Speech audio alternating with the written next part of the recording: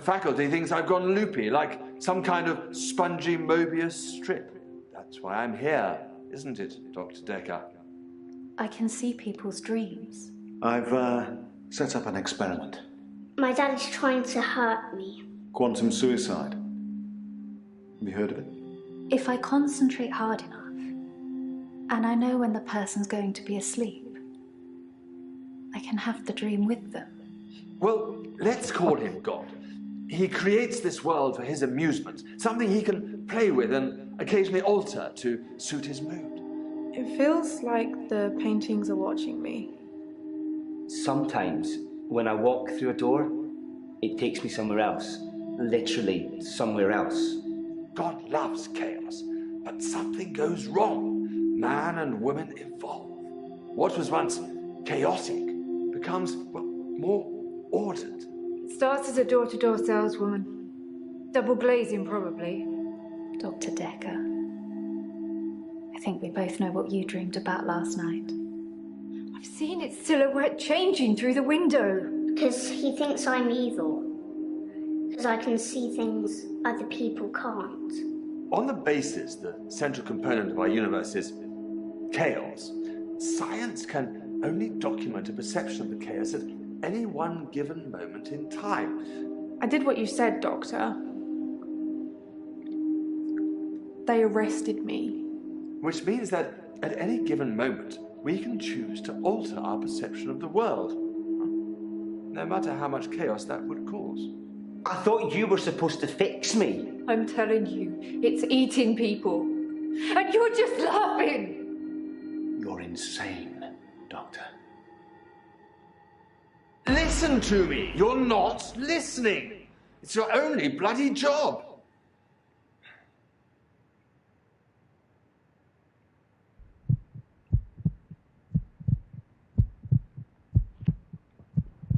Doctor, you're late. And after all those promises, never mind, let's not keep the patient. You're late. And after all those promises, you're late. You're late. And after all those promises, never mind.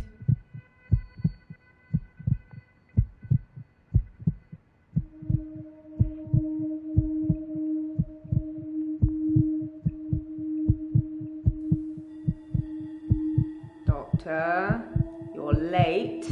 And after all those promises, never mind, let's not keep the patients waiting. And if you want anything, just... Oh, sorry, I forgot. I'm not going to be here. The police still have some questions they want to ask about, you know. And then after that, I'm dropping in to see Ben. He's still in shock, and I thought we'd show we cared. We do still care, don't we, Doctor? Good.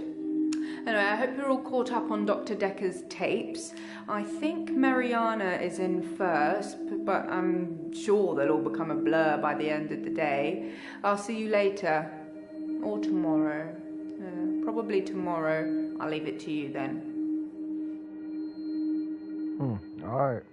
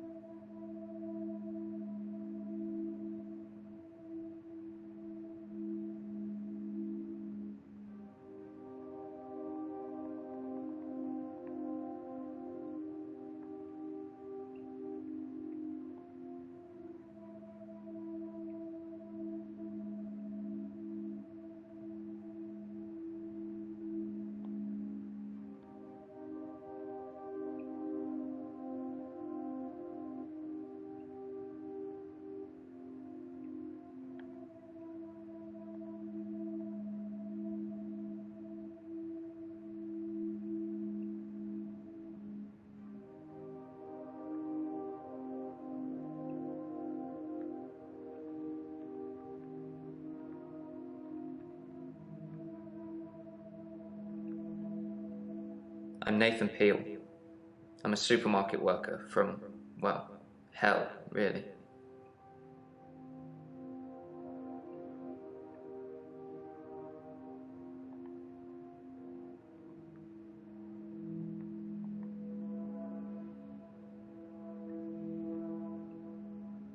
Dr. Dekker was a complex man. I spent a lot of time with him, but he won't remember it that way.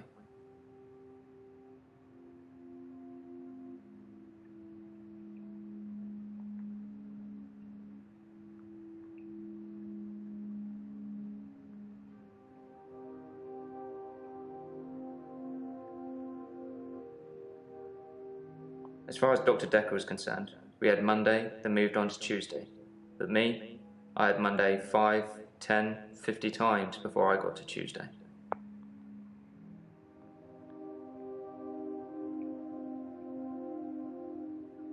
I saw the conflict that Dr. Dekker was going through. Let's just say you might look back on your life and think there's nothing you would have done differently. No 2 days were alike for him in the end. Like he couldn't decide what to do with himself.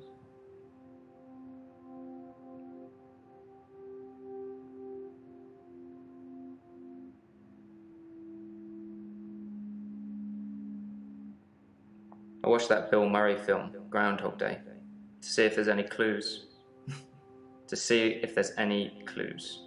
That's how bad it's gotten. I'm looking for a cure in a Hollywood movie. Can you help me, Doctor?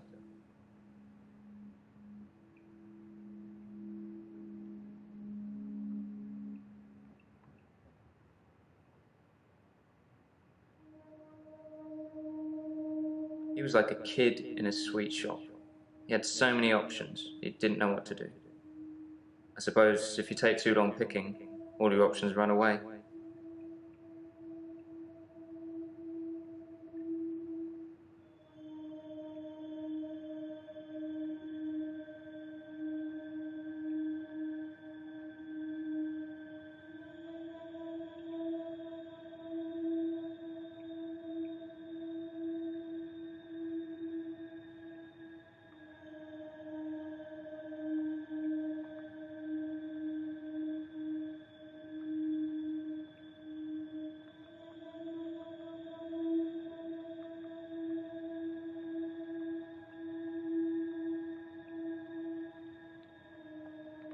I don't know. Sorry.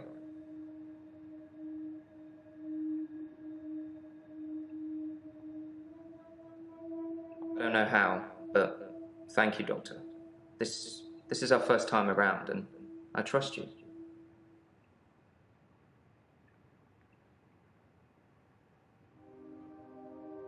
Dr. Dekker's murder was sudden, brutal. It's terrible. But Doctor, 2 weeks. 2 weeks I had of rolling days. No do-overs. No Monday, Monday, Monday. I wouldn't kill anyone, though. I'd have to keep doing it, wouldn't I? Few things seem to move me forward. It's like those montages you get in movies. Time passes, you wake up, shave, if you feel like it, shower, get dressed. What's the point? You get this day over and over. Nothing changes. Am I in purgatory, Doctor?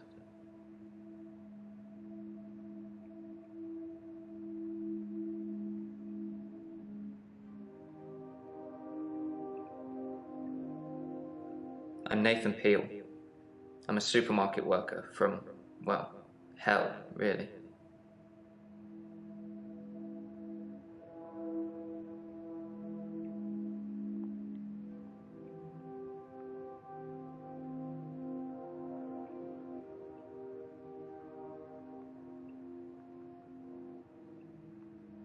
Dr. Dekker's murder was sudden, brutal. It's terrible. But Doctor, 2 weeks. 2 weeks I had. It's like those montages you get in movies. Time passes.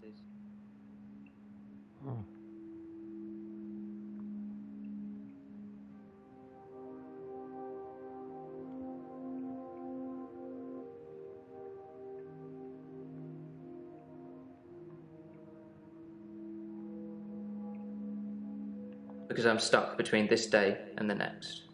Most of the time, anyway. Sometimes it looks different. Sometimes the bird song will change, or or the weather will be less bleak, or that person who nodded at you yesterday doesn't do it today. But it doesn't usually change.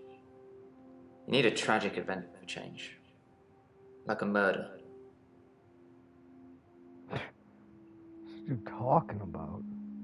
I didn't see the driver. It was my fault. I pulled out and the lorry just rammed me. Well, Hannah. She was sat next to me. I was in shock, obviously. And when I came to, she was so close to me. It was like she was trying to hug me. But it wasn't right. Not natural. Bits of metal pushing through her. That was 5 years ago.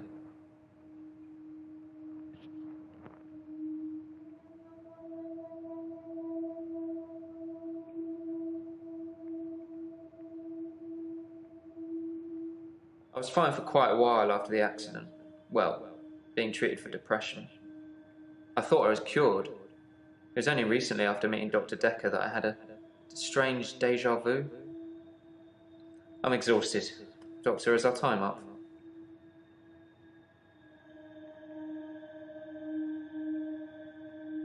My fiancée, my childhood sweetheart.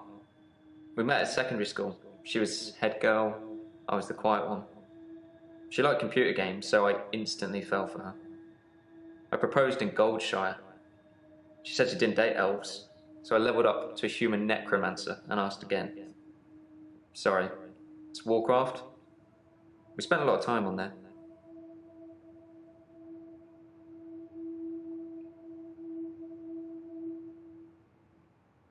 I've been shrunk for that already. If I had that day again, I wouldn't make the same mistake. Hannah would still be alive. We'd probably have a family by now. I haven't had any relationships since then.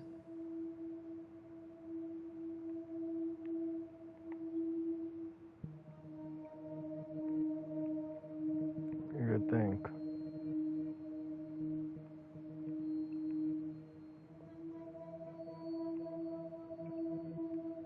No, I can't move backwards any more than a day. I don't really seem to control it. It's generally always on. I have to try and change something to move forward. What is this dude talking about? Seriously. I was fine for quite a while after the accident. Well, Do that. being treated for depression. I thought I was...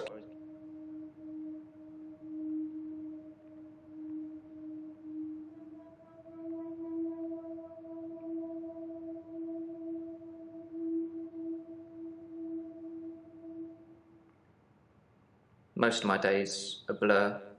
I'm not sure if it's the sleeping tablets I'm on or just how I've learned to switch off.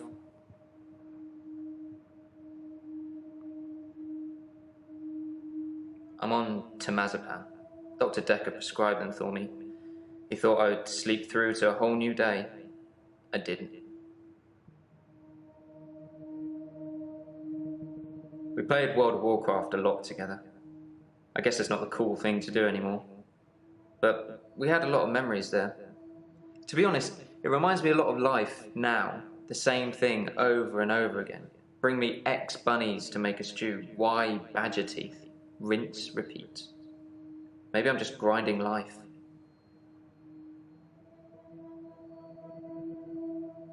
I'm not really fit for work anymore. I work in produce at the local supermarket. That mainly involves lifting heavy crates of fruit and veg into place for people to buy, and doing that over and over again. My muscles don't seem to have grown much. I think that maybe I'm not aging. When the day resets, I just reset with it. I used to be a builder. This dude is nuts.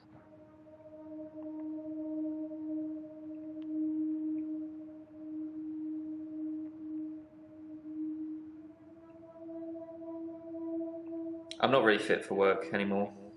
I'm 57. Kidding. What? Just if you spent the whole day at the gym and then repeat that day and not go, you'd have achieved nothing. Dude talking about?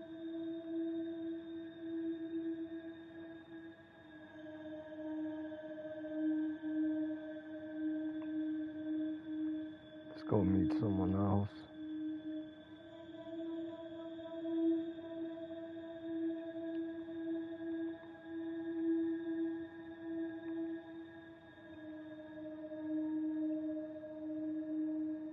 I think you're supposed to tell me what's wrong with me? Isn't that how it works? The police keep picking me up for public nudity.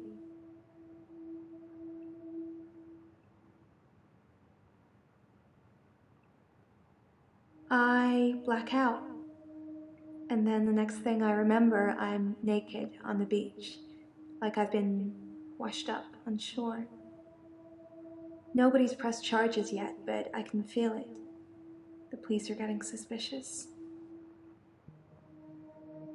What?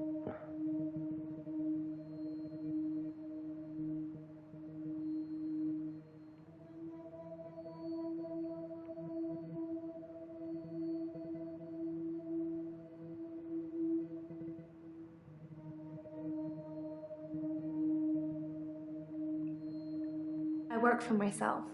I make bracelets from things I find on the beach and sell them online. I spend a lot of time at the beach. It's just way more relaxing than anywhere else. You should come with me one day. I can show you all of the sights.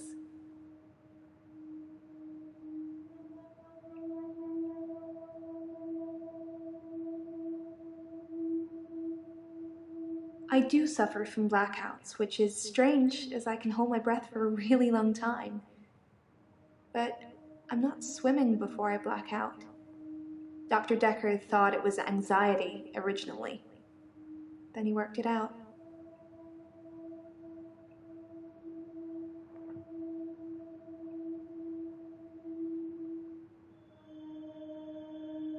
I do suffer from... Dr. Dekker thought I had generalized anxiety disorder. GAD, because of the blackouts. He thought I was breathing badly.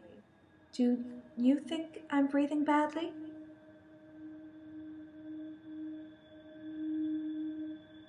What?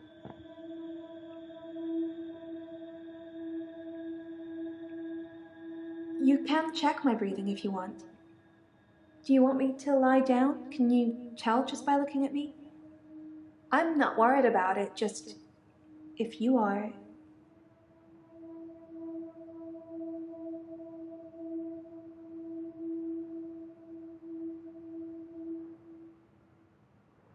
He eventually decided it wasn't anxiety, but I'm not going to tell you his final diagnosis. We should have a fresh start. I don't want you influenced by the prognosis.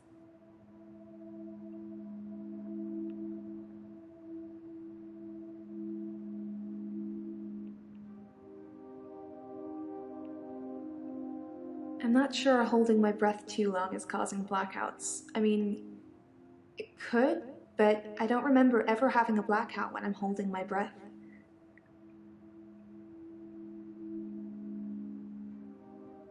I normally black out when I'm dancing.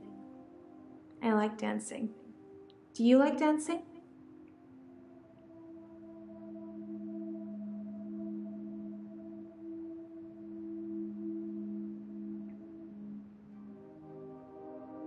You think my dancing causes my blackouts?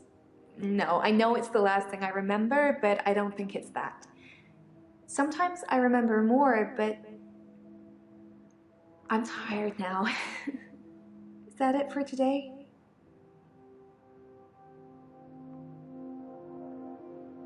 Well, that's why you're here, isn't it? You've replaced him. He was a good listener. I hope you are.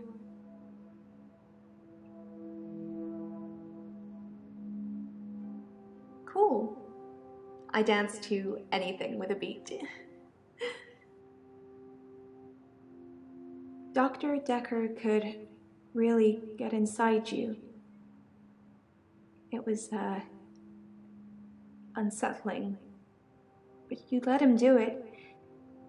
Part of the process, I guess.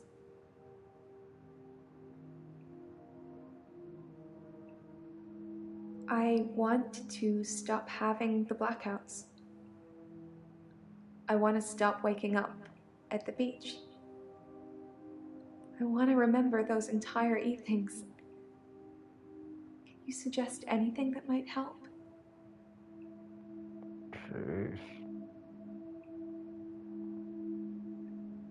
I'm Mariana. Are you feeling okay?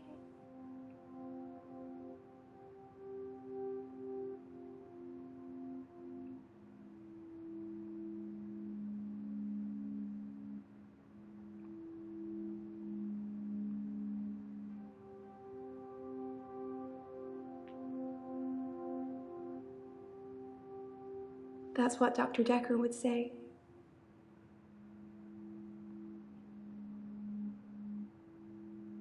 Will you do it for me? Will you watch me to see what happens? Dude, what? I film myself doing, lots of things. But it's not so easy to do when you're blacked out.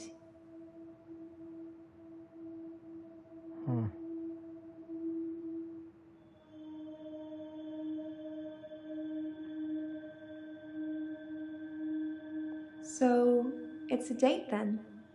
I'll let you know when. Oh. I dance a lot at nightclubs. I know most of the nightclubs around here. My favorite is the Pearl because they sell cheap vodka shots all night.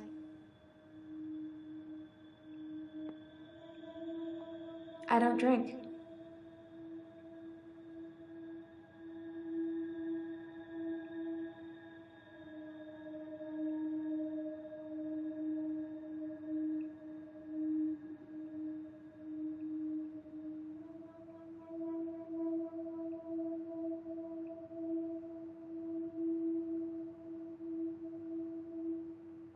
Wow.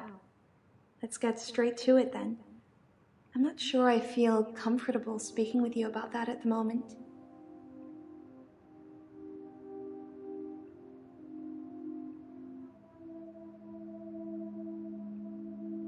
I guess people see me and call the police. But someone will take offense eventually, and I'll be charged with indecent exposure. I never find my clothes. I don't know why I'm naked.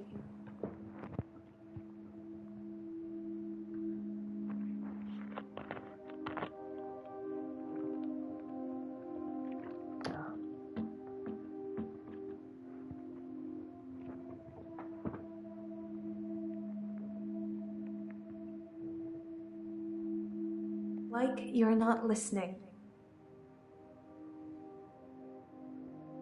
Whoa.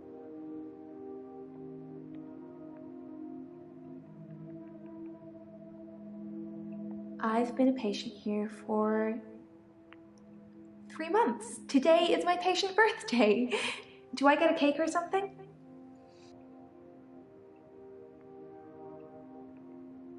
Dr. Dekker was fine. He had good relationships with his patients as far as I know. I'm not sure why anyone would want him dead.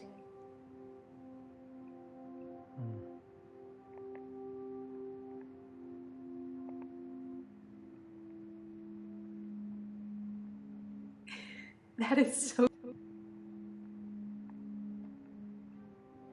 I love the beach. Until somebody tells me it's gonna kill me, I'll keep going. Have you ever been addicted to something, Doctor?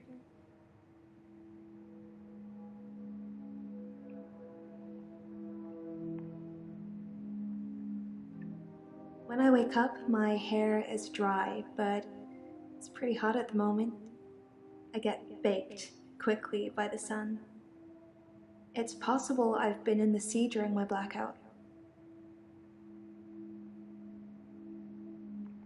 I'm pretty sure you drowned.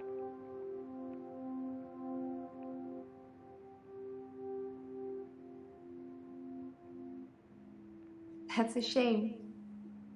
You need to have a passion for something, Doctor. I hold my breath when I'm swimming underwater. Most people do. Sometimes, if I'm really excited, I'll hold my breath accidentally, just for a few seconds. I don't know why.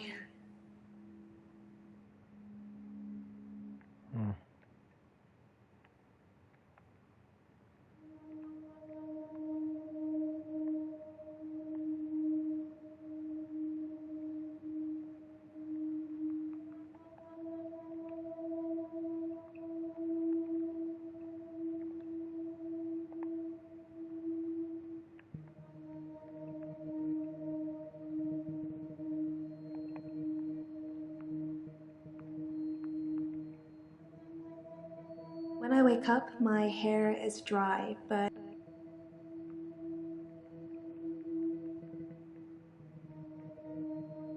I dance a lot at nightclubs.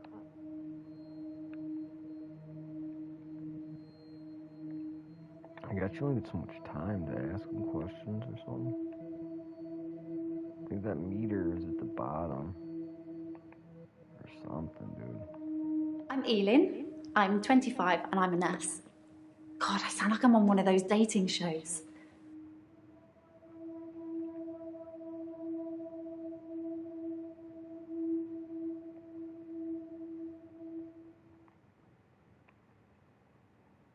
Terry's one of the other nurses at the home. I don't think she likes me very much.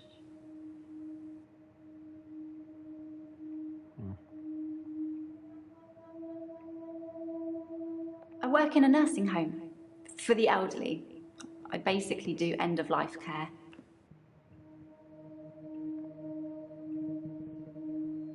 How am I supposed to remember all these people and all this? I've known a lot of doctors over the years. Most of them arrogant idiots who think nurses are just there to do their bidding, or worse. Dr. Dekker was different. He had a lot of time for me.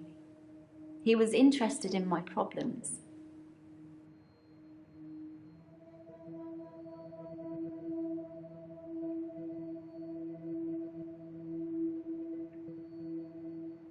I started seeing Dr. Dekker a few months ago. I thought it would be nice to have someone I could talk to about work. It can get a bit stressful sometimes.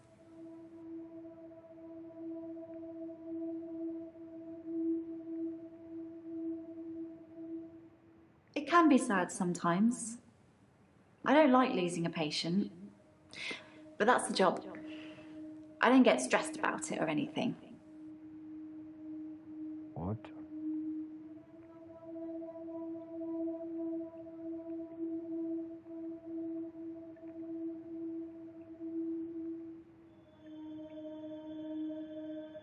It's not the job that stresses me.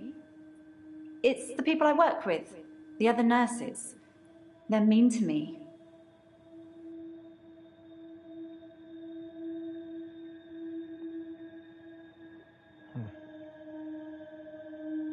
They call me the angel of death because so many patients have died on my shift.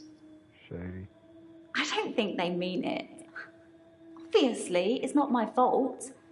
It just seems to happen that way.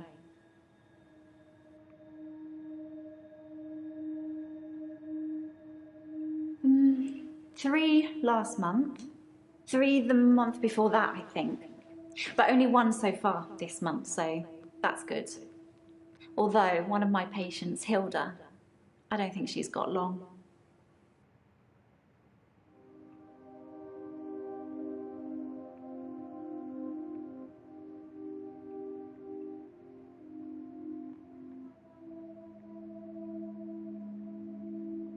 She's one of the crotchety ones. Always swearing and spitting at me. Never got anything nice to say. Thinks we're going to smother her in her sleep or something. She doesn't bother me though.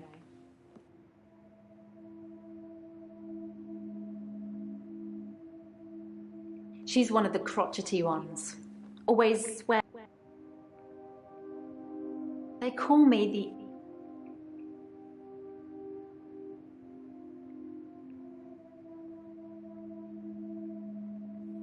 Dr. Dekker was a strange one.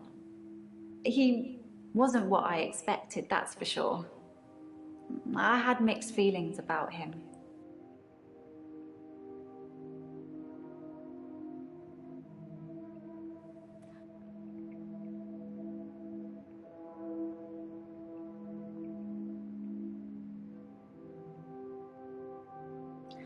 I'm not really looking for love at the moment. I'm sort of married to my work, but in a good way. The usual things. Making sure the patients are comfortable, making sure they're not in any pain, and I talk to them. I keep them company. Some of them get pretty frightened about what's coming. Well, those of them that aren't out of it on meds. I comfort them.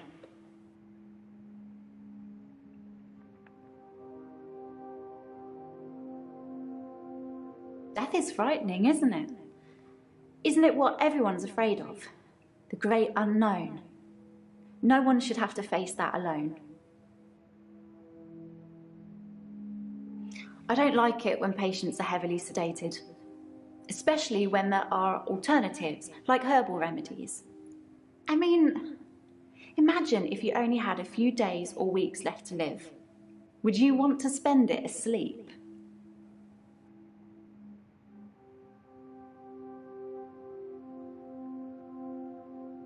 I'm a qualified herbalist. It's okay, you can laugh. Most people think herbalism is a joke. But I'd much rather help my patients sleep at night with valerian or passion flower than lorazepam, temazepam or zolpidem.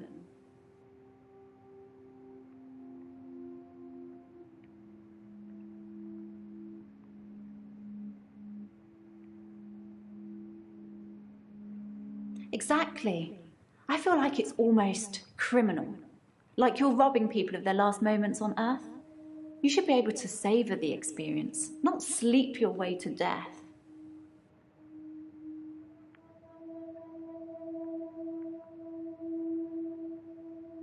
Exactly.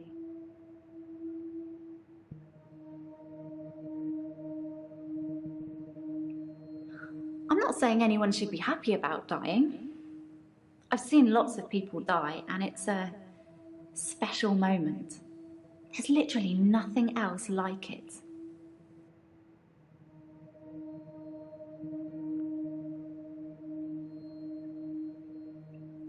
I'd been seeing him for about 9 months, I think.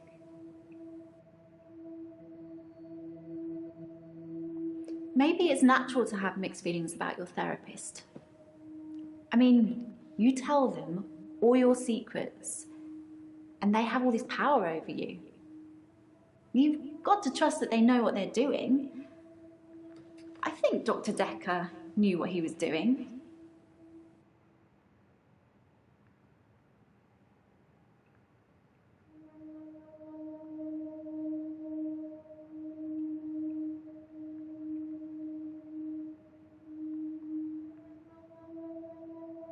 Therapists have power over their patients' mental health, don't they?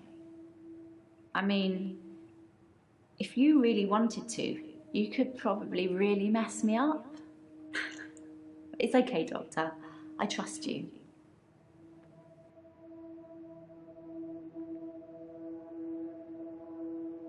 Of course I trusted Dr. Dekker.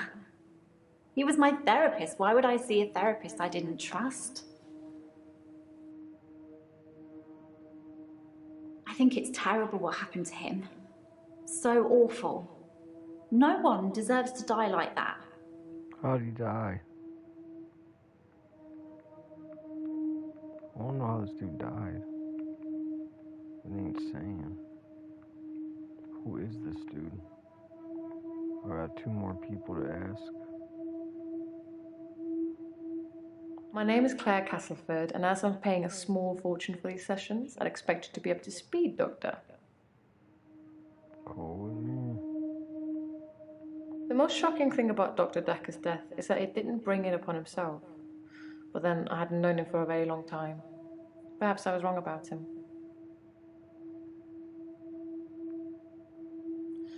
Well, according to your predecessor, I'm a delusional psychotic with obsessive tendencies. Oh, and a history of violence. Sounds so cold when you put it like that, though, doesn't it?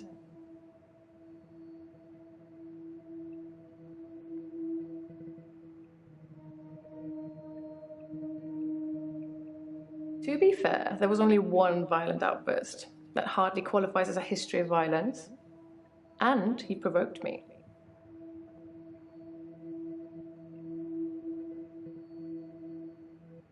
Delusions, as in seeing things that are not there. I'm not going to be any more specific. It's not true in any case. I'm not delusional.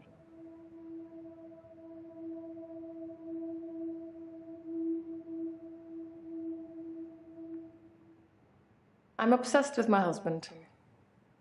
It's absurd, really. I stabbed him with a steak knife. Shocking, isn't it? Oh. Not so... It was a brief moment of temporary insanity. Or temporary clarity, I'm not really sure which. David had been having an affair with his assistant optician, Iris. How predictable. Not just the affair, but an optician named Iris.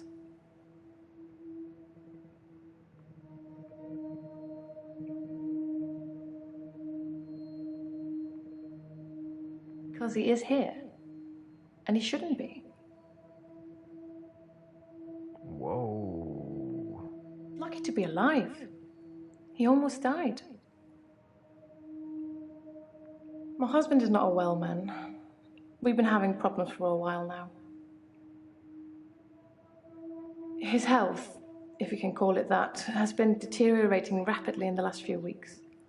I can't cope with caring for him anymore.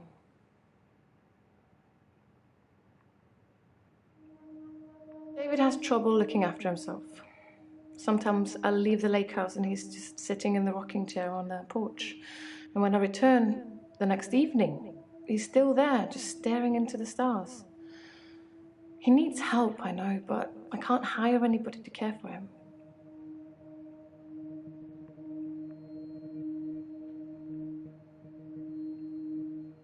Being rich has its perks, but honestly, I would give it all up in a heartbeat if it could free me from this madness.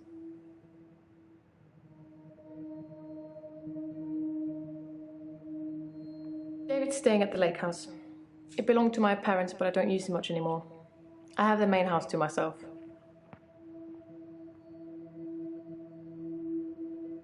Since our altercation, he's become less and less active. His mind's become less and less active too. Such a delightful conversationalist at one time, now more of an enigmatic husk.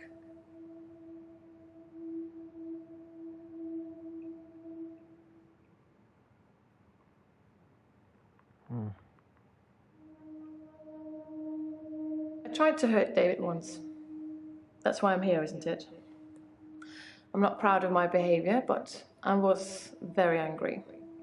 It was a private matter, though. The police should never have been involved. I never used to get angry, ever.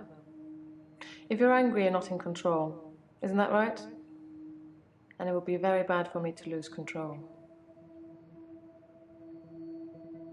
Let's save that for another time, shall we? I'm rich, but I'm not made of money, and I'm fairly sure my time is up.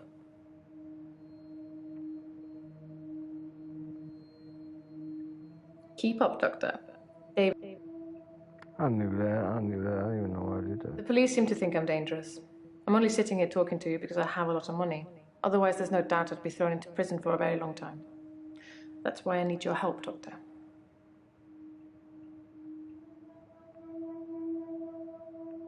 Dr. Dekker just had that look about him.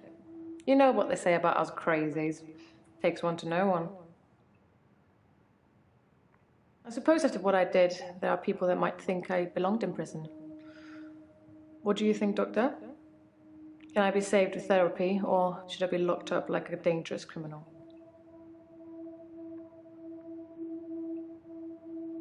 I assume they think I'm dangerous because I stabbed my husband.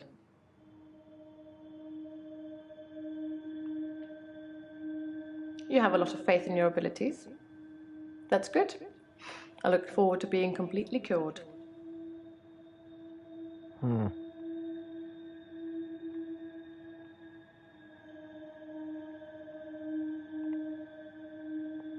Alright, last person. I'm Bryce Hemmings. You must be the new doctor. Did you know Dr. Dekker?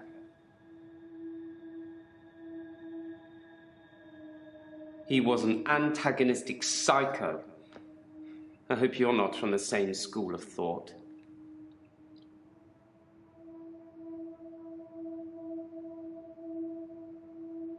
I didn't really like Dr. Dekker, and for quite a few reasons, actually.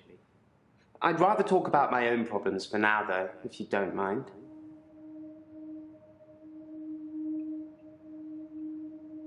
I'm a grave digger, Doctor, and people are dying quicker than we can bury them. Originally, I was suffering with depression. Work was piling up, I kept missing deadlines. I wasn't used to all the failure. I got depressed.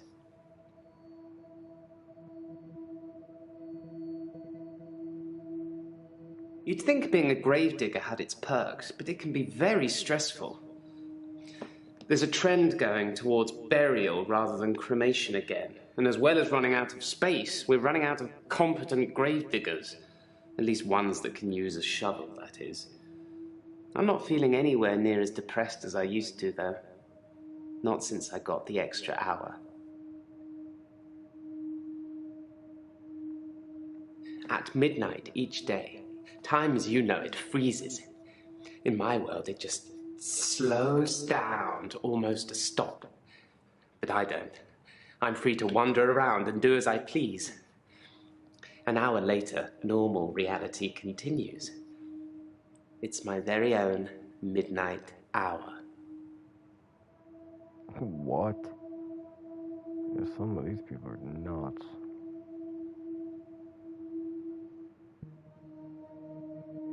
In the extra hour, I mainly catch up with work. It's a godsend. Sometimes I play chess against myself. It relaxes and strengthens the mind all at once.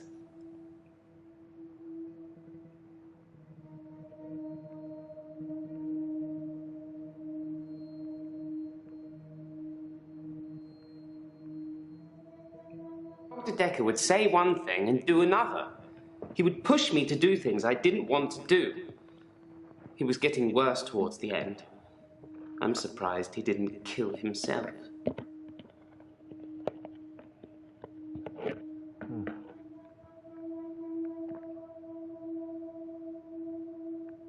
Henley Church, where I work, is located on an old Norman motte and bailey. You can't use mechanical diggers or excavators there in case you destroy a relic. Relics? I stumbled across a relic myself. An ancient chess piece. A queen, I believe. The best chess piece. The most freedom of movement. But they took it away immediately and proclaimed the whole east side of Henley Church a protected site of archaeological importance, which means we're not allowed to use it until the archaeologists have finished. I wish I hadn't told anyone.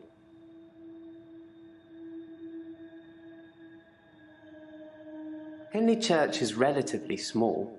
Well, for the number of bodies they expect us to pack into the ground, it's relatively small. The whole building was once owned by Scientologists, but they handed it back to the community as a tax break, I believe. Or they'd finished doing whatever it was they wanted to do with it.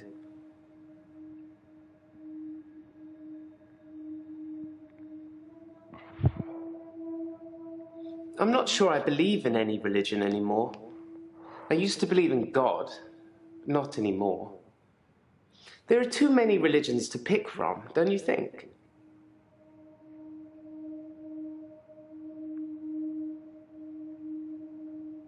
It's a bizarre thing to know you have an extra hour every day. I rarely ever sleep until after midnight now, so I can appreciate the extra time. I get a lot of work done in that time. I'm completely caught up. The depression is no longer an issue. 25 hours is a blessing for me. But apparently, it's not real, and I'm insane for thinking it is. What do you think, Doctor?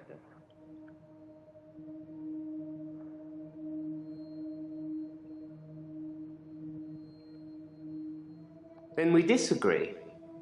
Have you watched Zeitgeist, Doctor? Some of it is believable, and the part about most religions stemming from the same basic facts. It's more likely that they've all got it wrong than one of them has it right, in my opinion.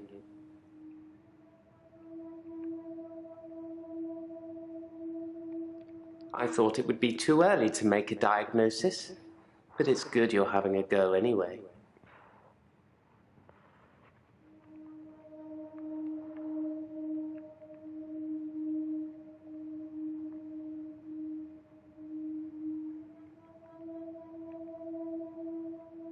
I like chess. I still play sometimes when I can find an opponent. There's nothing more satisfying than planning scores of moves in advance and then watching things unfold as you saw them. I shouldn't have told anyone about the Queen. We did, bud. Yes, Dr. Dekker was murdered. Quelle surprise. Murder does seem a bit harsh, doesn't it? And another grave to dig. I know as much about it as you do. Less, I would imagine. Dude, suspect. I do like to be in control, but then I suppose most people do. Nobody wants life to carry them along helplessly. Everyone wants to kick against it and make their own way. Do you like to be in control, Doctor? What's this dude asking me questions?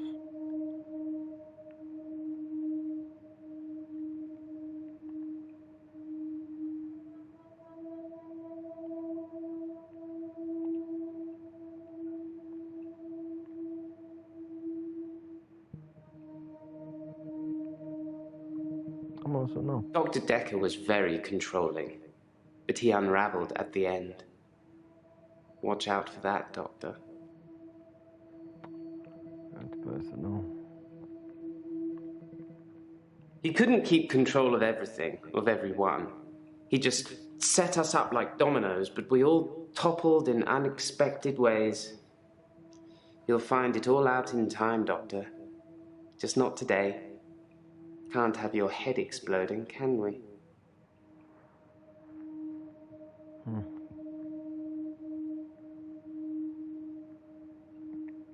Alright, so it's day one.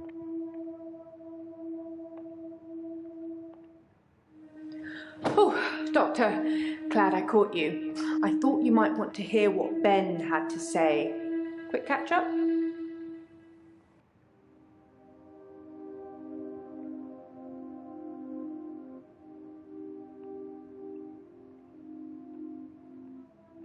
I wouldn't say we were best friends, but we did spend a lot of time together. There's only two of us that work here. I'm sure we'll become friends too, Doctor. Just try not to get murdered. What? I'm not sure Ben will be coming in for a while. He's still pretty shook up about finding the body. I'm surprised it doesn't happen more often in the line of work he's in. Anyway, he said he found the body at exactly 20 minutes past 10. For some reason, the first thing he did was look at his watch. That's all he'd say before he'd shut down. The police weren't very talkative either.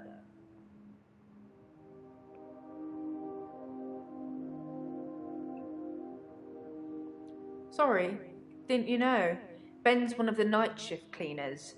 I'm sure he's got some tales he could tell.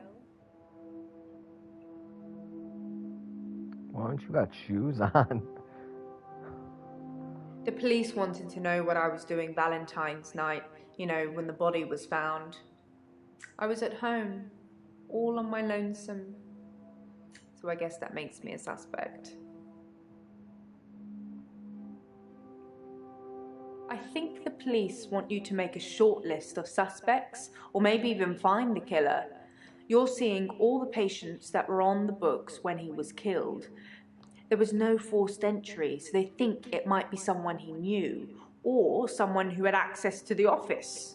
Yeah, like little old me. Do you think I'm a suspect, Doctor?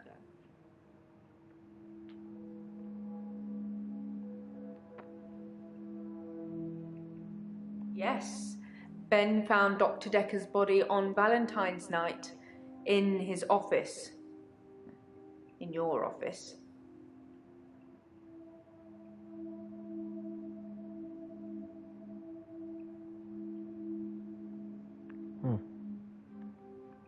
Yes, you know, the 14th of February, the day of love. Or remembering a massacre, whichever's more you.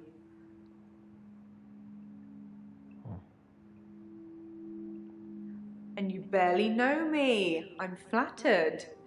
They did mention I needed grief counselling though, and I said you'd sort me out. I know you haven't agreed, but just so you know, it's very kind of you. I'll see you tomorrow.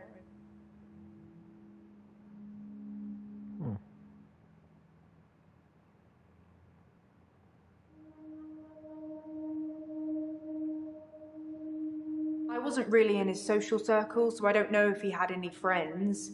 In terms of enemies, I heard things get heated in his office sometimes, but I won't name any names. Susan, Annabelle, Melissa, there are some names, but they're not names of anyone I know.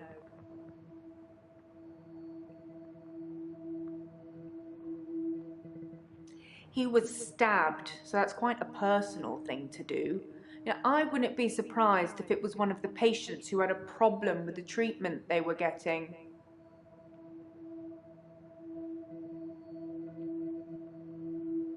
I'm just surmising. If you're unhappy enough to kill your therapist, they're probably not doing a very good job.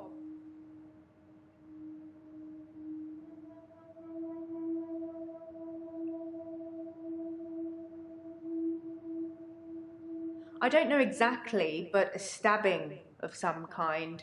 We'll be getting the autopsy through at some point. I'll let you know when.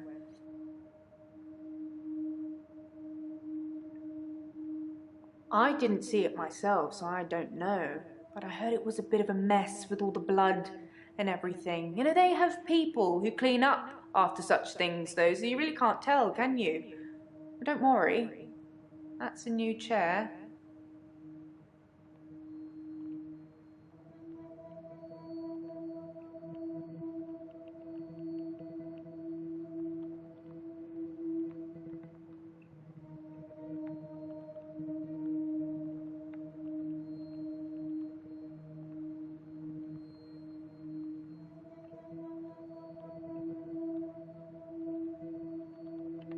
I don't know, Doctor.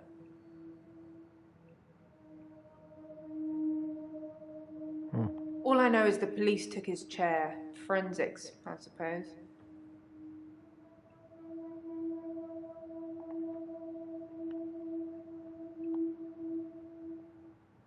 I'm having a loop day.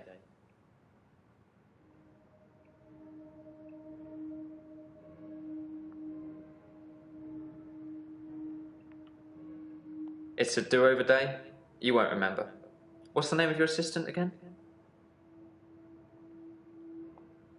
You didn't know that yesterday. Can you remember where I met Hannah? No. No, we played that game together, but we didn't meet in it. Oh. Well done, Doctor. Yeah, we met at secondary. I forgot. Wouldn't it be funny if my day loops if you fail to get a question right?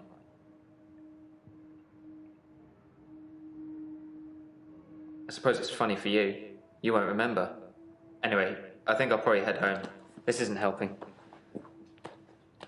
Ooh.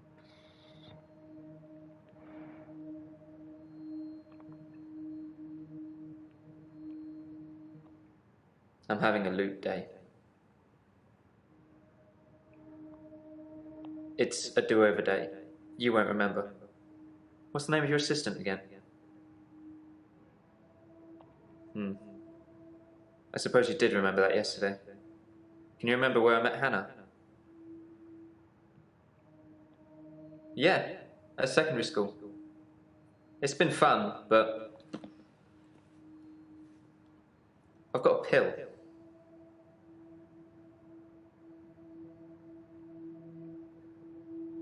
Dr. Dekker gave me this pill. He told me if I took it, I'd never have another loot day. It's got a small skull and crossbones on it. Should I take the tablet, Doctor? Yeah, take it. Okay. Okay. See you on the flip side.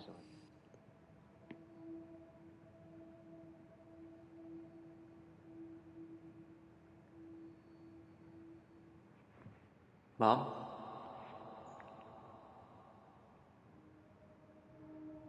Jeez. What just happened? I'm having a loot day. That didn't work. It's a do-over day. You won't remember it. What's the name of your assistant again? Well done. Yeah. I never mentioned a pill this time, or a tablet. What the hell is going on here? Are you reliving my days?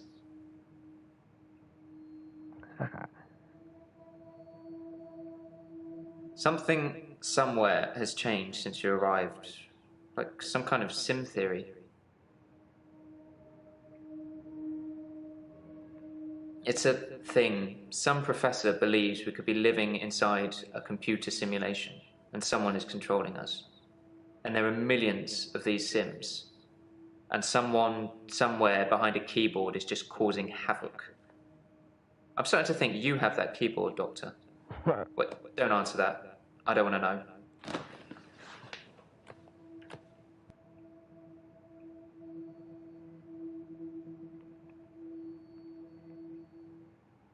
Midnight each day. On Valentine's night. Time as you know it freezes. 20 minutes past 10. Keep up, Doctor. Thinks we're going to smother her in her sleep. I'm a grave digger, Doctor. I was at home. David is my husband. All on my lonesome. Stabbed him with a steak knife. Nothing changes. I'm a qualified angel of death. When I'm dancing, You get this day over and over. Hilda. I black out. I don't think she's got long. And Laurie just... Naked on the beach. Hannah. Is that it for today?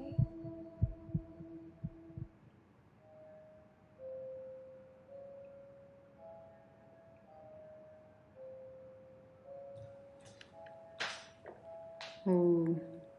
Deja vu. Are you sitting in exactly the same place I left you last night? Oh, that's where it all starts, Doctor. Anyway, do you think you can fit me in today? Looking at the diary, it's just the usual suspects, and you must be getting sick of them already. I've got this for you, too. It's some more footage from Professor Alderby that was hiding away. Well, come find me if you need anything.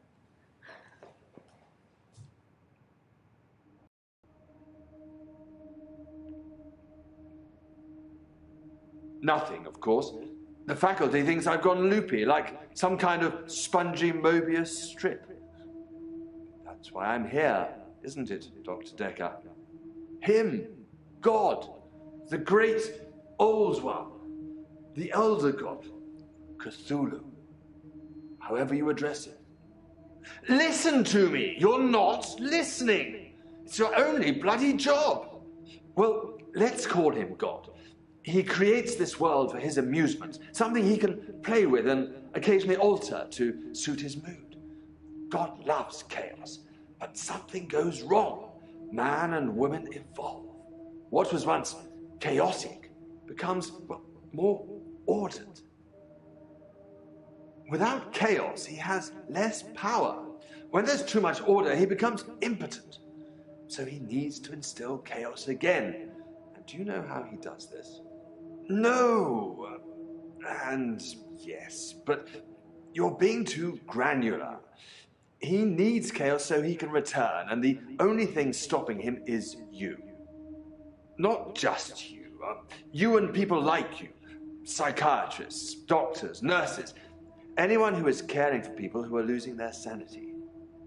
You have no comprehension how important your job is, do you? He doesn't need your version of insanity to spread. He needs chaos. It's not the same. It's just a means to an end. They're not all cultists, unfortunately. Once you see the truth, it's hard not to spread chaos yourself, to cause further insanity and harm your own. I doubt it. But can I make you question your reality? Definitely. But in doing so, I would be promoting more chaos. On the basis the central component of our universe is chaos, science can only document a perception of the chaos at any one given moment in time. As, by definition, chaos is unpredictable from one moment to the next. Which means that at any given moment, we can choose to alter our perception of the world, no matter how much chaos that would cause. In 10 seconds' time, there will be no gravity in this room, and we will float. 3, 2, 1. You think nothing happened. Where's your glass, Doctor?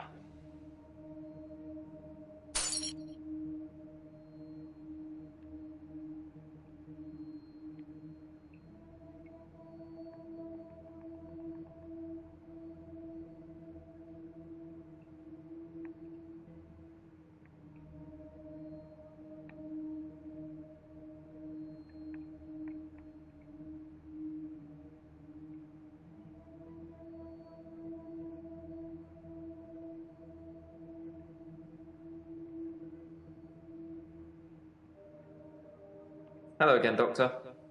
I had a bit of a shaky loop incident, but let's not talk about it. Yesterday, I set fire to Hannah's clothes in the garden. I just wanted the day to move forward. I instantly regretted it. And lo and behold, here we are, a new day. Hannah's clothes are a pile of ashes.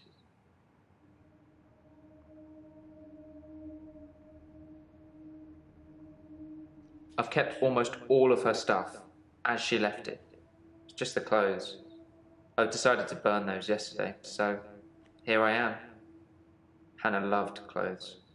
Every season, she'd donate her entire wardrobe to some charity or another, and only buy stuff she loved. I was left with winter. I don't even know what her favourite season was. Does it matter? What's your favourite season, Doctor?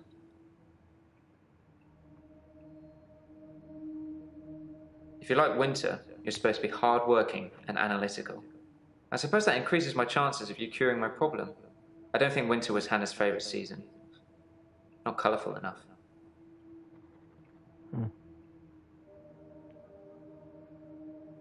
I was at Henley Church on Valentine's Day, visiting Hannah's grave. It was the anniversary of her death. Her parents wanted a huge funeral with all the trimmings. Hannah would never have come for it. But it does give me somewhere to visit. I got to write the epitaph.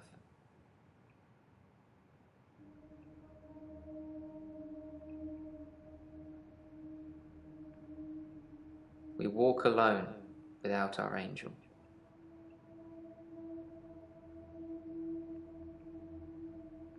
I've been alone since Hannah. I can't imagine anyone ever replacing her. Not that I've looked. Do you think I should look for someone else?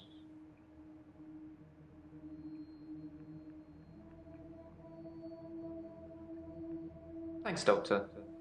I appreciate that. I still don't think I'm ready to move forward in that respect. Dr. Dekker felt that Hannah was holding me back. The memories of Hannah. In his opinion, I was holding on to the past. So I guess he cursed me, if that's even a thing.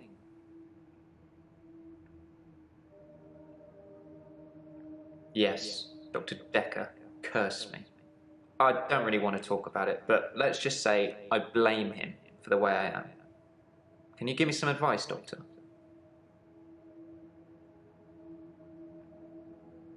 I left Henley Church about 11 o'clock on Valentine's Day.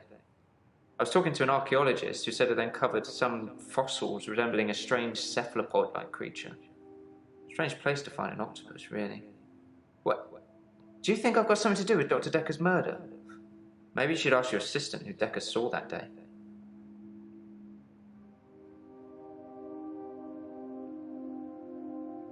It was a missed call. It was Valentine's Day, so I wasn't in the mood for conversation.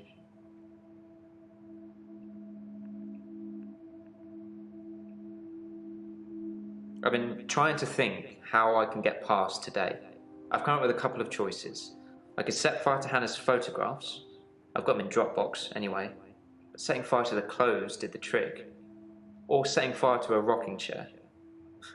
She sounds like an old lady, but she loved that rocking chair, which I've not sat in since. Which one do you think's best?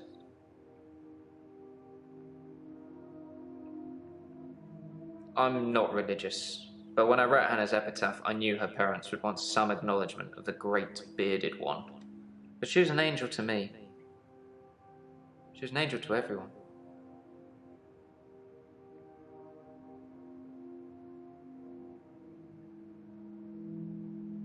Photographs it is then. I'll let you know how it goes.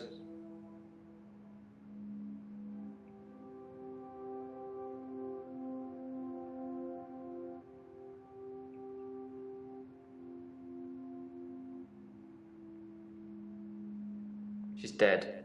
Thanks for bringing that up. Like I'm supposed to know, dude. She was interested. Maybe I misread. Maybe she was just being kind. I suppose most women wouldn't enjoy me talking about my dead ex for hours.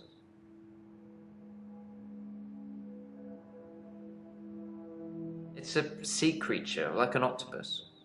I suppose they find dinosaur bones everywhere. Just because we're on land now doesn't mean millions of years ago this place wasn't at the bottom of an ocean.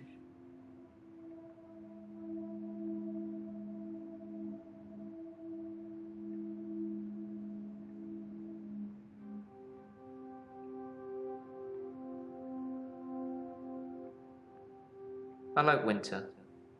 Being snowed in with Hannah, just the two of us. It's paradise.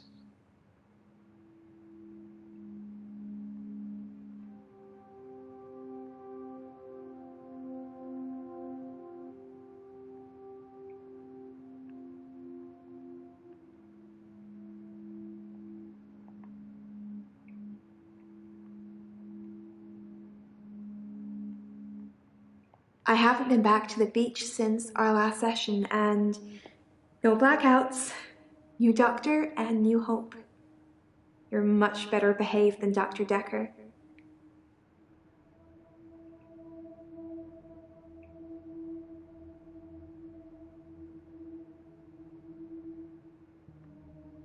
I haven't been back to the beach since our last session. Kind of missed it.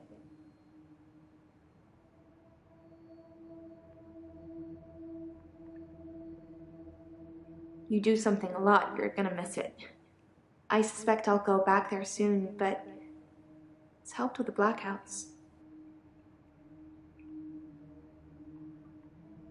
Dr. Dekker dated his patients. That's not good behavior, is it? I think her name was Scarlett? One of his patients, an older woman. I guess that's how he liked them. I didn't have anything to do on Valentine's Day. I washed my hair and I walked along the beach for the whole night. It's actually true. We went out for drinks. Didn't you know? He said it was a breach of something or the other, but I can be pretty persuasive when I want to be.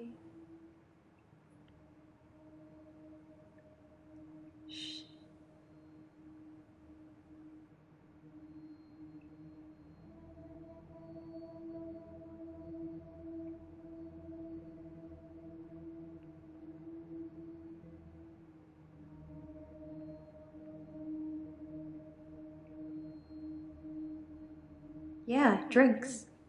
I think Dr. Dekker ordered neat whiskey. I had water. I don't drink.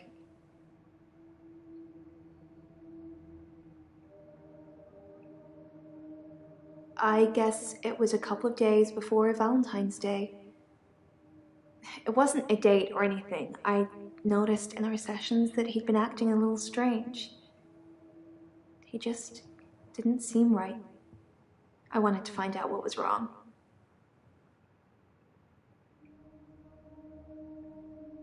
I know, it's pretty hard to believe, isn't it?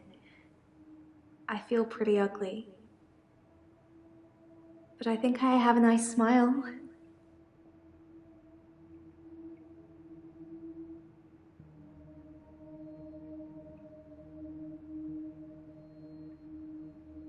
Lots of people find me attractive, but I've seen something truly beautiful. It makes me feel dull by comparison. I have a recurring dream where I find something beautiful in the sea. But I don't know you that well yet, Doctor. Let's wait a while before I tell you my most intimate secrets. Sorry to cut in, Doctor. I've just had a phone call from a solicitor. Ben's trying to sue us for nervous shock. Should I go and see him to talk it out, or should I find a solicitor to represent us? Sorry to be pushy, I just think we should act quickly before it's too late. Okay, well, just let me know.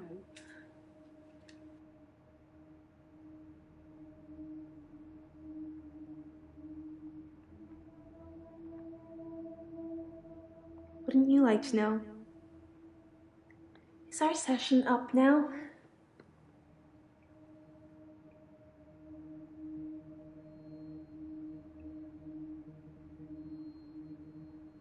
I've danced around in my living room, but no clubs since last time. I like dancing around in my underwear. Sometimes less.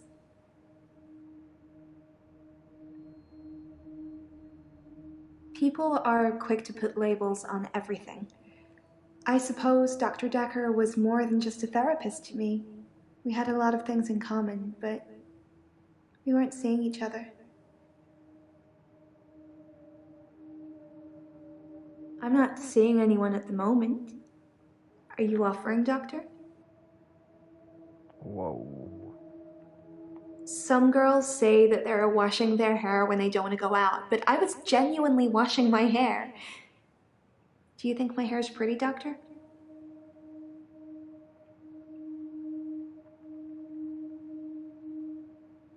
I'm insecure, Doctor.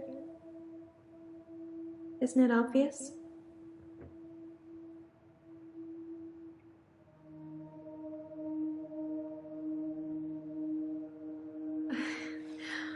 It's such a mess, but thank you. It sounded like an offer to me, Doctor. Well, it wasn't.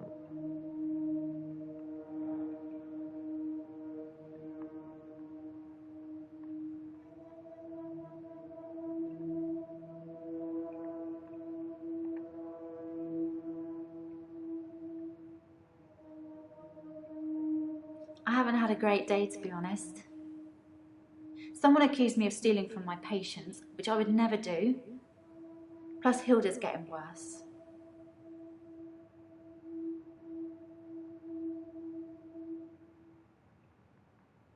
Hilda's the one I mentioned in our... Oh, I didn't even read that. Help her finish her unfinished business. People who are dying always have things they wish they could do before they go. We leave a lot of loose ends in our lives. We're very messy that way.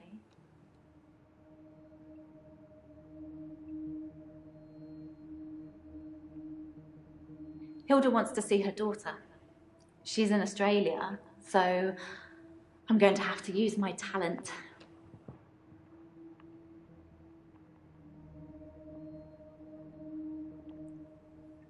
I can change my skin. Oh, here we go. What I looked like. I can turn into a patient's loved one.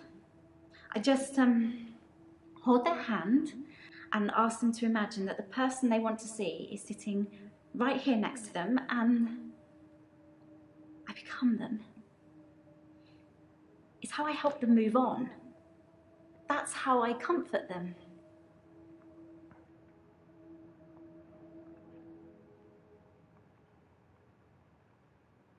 I only shift at work to help my patients. I don't have any interest in using it as a party trick or to deceive anyone.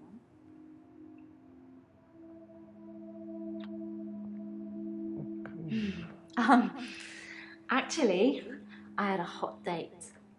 It wasn't anything serious, just some guy I know. But it was a nice date, different to what I'm used to.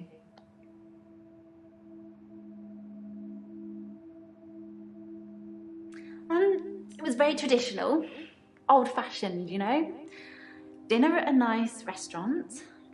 Then we went for a little walk along the pier, held hands, had a bit of a kiss.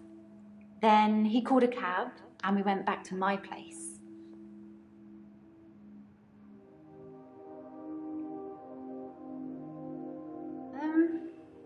I'm not sure what time Max left. We fooled around for a bit at my place, so early hours of the morning.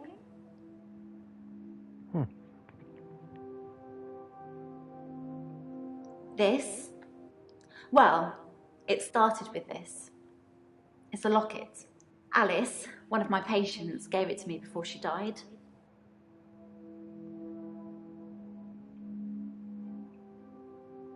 I have a few other things. A watch, a ring. One patient gave me a little china bird. They're not valuable, just trinkets, really.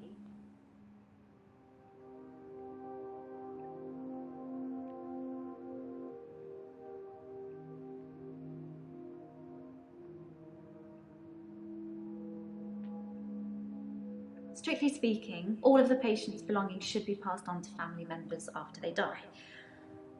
But Alice's son never visited. He didn't care about his mum. Why would he care about some worthless piece of jewellery? It just doesn't feel right to me. What do you think, Doctor? Am I wrong to keep the locket? Oh.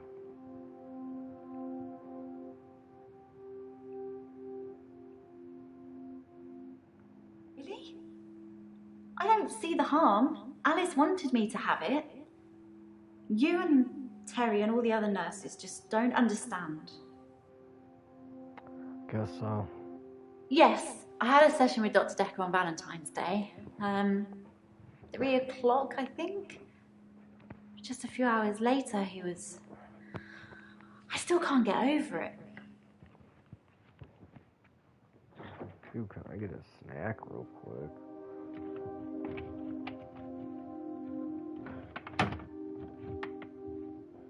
Damn it.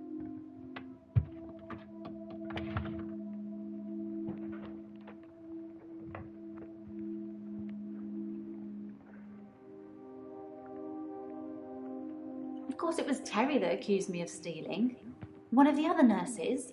She's actually trying to make out that I'm some kind of HSK. What is HSK? Healthcare serial killer. Oh. You know, like those nurses that kill loads of their patients.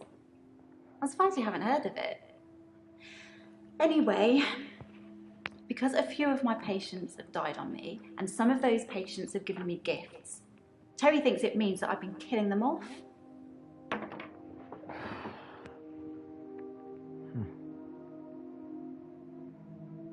What do you want me to say? It was Valentine's Day.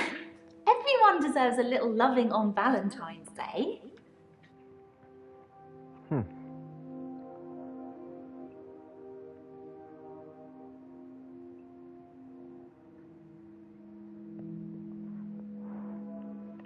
Dr. Dekker seemed fine on Valentine's Day. He seemed to be in a good mood. It didn't seem like anything was bothering him. I can sense it, you know? It's like when you're outside and there's a sudden change in the light or the air feels different and you know it's going to rain. It's like that. I always know when one of my patients is fading, even before the doctors know.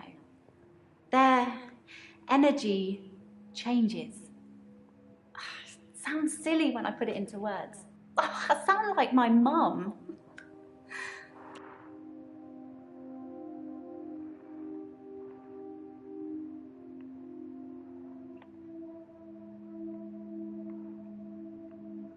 Oh, His name is Max. bad. He's really sweet, but I don't see a future between us. He's not really my type. I've known Max a couple of years, but this is the first time we've been on a date. I don't think he's boyfriend material.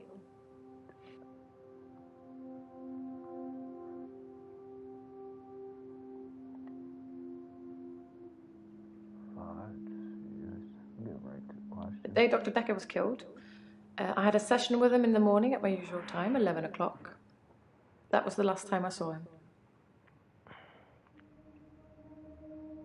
Dr. Dekker made me an offer that I couldn't refuse. I'll be taking it to the grave with me, though.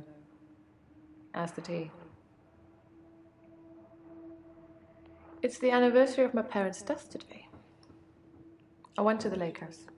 I always go to the lake house anyway, but it's also where they died. They died of carbon monoxide poisoning. I was staying at a friend's house. Otherwise, I would have died too. Of course. I stood for a while, looking across the water. It's peaceful there. It's the place that makes me feel the most. There was a girl there, by the lake, only about 9 or 10.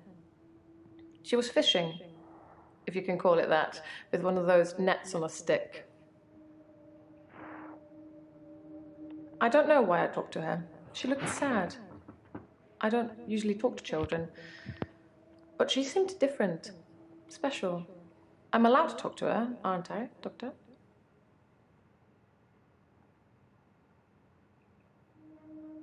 Good. Then I will. I'll look for her next time I'm there.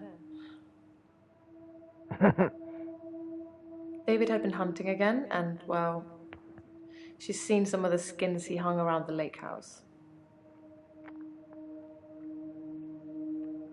Animal skins. David hunts, then skins.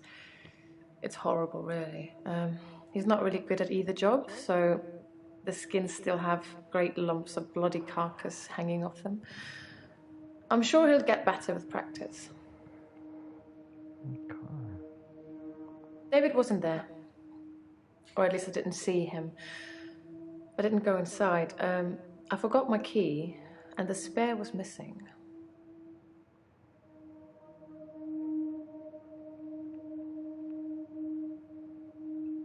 Valentine's Day night, I was at the lake house, watching David, like I always do. Yeah, I should have known you were going to say that. Love? Yes. I suppose I always will. It was 12 years ago. I was still very young. Too young to be an orphan, anyway. I had to toughen up quickly. I don't know. I suppose she just reminded me of me. I spent a lot of time alone as a child. She said she was trying to catch some strange creatures that she's seen in the water.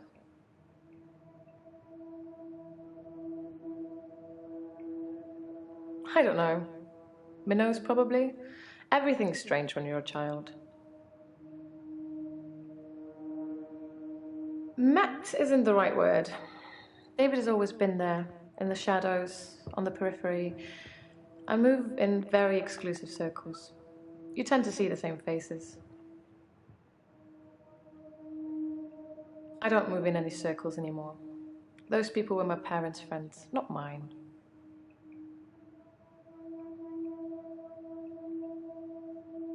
He has trouble with his mental faculties and is getting worse. Yes. I watch him and make sure nothing bad happens.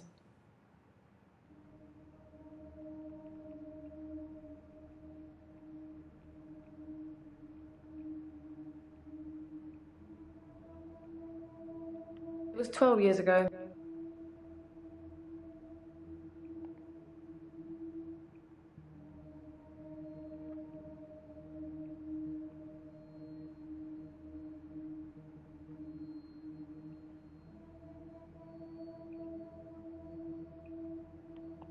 There's something I want to tell you about. Something else that's wrong with me. I think I've been getting a bit out of control in my hour.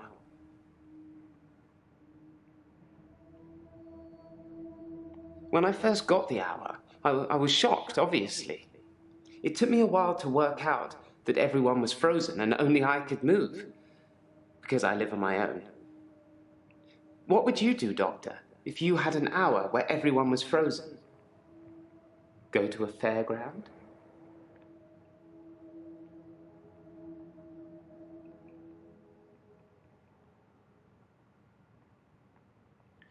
I did think, what good could I do, other than catch up with work?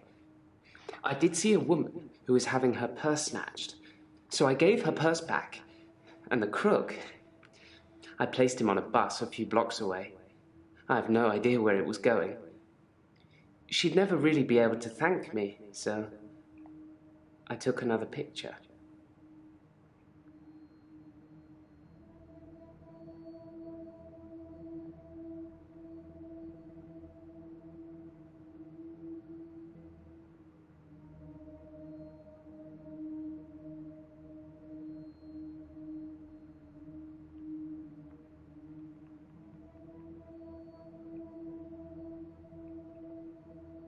I spent most of Valentine's Day at the art gallery. Well, the evening part, anyway.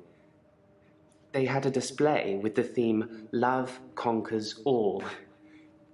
I didn't get most of the paintings, but they were well done.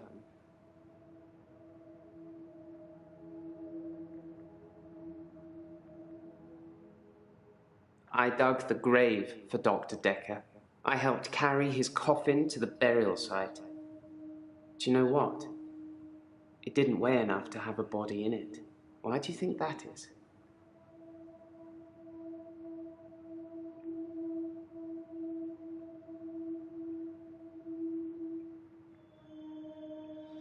Possibly a relative of yours. Possibly a patient that died here. I'm not sure. She doesn't normally say anything.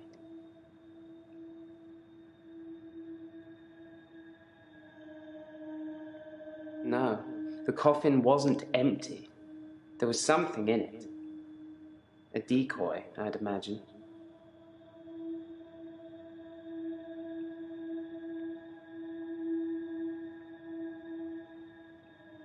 I'm guessing he was buried somewhere else, or cremated. Somebody, somewhere, didn't want his body going in the ground. Do you want to be cremated or buried, Doctor?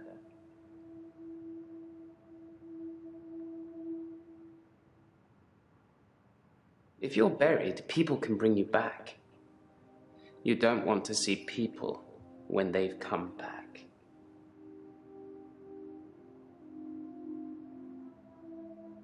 Well, that makes me feel a little better. There's a young mother, divorced, who lives opposite me. Jessica. She's friendly and says hello to me, smiles. I've always wondered what she looks like naked. So 1 hour, I broke into her house. She was standing in her bedroom. I took it as a sign. I took off her clothes and...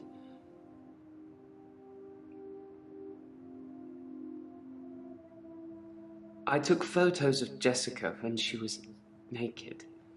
When I'd stripped her. When she was naked and frozen.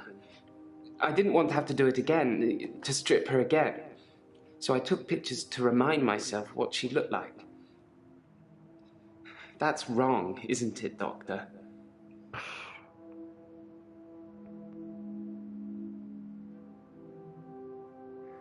I know.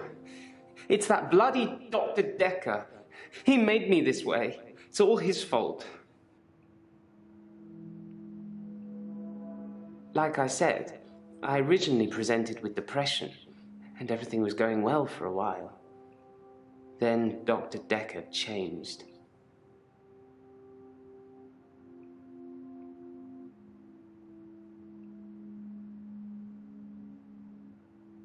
Ha! That was just an example, Doctor. I'm sure you can come up with more exciting things to do than that. He was easily distracted during the sessions, like he wasn't listening. I'm pretty sure he wasn't listening half the time. I don't think he wanted to know about his patients anymore. But when he did give you advice, he told me to use my imagination, to make something up, to think something crazy, and it would become real. He told me to think of a way to get more time. So I did. But he pushed me. He made me think it. Yes, I would steal too, and I have stolen. I ran out of milk, so I thought I'd go to the local all-night shop and get some more. I was absolutely intending to pay, but when I got there, everyone was frozen. I thought about leaving money on the counter, but that seemed weird. The cashier would wake and suddenly this money would have appeared from nowhere. But I've stolen bigger things.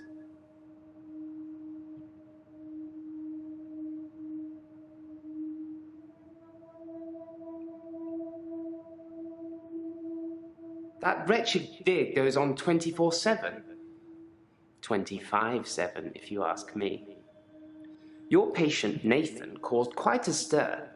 He interrupted one of the female students all night, apparently. Made her miscategorize some findings, going on about his dead girlfriend. It's amazing what you hear at the coffee machine. And I suppose that's a bonus. We're allowed to use their coffee machine while they're there.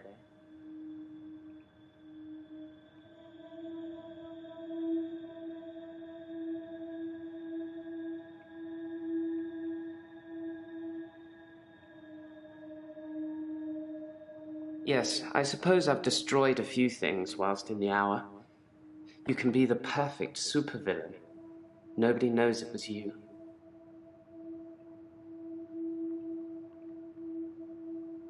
Because you have to hope, don't you, Doctor? It's only the power of hindsight that made me realize how toxic it all was. And after a point, you go too far to be able to come back anyway.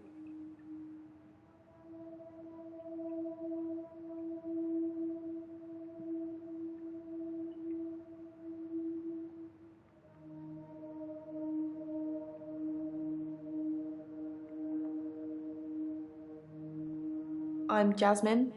I don't come in that often. What happened to Dr. Dekker?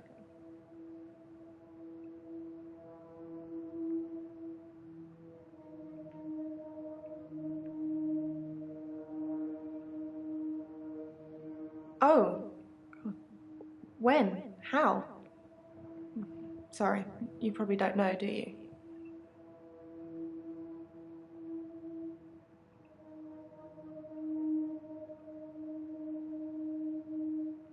Ouch. I didn't really know him that well. I'm trying to remember what I was doing on Valentine's Day now.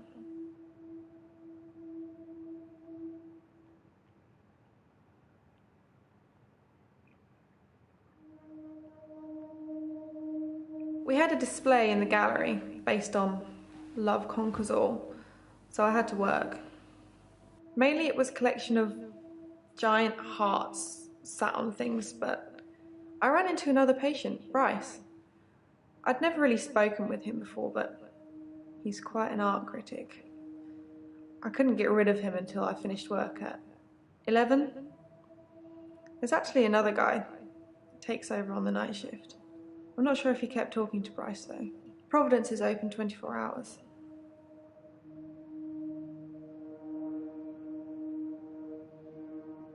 When you see a painting,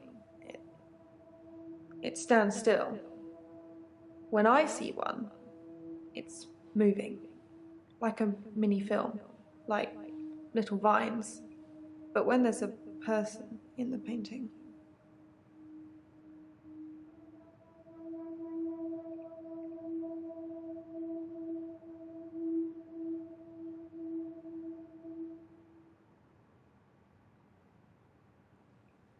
they watch me. Normally disapprovingly.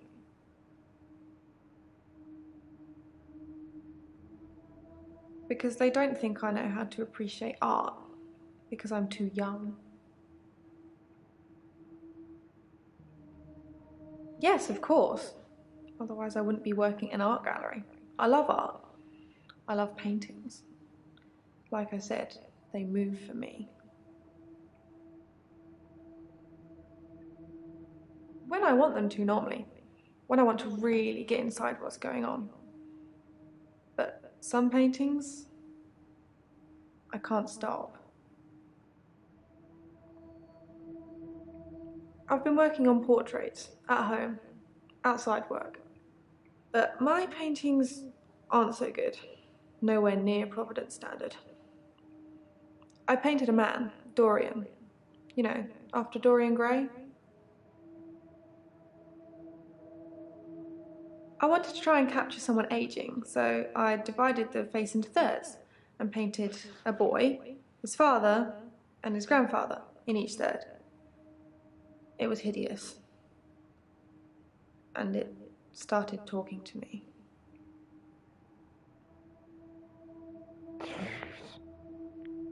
That I'm ugly, that I have no talent, nothing will become of me.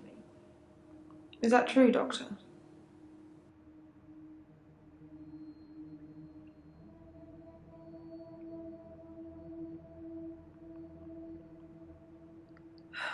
I hear it so many times in that wretched painting. It's in my head. But thank you.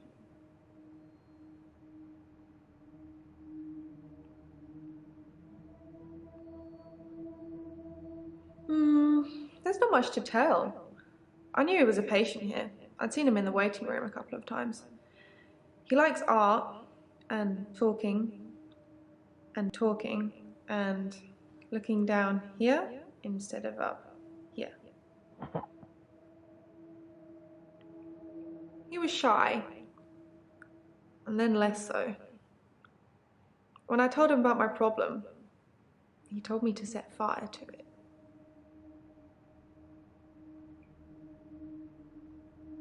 Yeah, he could have been more specific. I tried to set fire to Providence. At that time, I thought the only way to fix my problem was to set fire to the entire art gallery. Several paintings didn't make it. Luckily, my boss didn't press charges. The police did arrest me, though.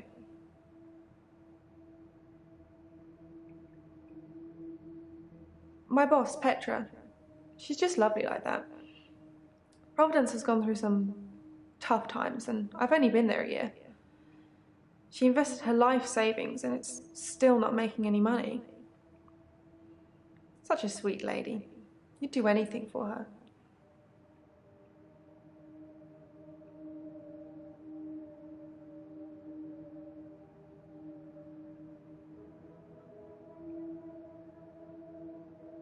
Dr. Dekker told me to burn it. It was nothing to do with Petra.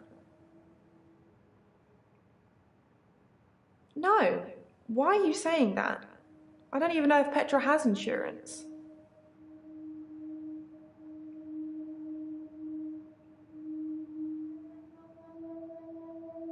I already ripped up the painting. It screamed as I cut it. And now whenever I close my eyes, I can see it, hear it. I need the tablets, Doctor. I need them. Jeez. The temazepam? The sleeping tablets. The ones you gave me last time.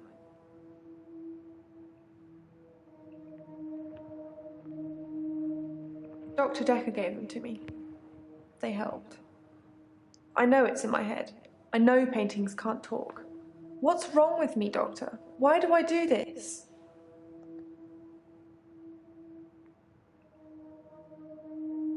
Thank you, Doctor. I'll think about that. And the prescription, please? You're right, dude.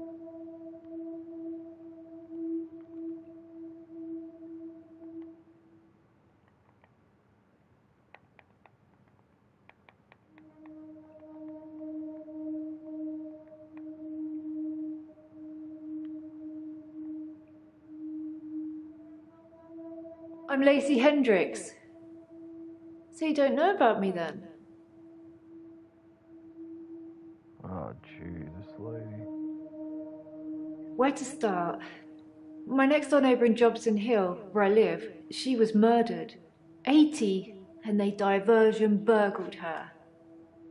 But she was wise to it and started calling the police. They slit her throat with a bread knife. So I started a neighbourhood watch.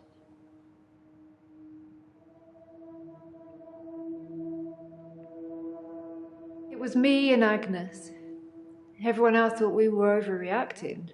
If they want their throats cut, that's up to them, living in their bubbles. But Agnes... Poor Agnes. She went missing, and still is. And that's what people think. But it's not the truth.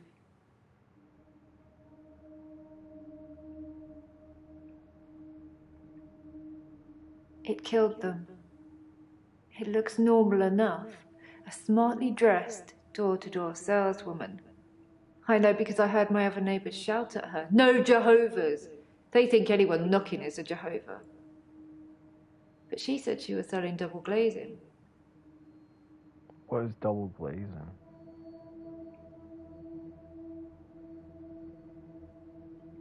I don't know. I didn't answer the door. Best not to nowadays. But I watched her go to Agnes's. Poor Agnes. She let her right into her house.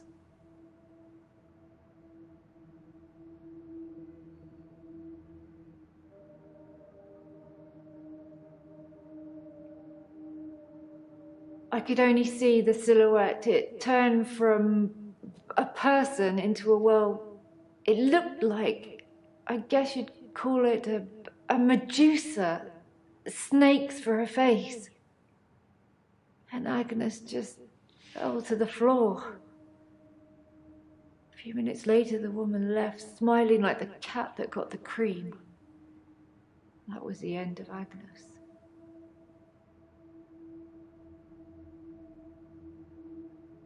I saw it with my own eyes. What more proof do I need?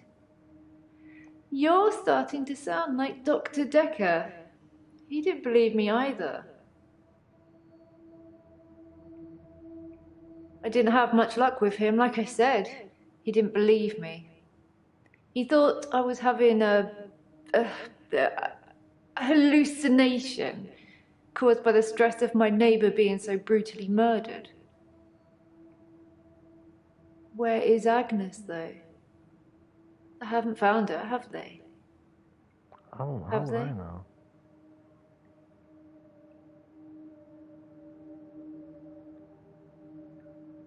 I'm gonna say they found her. What? That can't be possible. Is that true? Why don't I know about it then? When was this then? Is she alive? Her useless husband is?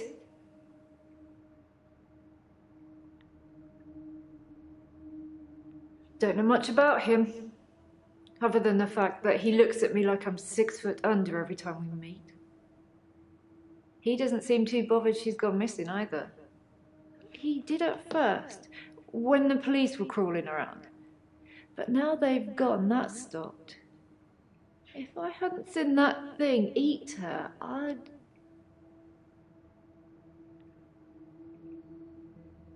No. He's a weaselly little man who spends far too much time in his garden. It's probably like the National Trust back there. The constant digging and building, pruning and sawing.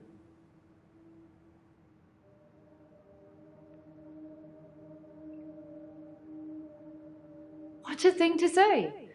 Why would you say that? I kept watching the front door after that saleswoman had left and nothing. She didn't leave, and you can't get out the back since the council sold the garage block. Ron's a gardener, not a killer. Unless... Agnes said Ron was laying the foundations for a new greenhouse. don't think...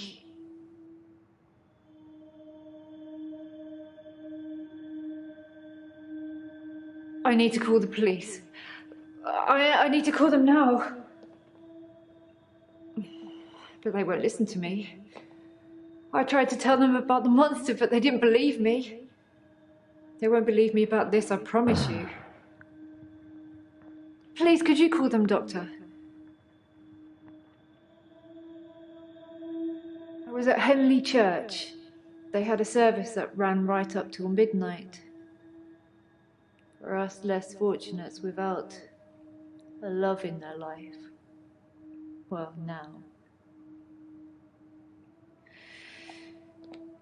Do you have someone, Doctor? Do you have a love in your life?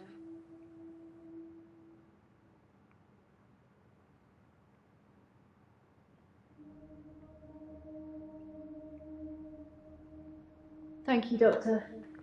Now give me a pen and I'll write down the details for you. Don't you want to know why Dr. Dekker called me the leech lady? Jesus.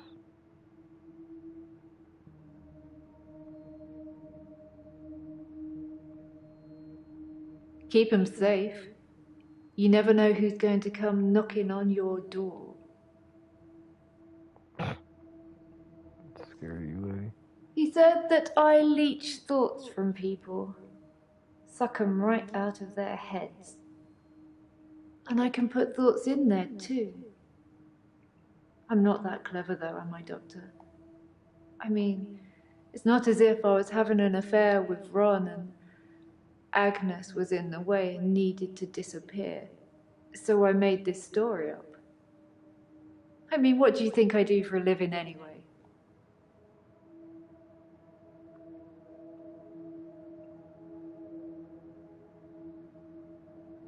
Doctor, you're so good. We're going to get on just fine.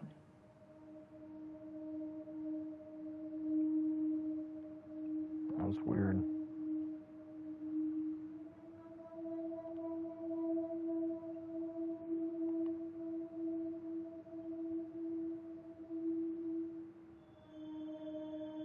Hey you, thanks for helping me with this grief thing. I'm not sure I have it though.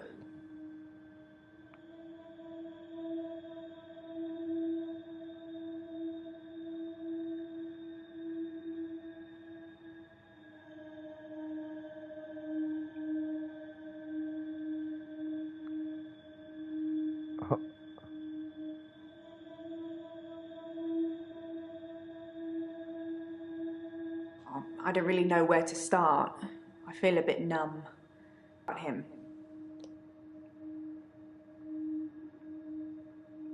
It hadn't even been a year. He was a quiet, solitary man. A good listener, as I suppose you'd need to be. His confidence did grow as time wore on, but that's what you'd expect after you've fitted in. I mainly miss our chats. He used to work late with me and tell me things about the patients, things that I probably shouldn't have heard, but did. What do you think of the patients? Nah, perhaps you shouldn't say. You can ask me. Go on, I'll tell you what I think.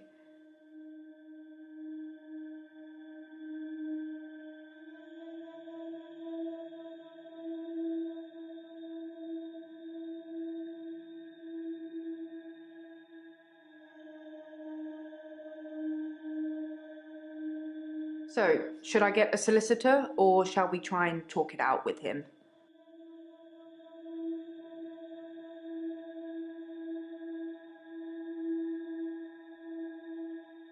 Good choice. I'll go and see Ben to see if I can get him to call off the dogs. I have no idea what's gotten into him. Perhaps it's his mum.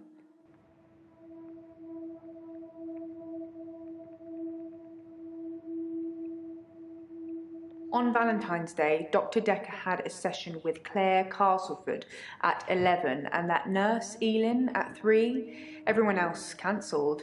You should see this place Christmas Eve. I was at home though, so I don't actually know who came in. Dr. Dekker did phone and ask me for Nathan's number, which is a bit strange.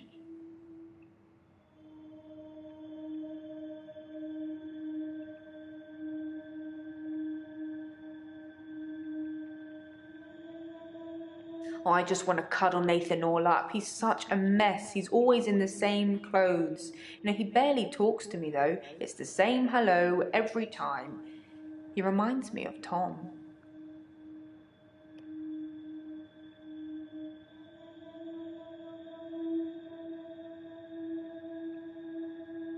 Tom was a quiet mess, like Nathan. Youngish, in his early 20s. He taught piano, but he did have a strange hobby.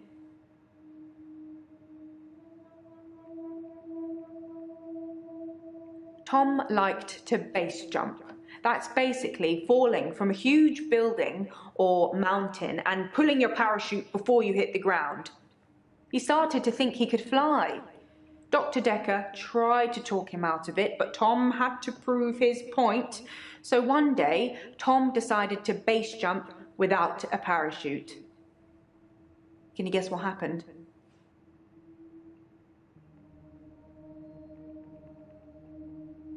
Elin seems like a lovely person. I'm not really sure why she's here.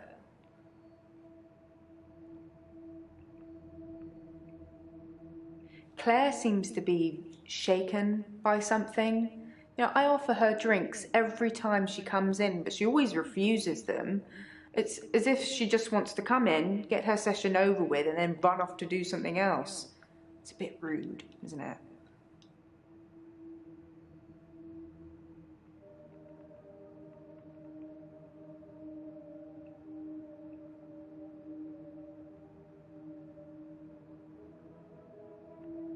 Mariana is a special girl. You know, there's something about her that just makes you want to follow her.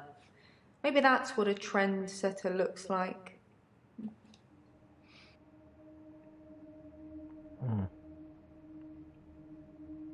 He did die. He was hit by a rock from further up the mountain. He never got to fly.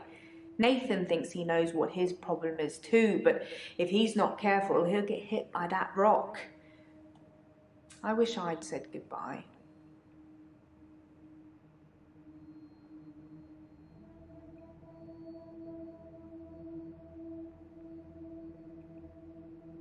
I wish I'd said goodbye to Dr. Dekker. It was so sudden.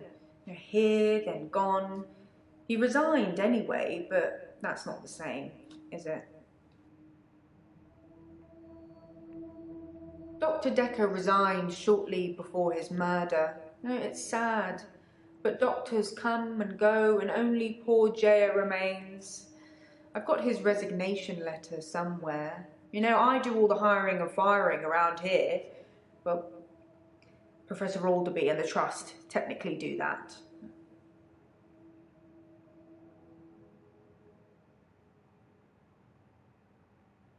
Professor Alderby is a trustee. Did I not mention that? I think Bryce has a lot of misdirected anger. I don't think I like him that much. You know, sometimes when things overrun, he's outside waiting for you, and he stares at me as if he's undressing me with his eyes. You know, he's not the first person that's done that, but still, you know, it feels worse coming from him.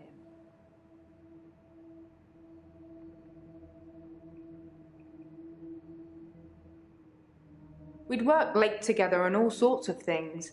He was preoccupied with finding patterns in patients, trying to find some kind of order.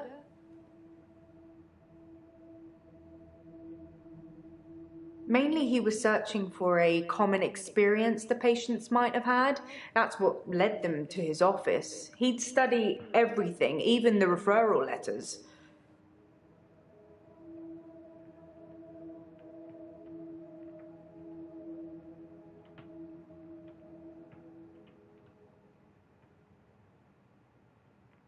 I saw it on the 11 3 days before. Yes, letters, parking tickets, holiday destinations. You know, I find those referral letters. He was sure there was a pattern in them.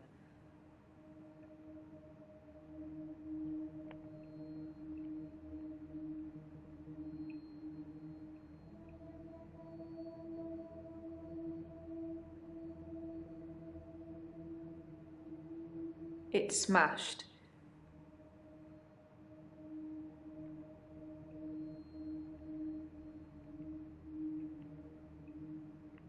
So you watched the tapes? Ah, gold star for you.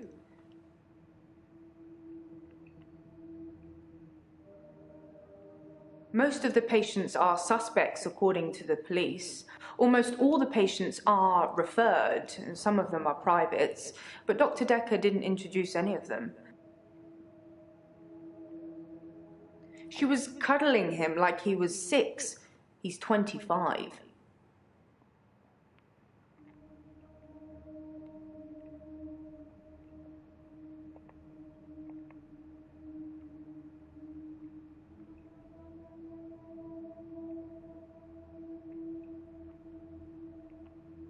It hadn't even been a year.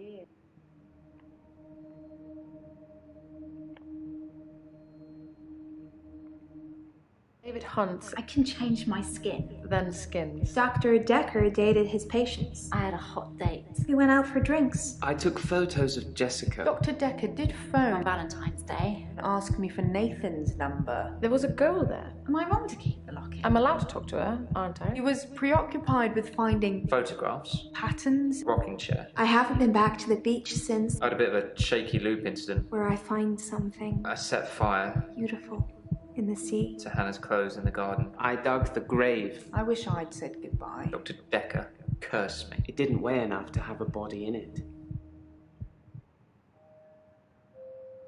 Oh, Doctor, you surprised me. Reminds me of Officer Yates. Did I ever mention I had a special friend in the police force? Nah, it's not something you drop politely into a conversation. He's been doing some digging and he's found a couple things. There's a crime scene report that goes into all the gory details and another report that's about a patient you're seeing today, Claire. I'll put them both on the desk for you. And thanks for the grief counselling, by the way. It's really been helping, you know, I'm so glad you're here.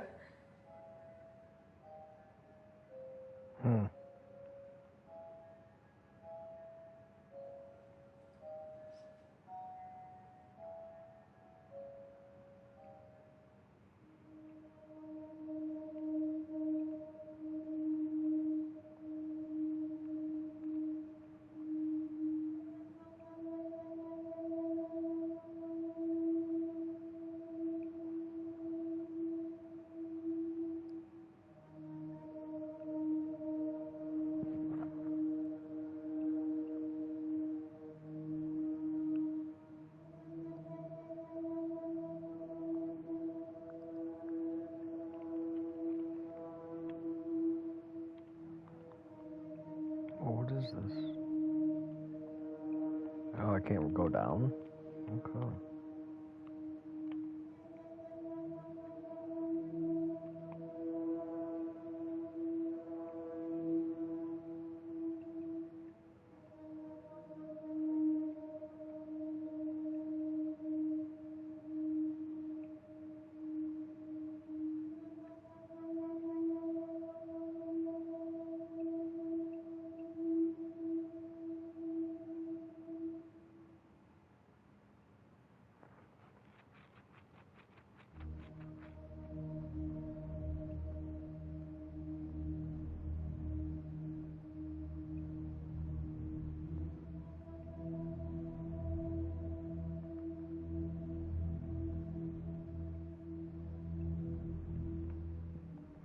Jeez.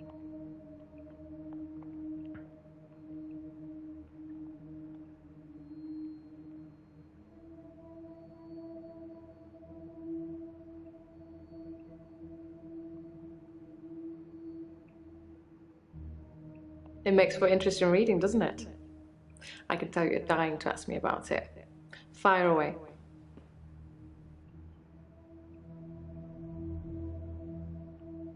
That's what it says. I can see you're confused. The police say that David is dead, fatally wounded when I stabbed him. The coroner says that David is dead. Everyone says that David is dead. There was even a funeral. But I know he's alive. Oh, jeez, oh man. I've been to the lake house regularly, keeping an eye on David. I saw the girl again, the one I told you about. She was playing outside.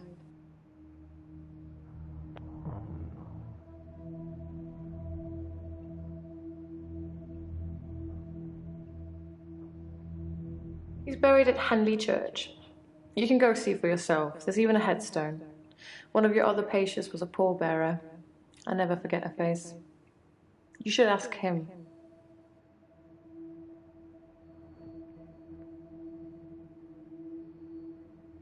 Bryce was a pallbearer for David.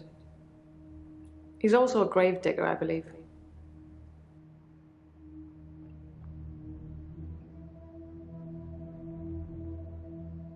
A paper spike is an odd thing to use as a weapon. I suppose if it went directly into the heart, it might work. Or through his eye, or perhaps through the ear into his brain. Or was it just a frenzied, bloody mess of a murder? Do you know, Doctor?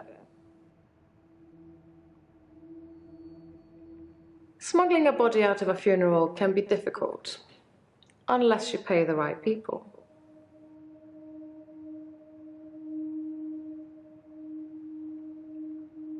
David wanted to have a talk about our relationship. Not something any married person wants to hear. He said he'd been with Iris for about a year and that he loved her. He said he didn't love me anymore. Which I know is a lie. You don't just fall out of love with somebody. I reacted badly. I grabbed the nearest weapon I could find, which happened to be the steak knife, and stabbed him with it. There was so much blood. I instantly regretted it. So I fixed him.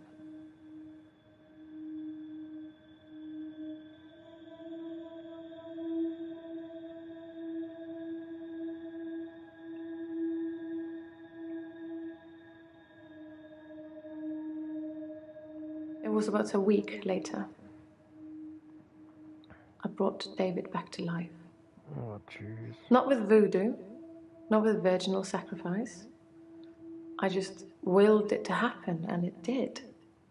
Dr. Dekker told me it was possible, but only if you're not buried.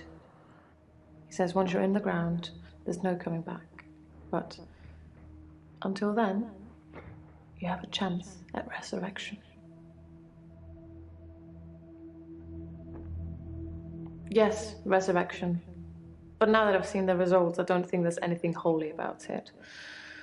I think reanimation is more an accurate term. Like, I'm an evil necromancer raising things from the dead. I think his brain was already decaying during the week that he was dead. Important bits. So when I brought him back to life, I didn't heal him completely. Just gave him life in the state he was in. I mean, he's hunting and killing things and trying to roast them on fires he can only light with matches, but that's about it. He's your basic Neanderthal. So I have a problem.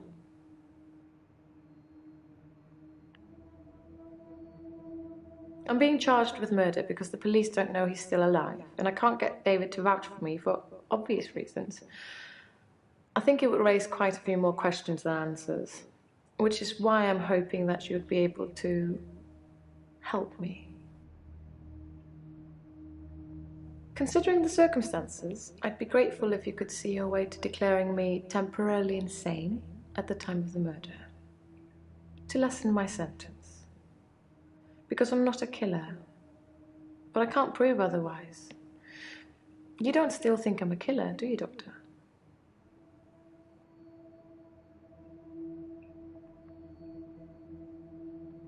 Thank you, Doctor. So then you'll help me. You'll say I was temporarily insane.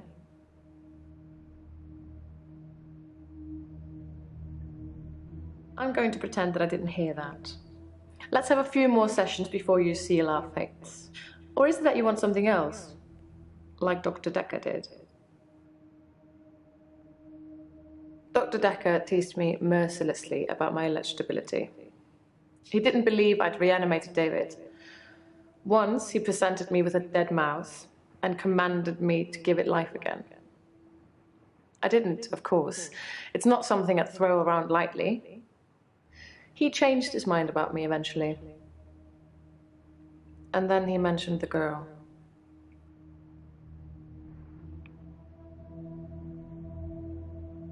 He told me he'd locked up a girl in the basement of his house. What? Just for me. And he asked me to reanimate her. It was Iris.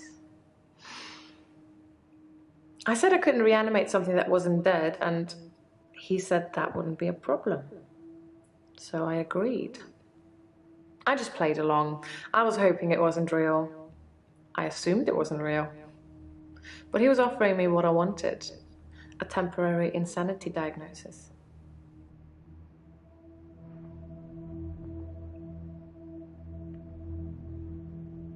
It didn't happen. Dr. Dekker called me from his house to cancel. He was furious. He said that Iris had escaped, and he blamed me for it. He said that I must have set her free after he told me about her. I knew it was all lies anyways. He was obviously titillating himself by reprimanding me. He knew I'd never want to speak to Iris again, so I couldn't prove it either way. Dr. Dekker asked if I could prove David wasn't dead, so I took him to the lake house. He saw that I was telling the truth. I can take you to see him too, if you like. Would you like to see David, Doctor? Yeah, of course. Very well. In our next session. Cool with me.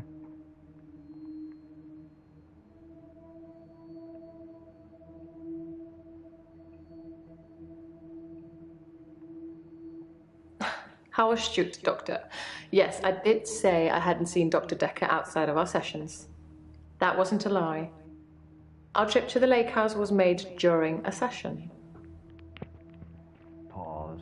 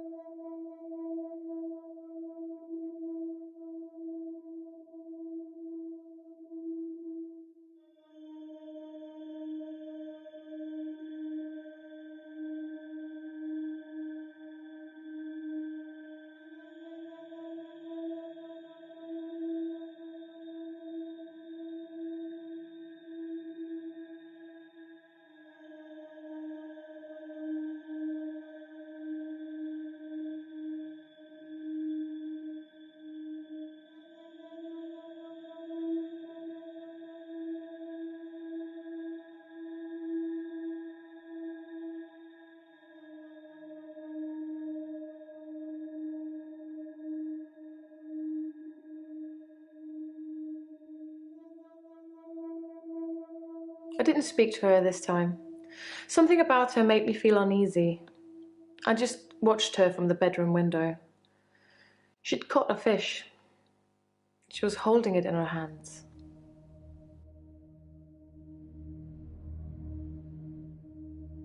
I wasn't close enough to see, but for all intents and purposes, it looked as if the fish bit her. 1, 2, 3, 4, 5. Once I caught a fish alive. What?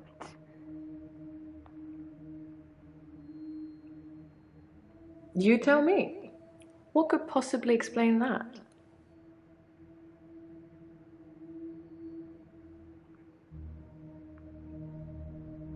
I assure you, David is not a ghost. I've touched him.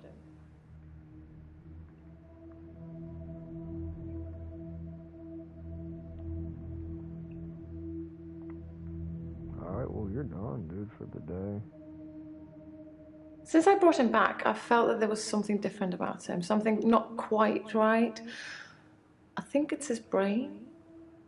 But how ludicrous that you can bring someone back in the first place. It's like that book, Pet Cemetery. Funnily enough, he does smell of earth, but that's because he spends most of his time out hunting.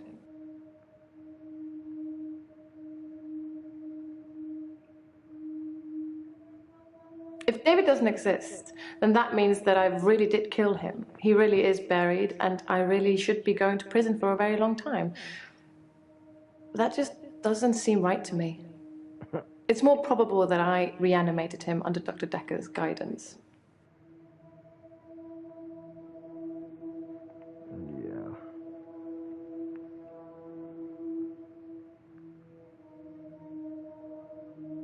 Hello, Doctor. I've been thinking about our last session, and I just wanted you to know that I'm not a bad person. I know taking naked photographs is wrong, but you don't know what it's like until you face the same temptation. I'm assuming you don't know what it's like. Do you have an extra hour, Doctor?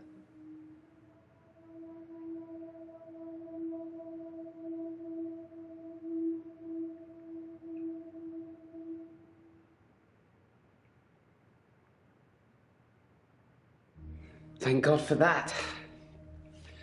There's someone else in my hour, a hooded figure, watching me and following me. I followed it too.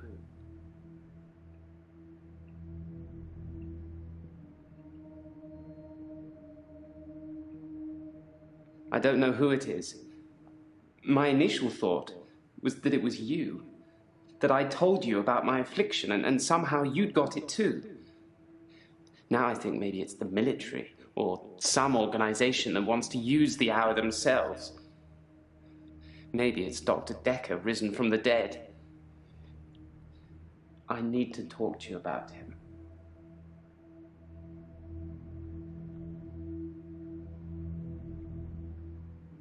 Dr. Dekker frequently used that paper spike on his desk as an example. I'm sure he did it with the other patients too. He'd make me look at it, touch the point to see how sharp it was. He'd tell me that because I think it's sharp, it will hurt me. But if I thought it was nothing, it could pass right through my hand.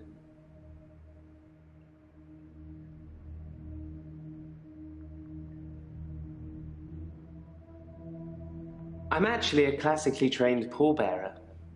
There are a lot of health and safety considerations. Not everybody can do it. Well, properly at least. Occasionally I step in if the funeral director is short-shouldered. I do remember her face. She wasn't upset in the usual way. She seemed agitated. Her husband must have been a giant. The coffin was so heavy. I remember because aft port side sprained his ankle. That and he wasn't lifting correctly.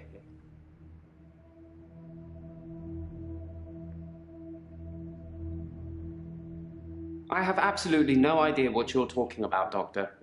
I saw Claire Castleford's husband in the coffin myself before carrying him to the grave. He is in the ground.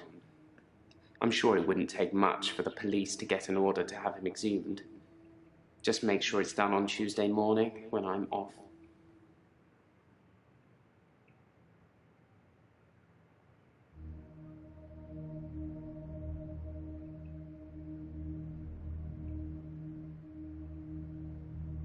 I spied on Dr. Dekker, not long before he was murdered. I'm not sure I should tell you what I saw in his basement.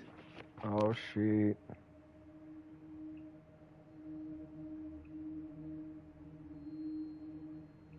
I'd been feeling uneasy with Dr. Dekker for some time.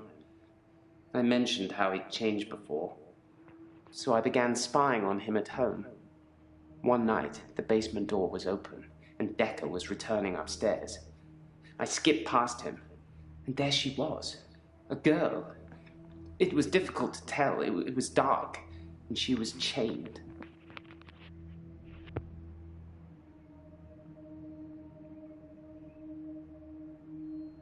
I removed the chains, dressed her, and sat her in the police station.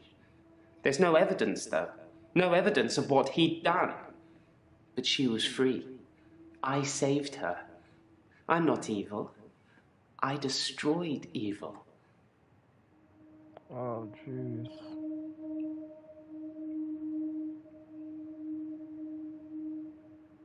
Whatever it is that's following me, it doesn't want to catch me yet. If I move towards it, it runs away. And when I follow it past temptations. A bar brawl, an open till, an open bedroom window. Like it's testing me.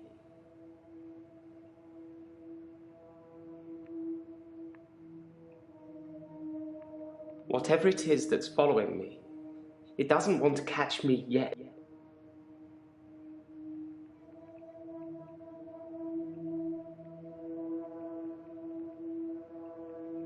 I don't know who it is. I did nothing. I'm not stealing anymore. I looked in. Watching other people is somehow built into our genes, Doctor. There was an old woman in bed. I went inside. Her bed covers were smoking. I think she'd fallen asleep holding a cigarette. I took the covers and put them in the bath. She'd have died otherwise. And no, I didn't take any pictures.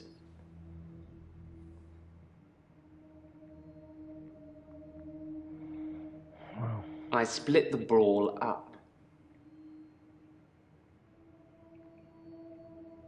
I'm surprised I haven't been approached earlier. I mean, my skills in the military. Special ops would be a breeze, wouldn't it? Waltz in past everyone during the midnight hour, get whatever you want, and return to friendly soil.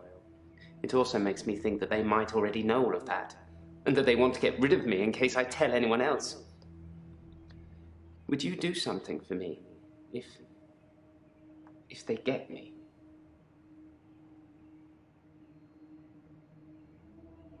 Would you tell Jessica I love her? She didn't really know me that well, but I did love her. And also, there's a hard drive in the bottom drawer of my drinks cabinet. Please destroy it. Please, don't look at it.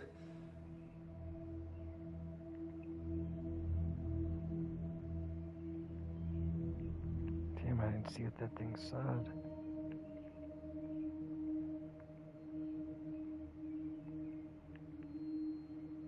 I find using nautical terms to describe the position of pallbearers fitting. Plus, most of them are 3 sheets to the wind. You know, drunk.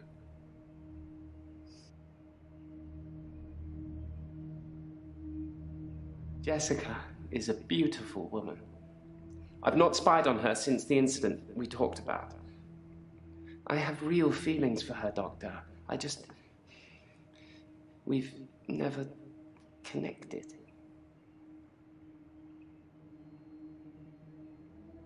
Thank you, Doctor. Thank you. It's nice you think I'm capable of such basic interaction with females. But I'm still in awe of her, really. I will think about it, though. I put my hand through a rusty nail at work today. It hurt like hell and bled like I'd been shot. I closed my eyes and thought, this isn't happening. The nail is just a worm, and it will wriggle through me. When I looked back, can you guess what I saw?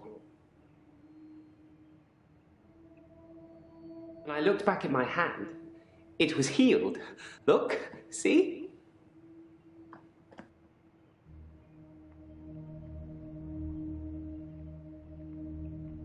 When I looked back at my hand had healed. The nail had become a worm and was wriggling in my palm. It was like a little miracle, like magic. I shouldn't really say miracle or magic. They're words that Dr. Dekker used when he tried to get you to think things and make them real. But do you think it's real, Doctor? That magic is real? Then so it is. Close your eyes. Imagine you're in a graveyard, looking at the gravestones. One catches your eye. So you take a picture of it. A picture that you now have.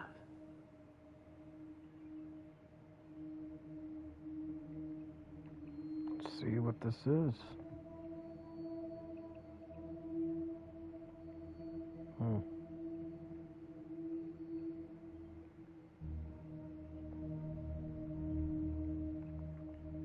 It's weird.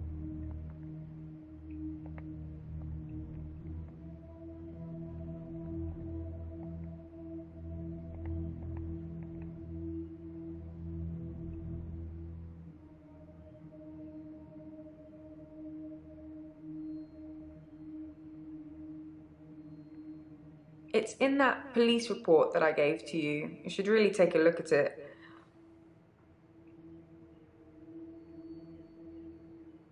I'm fine. I'm ready for my grief counselling. I emailed you Mariana's address. I don't know why you'd want it. I suppose you're going to start doing home visits now, like Dr. Dekker?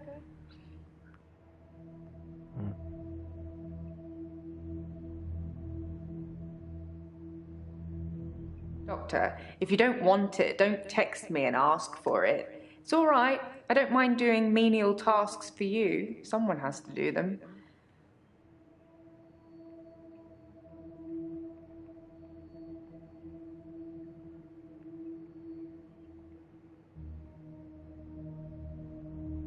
Yes, Dr. Dekker started doing home visits for Mariana. He said she couldn't concentrate properly in his office. I hope you're not thinking of doing the same thing. I need you right where I can see you.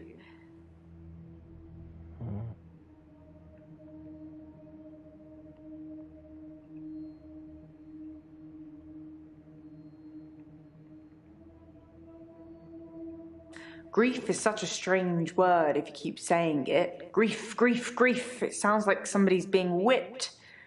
And you're going to ask me how I feel today? That's kind of what I'm doing. I think that's all settled now. We are agreeing to pay Ben £5,000 and he's agreeing not to say anything about what he saw. What did he see? Oh, God. He thought he saw a creature coming out of Dr. Dekker's mouth. Well, at least that's the reason he's given for not emptying the bins that night. Either way, it's not the kind of publicity that we need. Shiny, happy, sane people. Some mornings I come into work and still expect him to be here. Sometimes it feels like he actually is here, watching over me. We had a connection. It's gone now, though. You can't have a connection with the dead, can you? Not for too long, anyway. Dr. Dekker asked me to have dinner with him for Valentine's. I refused, obviously, because you don't sleep where you eat or something like that. But it was flattering, especially with competition like Mariana around.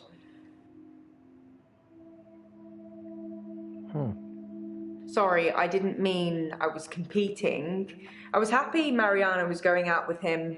I didn't want to be romantic with him. We had a stronger connection than that.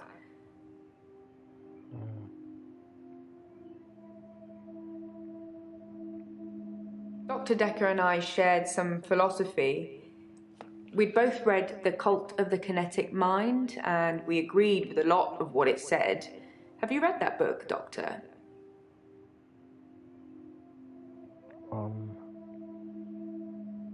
In Cult of the Kinetic Mind, the author suggests that everyone is capable of psychokinesis and that the cult leaders specifically had these powers that turned their followers into disciples.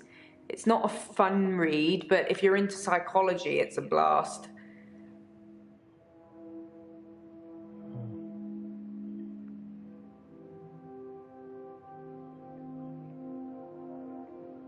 Psychokinesis is the ability to change the physical world without actually touching it, just by using your mind. It's not just about bending spoons. It covers all sorts of things like telepathy, telekinesis, telesabalas, Shoot me, I'm a Kojak fan.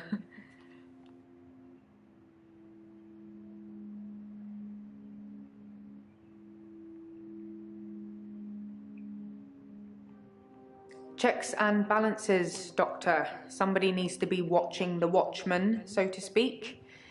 Make sure you're helping, not hindering. Whoa, dude. He probably did his fair share of helping and hindering. He was definitely helping in the beginning, but then seemed to lose sight of things.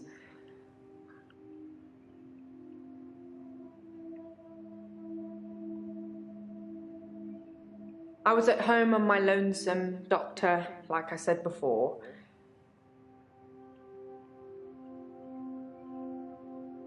I think he was so overwhelmed by the patients he was getting. His curiosity just got the better of him. There was a definite turning point. Somewhere around the time Professor Alderby turned up, that seemed to unsettle him. And then we had a flood of extra weird patients. I think it was all too much for him. I think I misjudged him. I hope you deal with it better.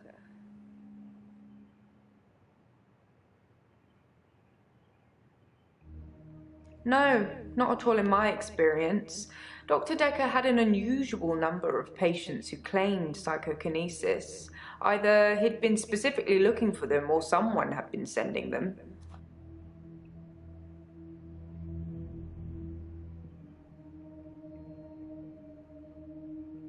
It's entirely possible that someone is targeting this practice with psychokinetic patients. To what end, I don't know. It's no coincidence that most psychokinetic patients are diagnosed as insane, or at least temporarily insane. It's a handy diagnosis if you're facing criminal prosecution, especially if it's for murder. Like I said, all those cool things are in Cult of the Kinetic Mind, apart from Kojak, obviously. If you ever get a patient who thinks they can change the world with just their mind, then duck, just in case they can. But seriously, do a whole load of shrinking and make them better. Whether you believe in psychokinesis or not, you'll need to figure out your approach with those that do.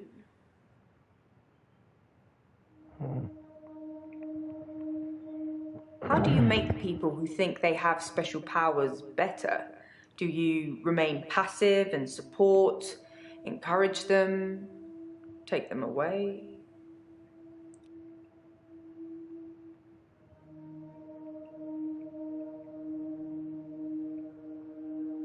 To deepen their affliction? I wouldn't.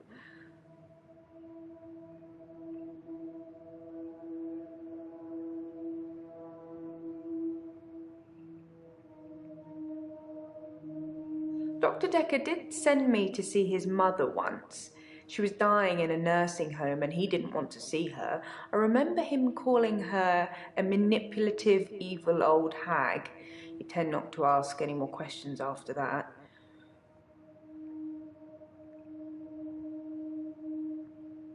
I didn't really speak to Nathan that much at all, but I have this strange feeling that I know him really well. I can't quite put my finger on it.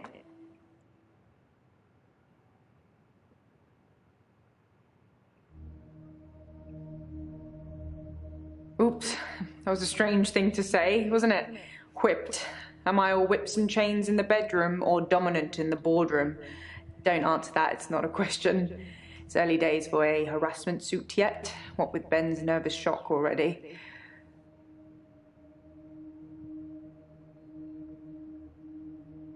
Honestly, I think Dr. Dekker had a bit of a crush on Mariana, or vice versa. I'm not really sure.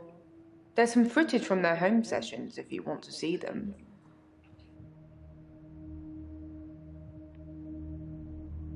That was a joke, Doctor. I guess we found our level. I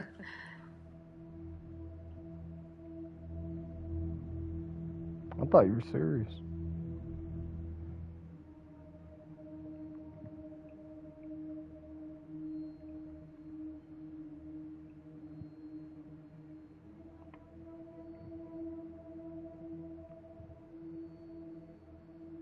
Professor Warwick, I'm a physicist. Where's Dr. Dekker? What you don't know about Professor Warwick, Is he really? Actually dead? Hmm? Not a worthy adversary after all, then?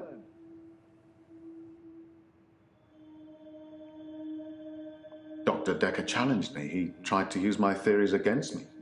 Quantum theories. Do you really want to know? Yep. Dekker's eyes used to glaze over whenever we talked about that. He didn't believe in quantum physics. As if it's something that you can optionally believe in. Well, it started with an experiment. Have you heard of quantum suicide, Doctor?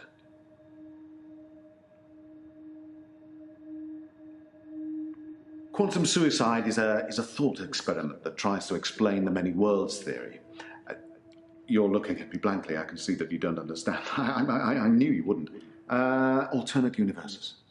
Essentially, if I were to shoot myself, then in some alternate universe, I'd still be alive. Now imagine if I could actually choose that universe. I'm taking a product off a supermarket shelf. Well, I simply applied that logic to something different.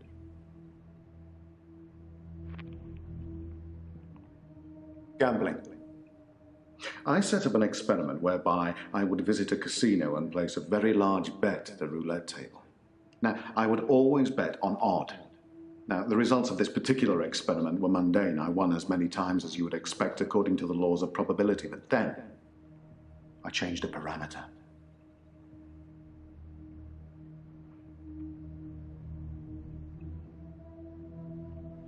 Quantum suicide required a loss of life to make it a realistic thought experiment. So I simply upped the stakes. Every time I bet on odd, I would place everything I had on that one spin of the wheel, and it worked. Well, for a while.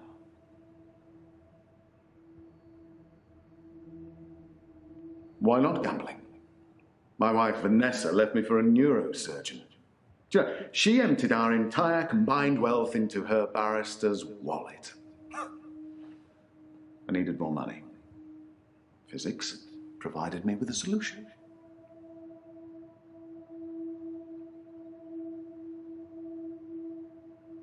Dr. Dekker killed it, and I can't get it back.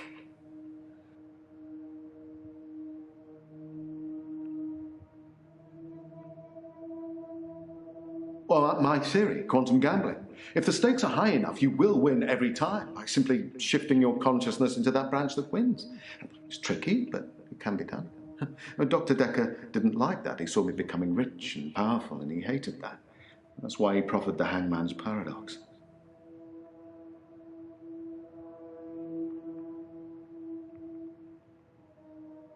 We were married for 14 years, 7 months, and 3 days. Vanessa couldn't have children, at least that's what she told me. She grounded me in reality.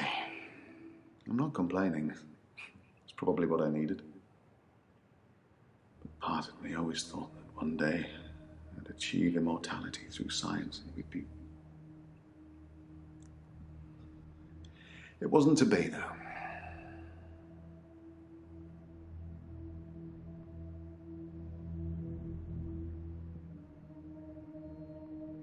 Well, yes, it bothered me, especially now that I find out that she's pregnant. Oh, no, it wasn't a rocket scientist that was required, but a brain surgeon, it seems.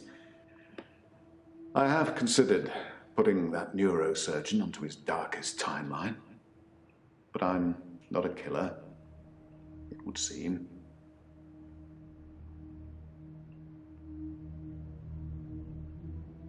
Honestly? Well, I think he feared quantum physics. He didn't like things being explained in terms of science, almost as if he'd have preferred chaos. Well, imagine a judge sentences you to death. Now, it will be Monday or Tuesday next week, but it will be a surprise. Well, which day do you think you'll be executed?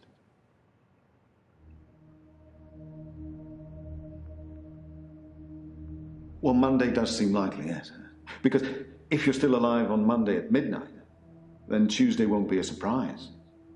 But if you're sure that it's Monday, then that won't be a surprise either, will it? Dekker tricked me.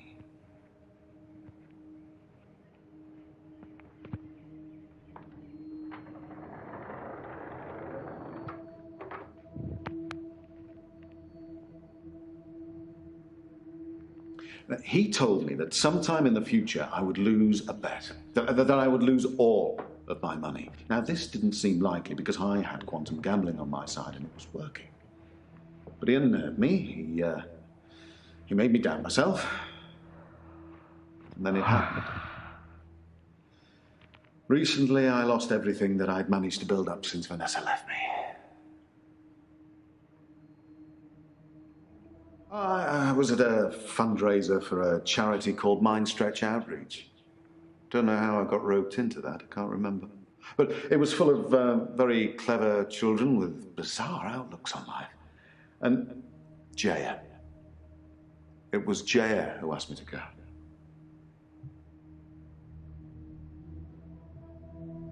Oh, she's Dr. Dekker's lovely assistant. I imagine she's your lovely assistant now. Yeah, she always smiles and makes me a cup of tea before a session. Smile. Which reminds me, my session. Can we talk about my problem now?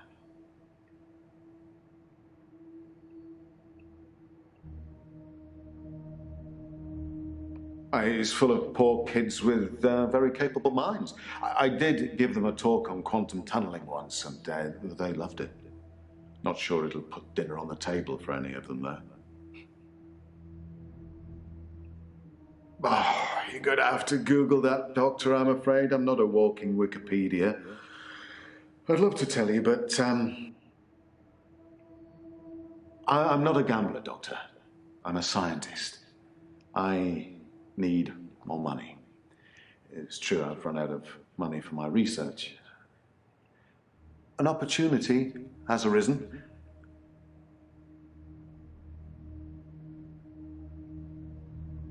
A very wealthy group of individuals have offered to pay me a very large sum of money if I attend their next private soiree.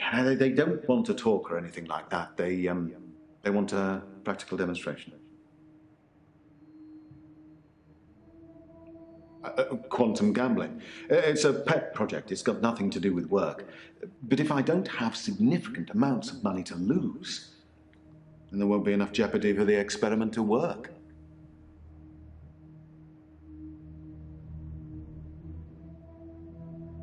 Well, the Ministry of Defense, of course.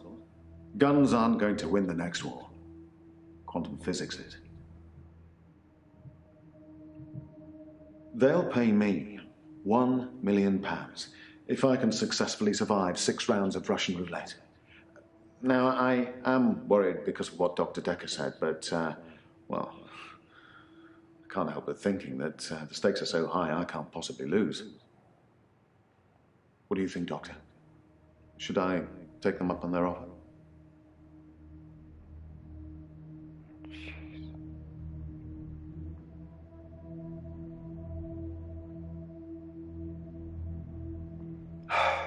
Splendid. I can't lose, Doctor. Oh, man. Let me demonstrate.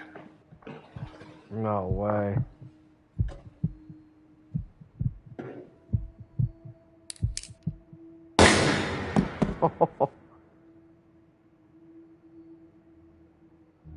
No way. This dude just shot himself?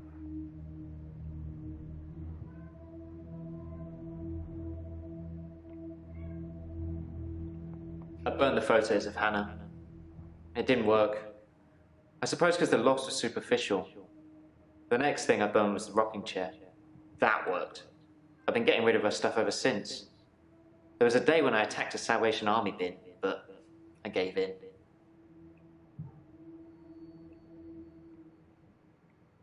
I accidentally put Hannah's diary into a Salvation Army donation bin. They're like huge post boxes with a circular tray that makes sure things spill to the bottom. I tried to get in to get it back, but I gave up. Can we maybe not talk about Hannah? You told me not to look for anyone else until I was ready, so I didn't. I've just been sitting at home, reading Hannah's diary, stewing. I ordered a pizza. A nice girl delivered it. I read the last few weeks of Hannah's diary a while ago. I must have accidentally dropped in some clothes for the Salvation Army bin. It's funny, because I wasn't going to read it. She said she'd fallen out of love with me. That she was going to break off the engagement. That she didn't love me anymore. I regretted it.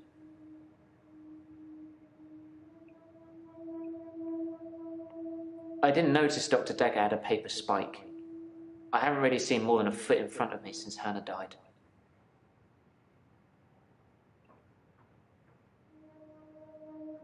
I've told you all I know about Dr. Dekker. He started out good, then turned a bit crazy towards the end. When you start giving people more problems as a therapist, that's a bit crazy.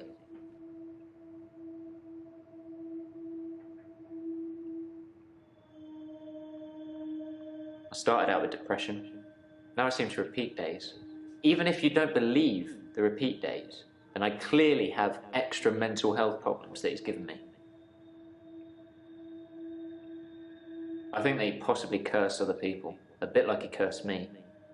Sometimes you could see he was bursting to tell me about it, but he couldn't. He was ecstatic with power.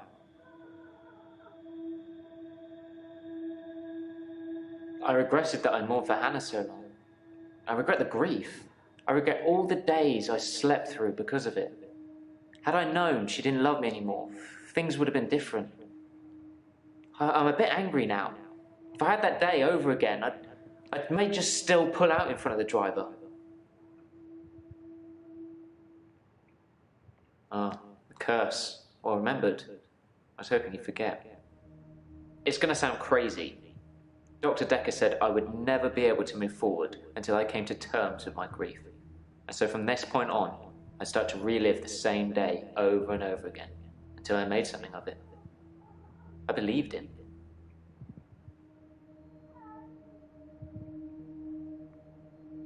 I didn't want to believe him. I remember I said, you can't just say things and they happen. He laughed and laughed. I think he was going mad. He said he'd give me a demonstration.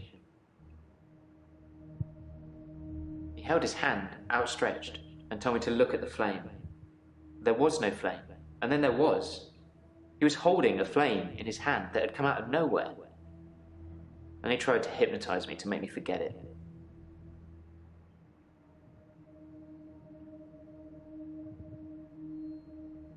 I didn't forget seeing the flame.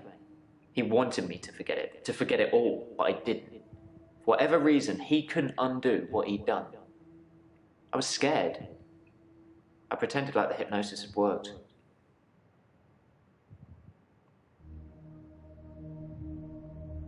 He'd become bored of me, so I got much of my insight from calls or messages he'd take during our sessions. I think because he hypnotized me, he didn't want to play with me anymore, so I got basic therapist.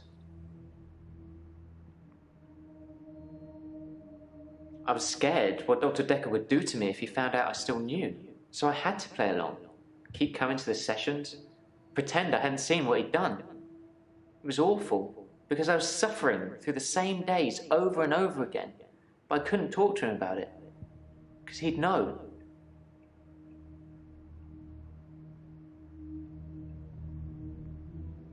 He told me lots of people get depression, to become more active, see more people. And although he wouldn't always be there to listen, Jaya would be. Yeah, I talked to her quite a lot. I'm not sure how many days of that she'd remember. She seemed to care, which is more I can say for Dekker.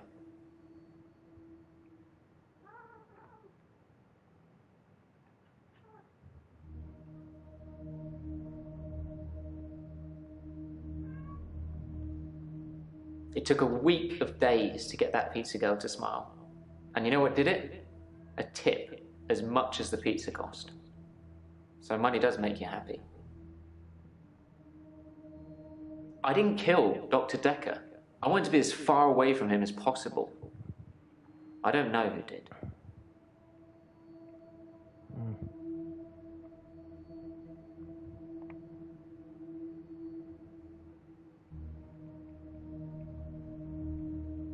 I'm okay.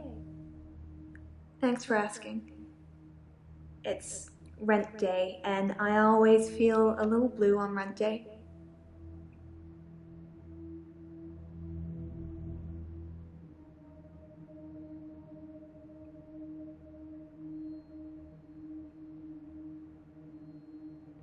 I've had no blackouts, and I haven't been to the beach since our last session.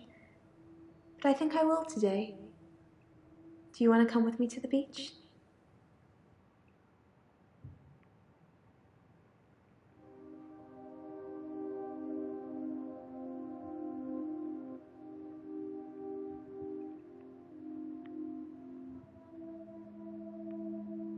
Dr. Dekker used to put my checks on that thing. I guess someone thought they weren't getting value for money.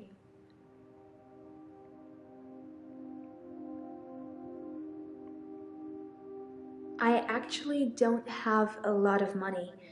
Sometimes a therapy check would bounce, but Dr. Dekker would be okay with it. Oh, my checks are fine though, don't worry. Yeah. I'm not broke. Men buy me drinks at bars though. Sometimes I'll get away with not paying at restaurants. Isn't that how it is for everybody?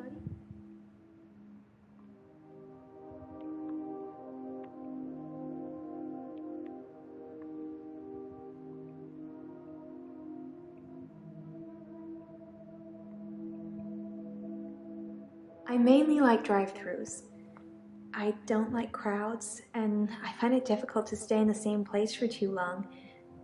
I guess I'm a fidget.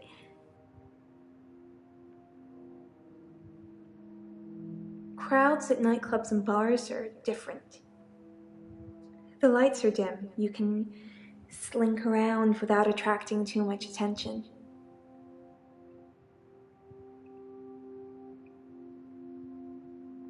Rent day is the day I pay rent to my landlady. Yeah, I figured that. Doctor, I think you're getting a little anxious. If you ever wanted to visit the beach, you can just turn up. It's not mine.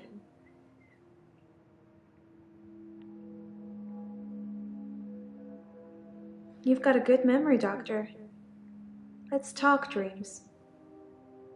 Sometimes I'll dream about a light, deep in the ocean somewhere. I head towards it because it's warm and glowing, like a beacon. And when I'm at the bottom, it's the most beautiful thing, like a welcoming sun, like I'm home. And then I wake up.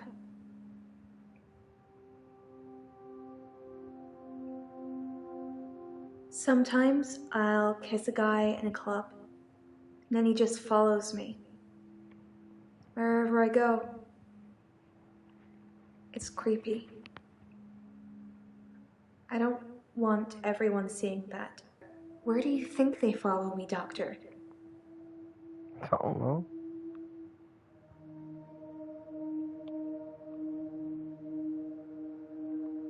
It's so beautiful. Calls me. It's like I'm in a trance. What does the dream mean, Doctor?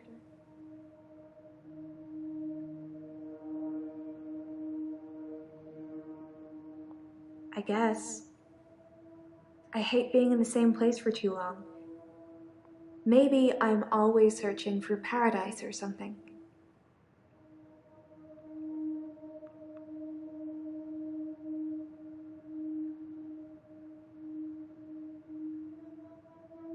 It depends where they follow me. If they follow me home, they bang on the door for an hour or so, then leave.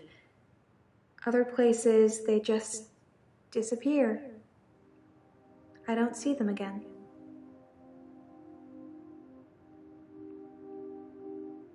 They don't just disappear into thin air. I think they return to the place I found them. But I've not run into the same person twice.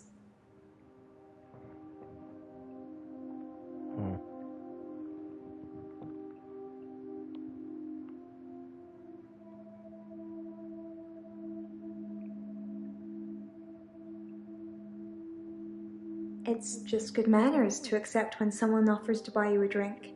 I'm a very good-natured girl.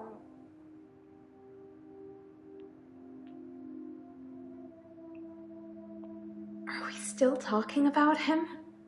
And I thought you were just interested in me, Doctor.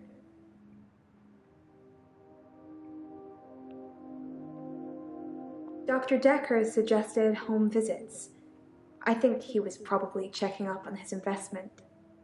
You're not thinking of doing home visits, are you, Doctor?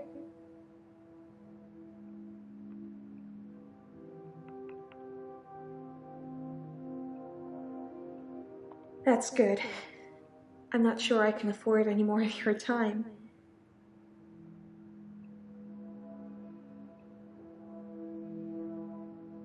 Don't you think I'm sweet, Doctor?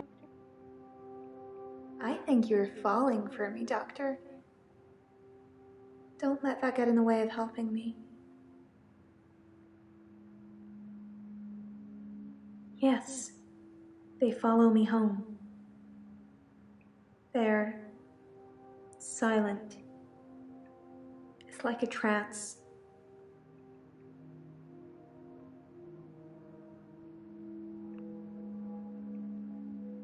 There was one guy, a real gym body. I let him into the bedroom, but nothing. Nothing I did would stop him just staring at me. It was creepy. I got him to follow me outside, and then I just shut the door.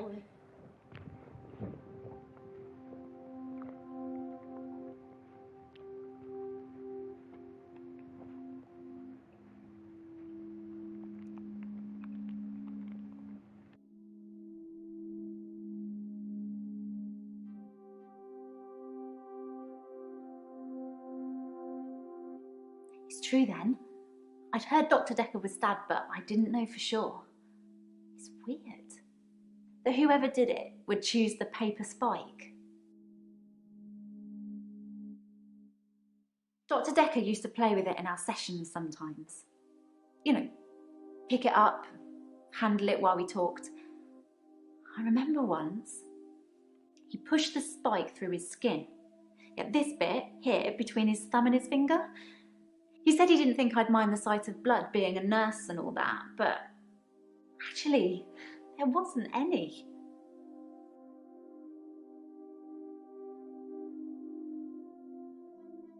I was a bit freaked out. At first, I thought it was a trick. A magic trick, you know? Like some kind of therapeutic test. Show the patient this retractable spike and see how they react. But it wasn't. The spike was real.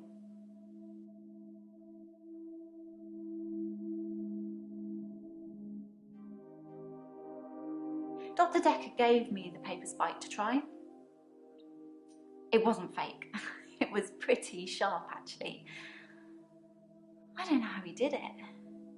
He said he just thought that it wouldn't hurt him, so it didn't. I'm fine. Work's fine. Hilda's fading fast. Terry's Terry. Oh, you'd be pleased to know I don't have the locket anymore. I gave it back. All of it. Every single keepsake.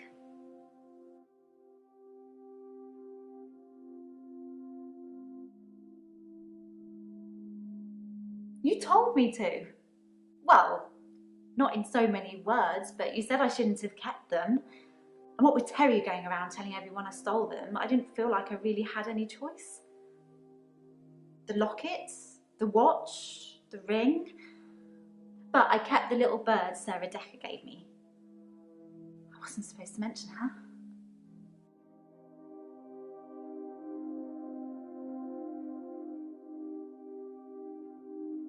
Dr. Dekker's mother. She was one of my first patients, but she died a while ago. Wow, it's all coming together. It's all coming together.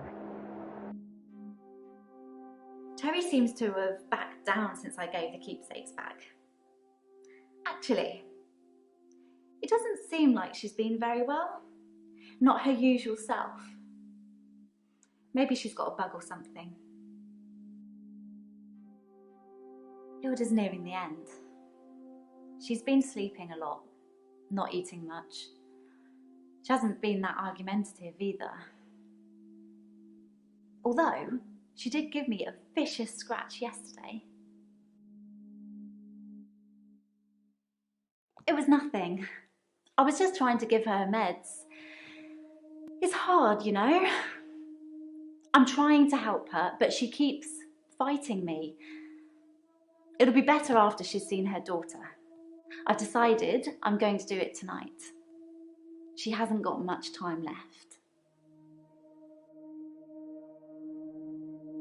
You know the answer to that, Doctor. What have we been talking about? What can I do for Hilda that will make it all better?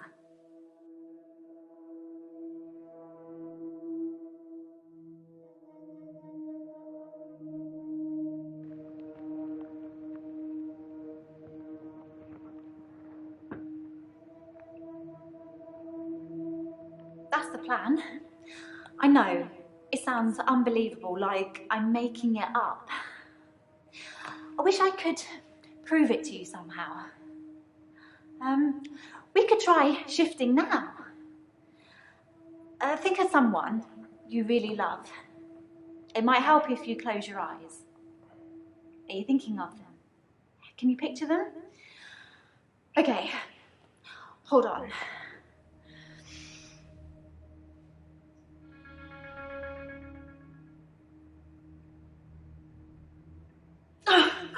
Sorry, I don't think it's going to work.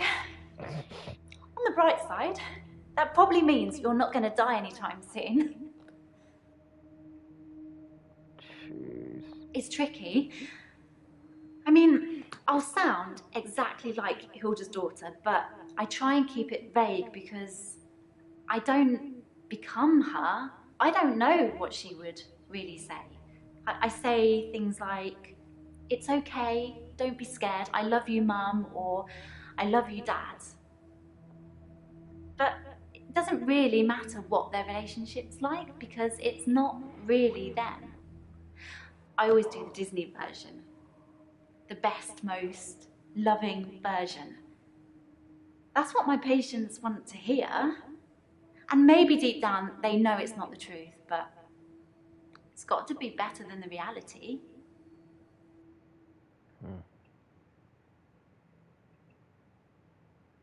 Does it really matter if it isn't the truth? Isn't it worth it if it brings them peace? Tell me honestly, Doctor, do you really think that what I'm doing is wrong?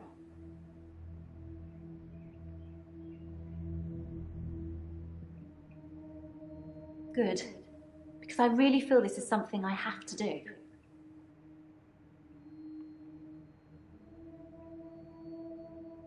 Dr. Dekker didn't know about Hilda.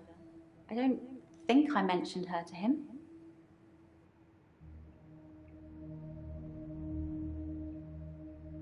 It just makes things complicated, doesn't it?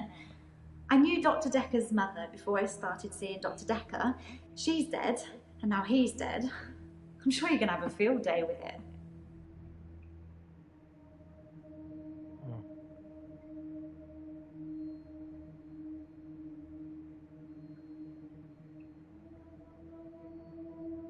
Yeah, that's the reason I came to see him. I knew she was dying, but he refused to talk to me unless I booked a session, so I did. And well, here we are. Whoa.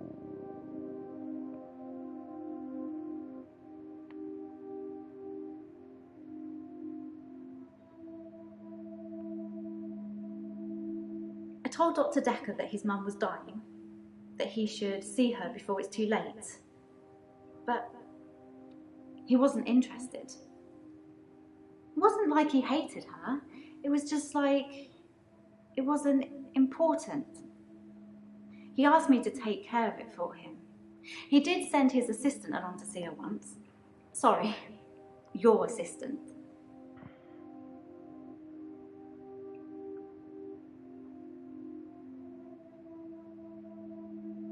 It was about the second, third session we had. He said he could tell that I was a good person, that I wanted to help people, and that I should think really hard about how I could do that. That's how I discovered shifting.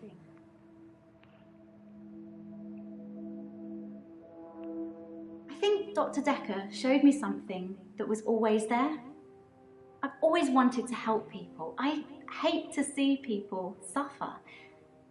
I don't think Dr. Dekker made me into a shifter, but I don't think I'd be doing what I do if it wasn't for him. His mum was one of the first ones I tried shifting for.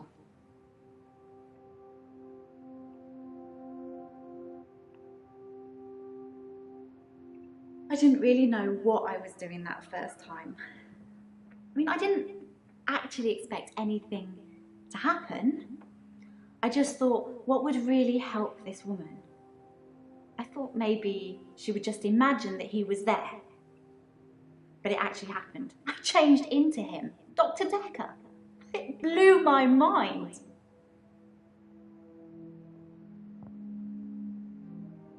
As far as I know, it only works on people who are close to death. That's the whole point of it. I have to hold their hand, and they have to think of the person, and they have to be near death.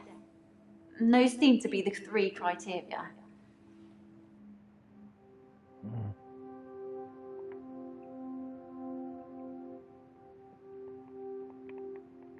Oh, I wasted all the time.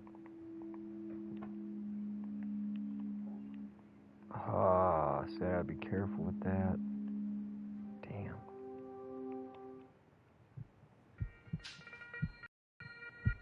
You can stop looking at me like that. You've made me do this. And don't try and escape. You're all tied up. Now tell me the truth. Is this a dream?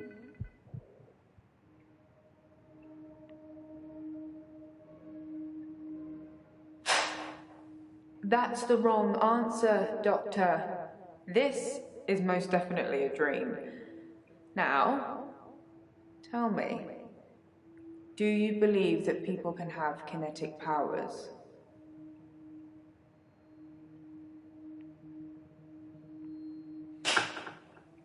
I think you like it when I hurt you, Doctor. That's a worrying sign. People obviously have kinetic powers. That's how I'm here, testing you. Now, how do we treat people with kinetic powers? Do we encourage them or do we discourage them?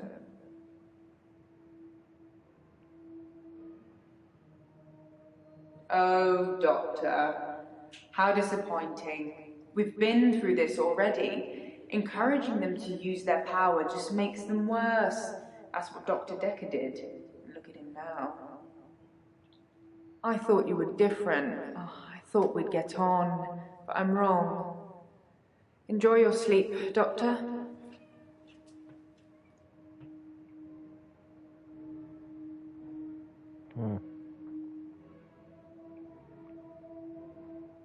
Someone else in my hour. I brought David back to life. I removed the chains, dressed her. It was Iris. We could try shifting now. Would you like to see David, Doctor? Sorry. We both read The Cult of the Kinetic Mind. I'm not broke. It's no coincidence that most psychokinetic patients are Grateful if you could see your way to declaring me insane, or at least temporarily insane. There was no flame. And then there was. I'll kiss a guy, I pretended like the hypnosis had worked. and then he just follows me. Can we maybe not talk about Hannah anymore? Wherever I go. You may just still pull out in front of the driver.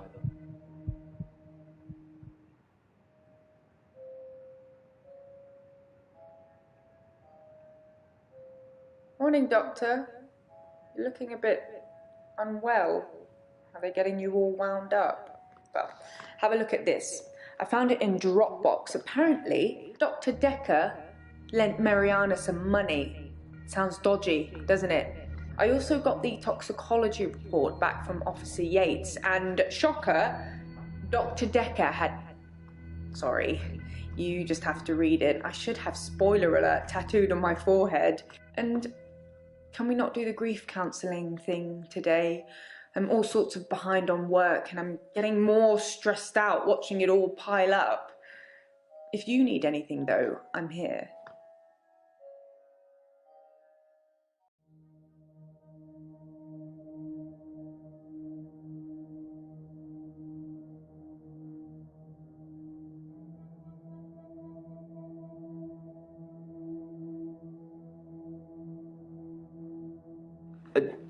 Sorry, I'm Glenn.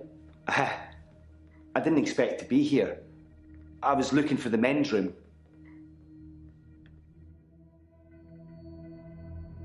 Like I said, I was in the green room. You know, that new restaurant in town.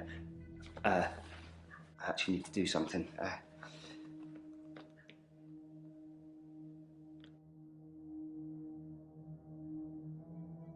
Like I said, I was in the green room. You know, that new restaurant in town. I actually need to do something.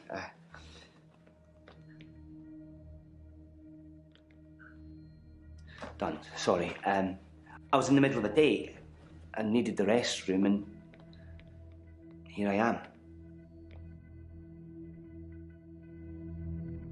Sorry, you're not familiar with my case.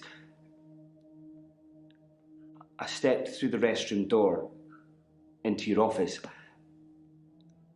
Sometimes when I go through a door, it opens to another place.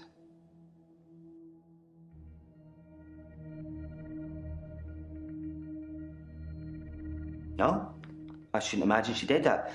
I didn't even pass through the waiting room. No, not really. But it's lunchtime, and you don't normally see patients now. Well, Dr. Dekker didn't normally see patients now.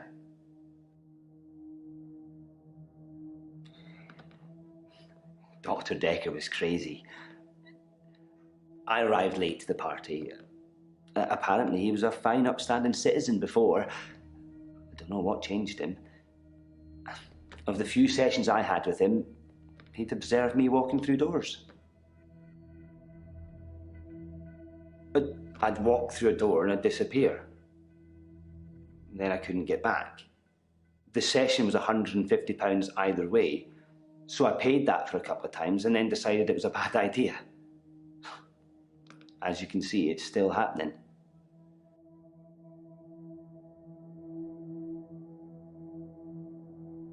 The doors. I'm still vanishing from one place to another. The doors. My dad died. He was on his deathbed and I was complaining about work, women or whatever. It was an idiom. He said, when one door closes, another opens. Then he died. I needed those words to be important. So here I am.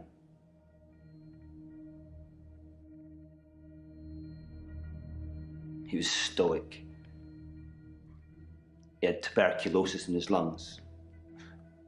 That's what killed him.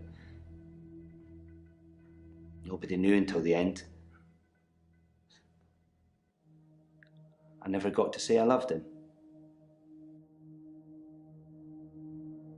Yeah, maybe. He'd split with my mum 3 years earlier.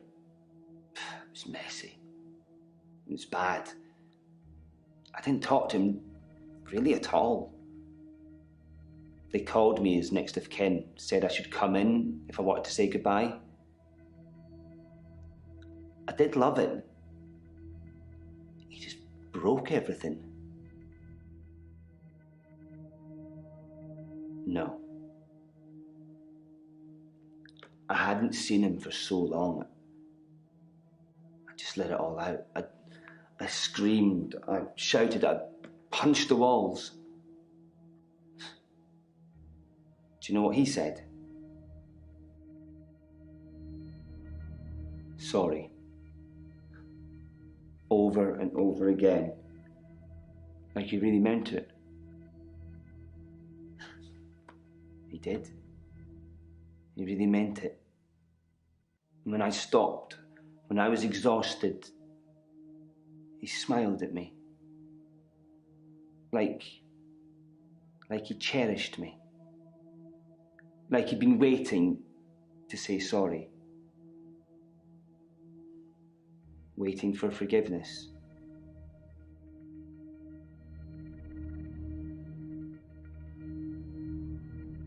I didn't get to. I didn't get to say I loved him. I didn't get to forgive him. He just said when one door closes, another opens. And then he died. What does he think of me? All those years, thinking I was the bigger man. It turns out he was. There's no going back, is there, Doctor? When one door closes, it's shut forever.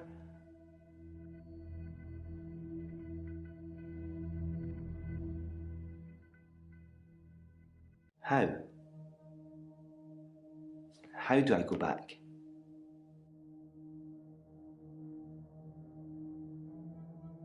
I think you're probably right. I've been trying to address the symptoms and not the root of the problem. You might be the best replacement doctor this place has seen. I'll book a real appointment next time, and you can help me with this. Thanks, Doctor.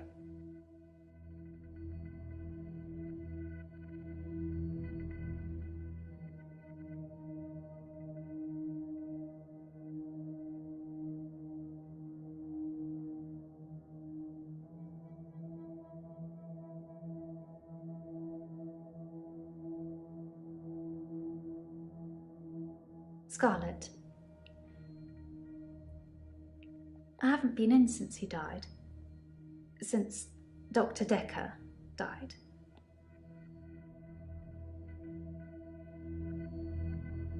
Valentine's Day was awful. I had a bit of an accident with a creme brulee torch and had to spend the night waiting in A&E. I melted a nail to my finger. What is A&E? It hurt a lot and needed stitches. It's all fine now, though. He was a complicated man, as I suppose most people are. His external persona didn't match what he dreamed about. His dreams were amazing, filled with a spectrum of colours and creatures. It was like Narnia for grown-ups. That was in the beginning.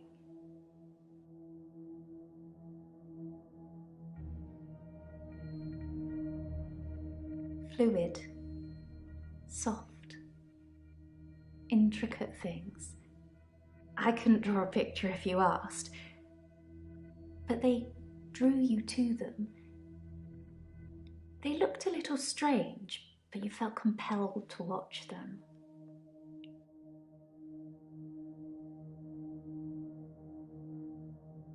Chaotic, dark.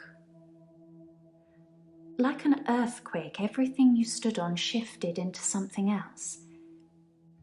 I think he was fighting with something internally, and it was winning.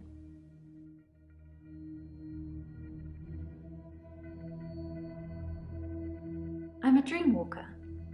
I can visit people and help them in their dreams. You've not caught up on all his old patients yet, then?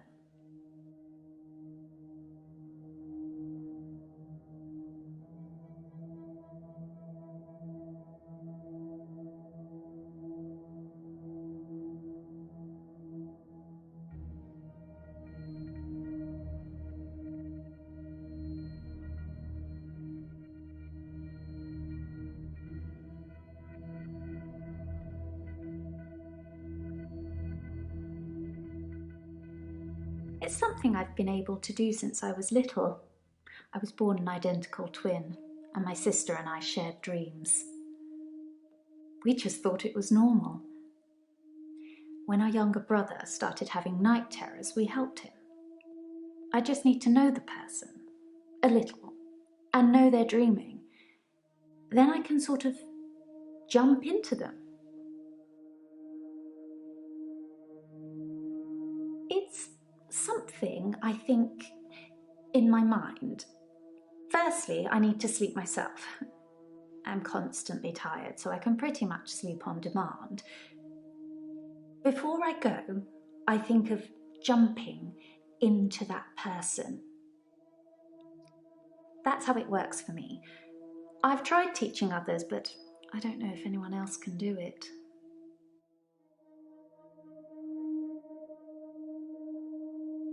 I don't know. It's a turn of phrase. Inner demons? Insanity? I don't know. I can visit dreams, but I can't force the dreamer to interact with me. I don't know. Lots of people. Whenever I get close enough to tell somebody about it, the first thing they want to do is try it out or have me visit their dreams. That's kind of why I'm here. Relationships. It's difficult to sustain them. I'm not just talking about romantic entanglements. It's hard keeping friends too. Like I said before, I tell them about my ability and they immediately want to try it out. The problem is, I don't normally like what I see. I think people try to show off. Firstly, they're a bit shocked if I turn up in their dream. But when they're comfortable with that, they start to put on a show. But most people can't control their dreams, so they tend to turn into nightmares pretty quickly. Oh look, I'm dreaming of a giant Stay Puft Marshmallow Man. Oh, why is it destroying New York?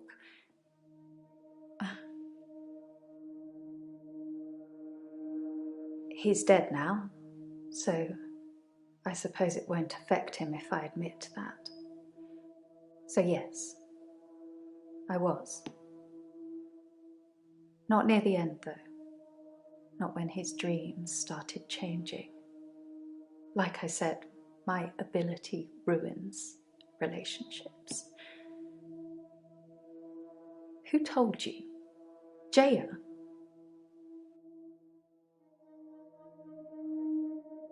Just thought she'd know. Thought she'd know everything about her precious Dr. Dekker. Sorry, we didn't speak that much. But she was a lot like the other woman. So much control over someone who was supposed to be her superior. When you've experienced someone's dream, if they've been a bit creepy in it or terrified me, it's hard to look someone in the eyes after that. It's embarrassing. What should I do, Doctor? Should I not tell people about my ability? Keep it a secret, bottle it up?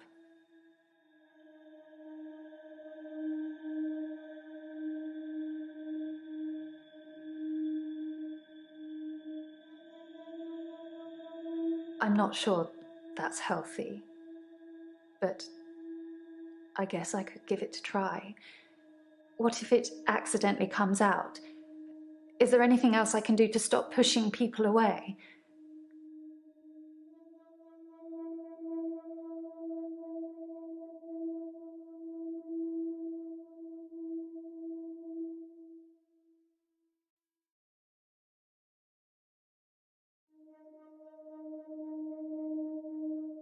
Double honest.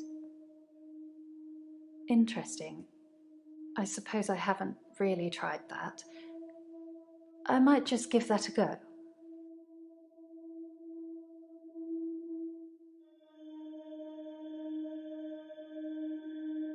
I'm fine. I'm worried. My pursuer in the hour, he's definitely military. I've developed a new skill to deal with him.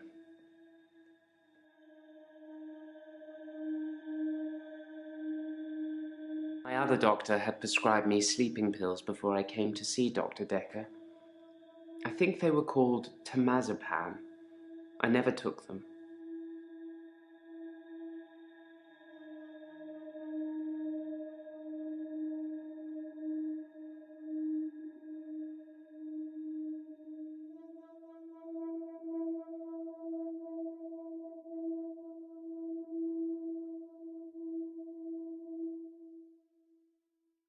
I never saw Dr. Dekker touch a drop. Doesn't mean it wasn't going on behind closed doors, though, does it?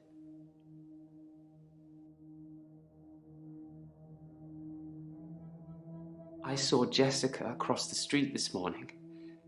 She waved, but I just crumbled. Ever since I took those photos, I haven't been able to face her. Do you think I should tell her about the photos, Doctor?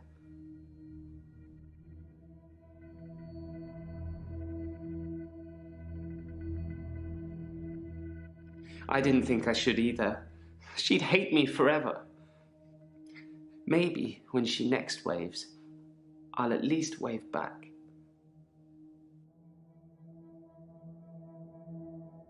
Last night, I saw him draw something from his jacket. He was approaching me, grinning. I had nowhere to go. So I closed my eyes and imagined, well, I imagined being back home. And when I opened them again, I'd teleported.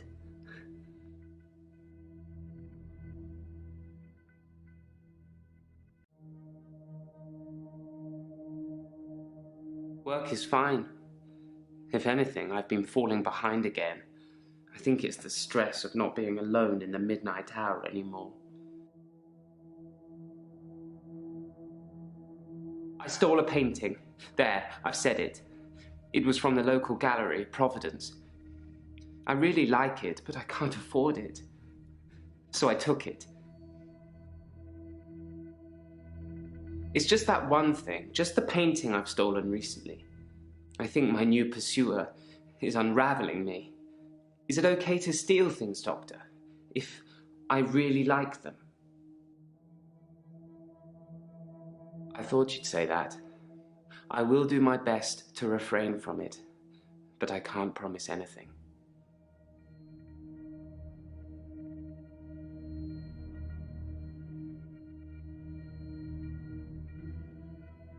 Yes, that's David Castleford.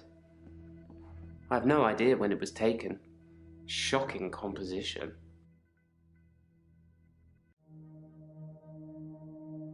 I was one of Dr. Dekker's first patients. I wasn't referred by anyone. My GP recommended I saw someone privately. I think he was just sick of listening to me complain about how little time I had during our 10-minute slot.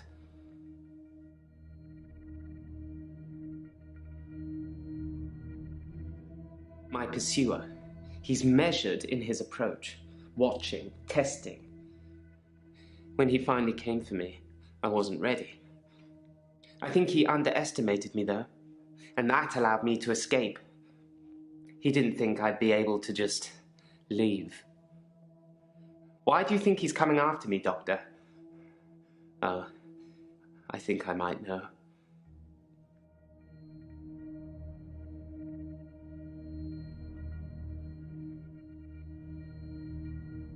No, Doctor. No, you can't. I've seen what you can do. You can listen and ask, but you don't have any real power.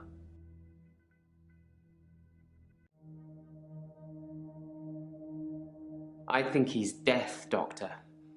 I think I saved that old woman from burning to death in bed, and now he's coming after me to even the score. Do you think it could be death?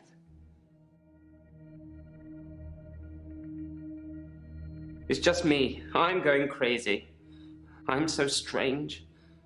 Everything about me is strange already, but to have another presence in my hour, it's unhinged me. No, I'm not becoming him. I'm not becoming Dekker.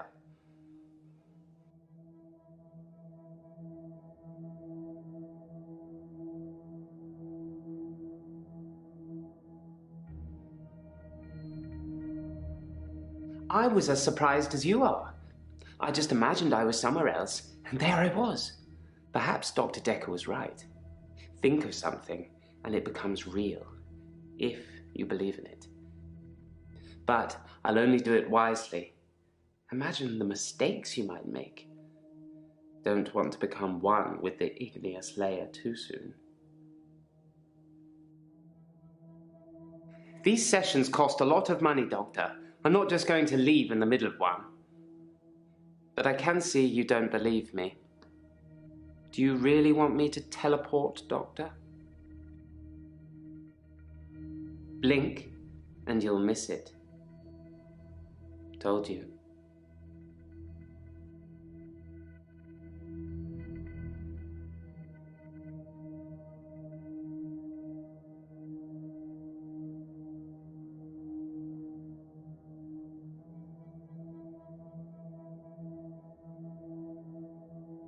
Oh, yes, here.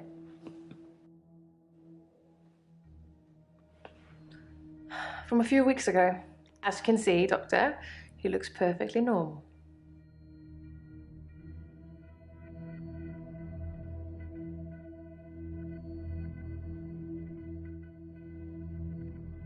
I've never used sleeping pills.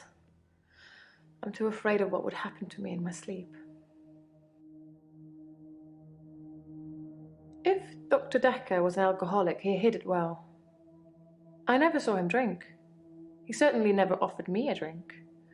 God knows I could have used one. I never talked to Bryce, but I did talk to Iris. She didn't want to at first. She blames me for David's death, but as we both know, that's not a thing. Anyway, she said she was never locked up in any basement and had never heard of any Dr. Dekker. So it's, as I first suspected, a lie. You didn't make all of that up so I'd talk to Iris again, did you?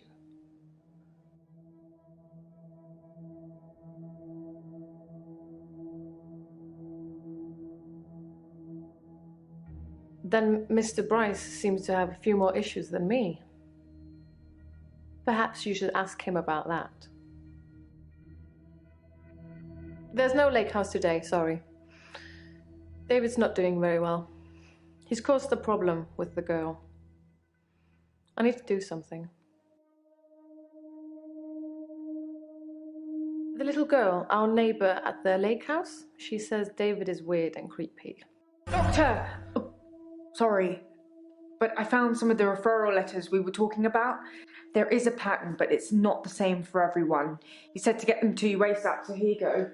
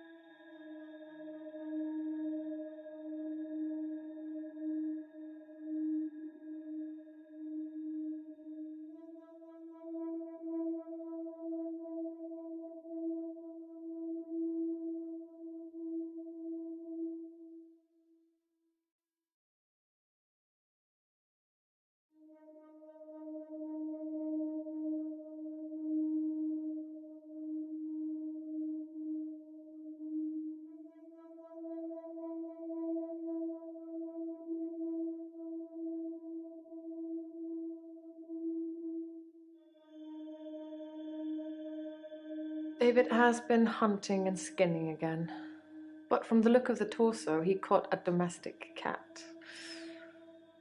I'm being generous. It was definitely a cat. I spoke to David about it, but I have no idea if he can comprehend me or not. He just grunts at me. He doesn't even smile anymore. Not at all.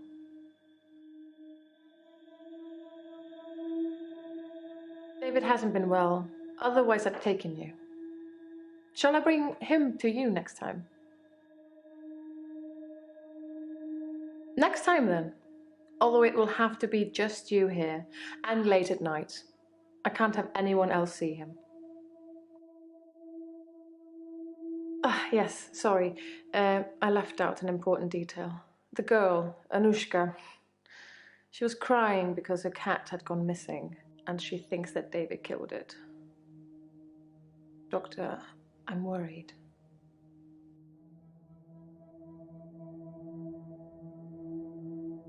I'm worried that David's not going to stop at cats. He's killed deer, rabbits, wild birds, and now cats. I'm worried he might add little girls to his list. I can't stop him. I can't stop him. I can't control him in any way at all. Ever since I brought him back from the dead, he has done nothing but ignore me. I'm starting to think that I need to put David out of his misery. That I need to end his suffering. That I need to kill him again. What shall I do, Doctor? Should I kill David? I love him so much. But you're right. It's time. He's becoming a danger to people around him, not just himself.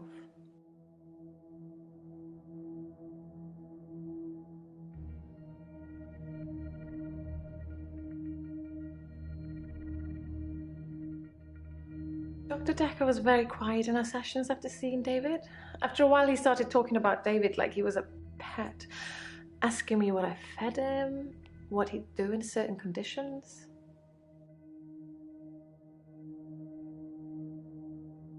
Dr. Dekker asked me if I'd ever accidentally locked David in, which I hadn't, but curiosity got the better of me, so I locked him in the lake house. He couldn't get out. He didn't have the wherewithal to operate the lock. My solicitors did refer me, but I ended up going privately as it was cheaper. I'm paying them enough already without them getting a percentage of my therapy bill.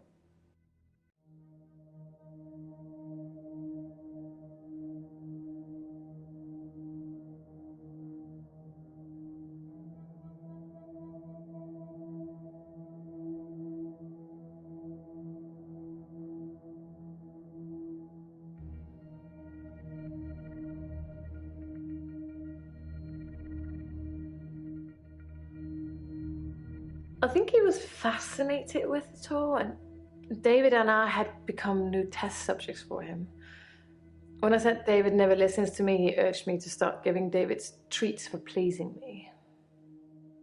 Not in that way, but showing him how to close a door, for example. If he did it, give him a treat. It did actually work, but I had to stop myself. I felt like I was training a monkey. It just wasn't right.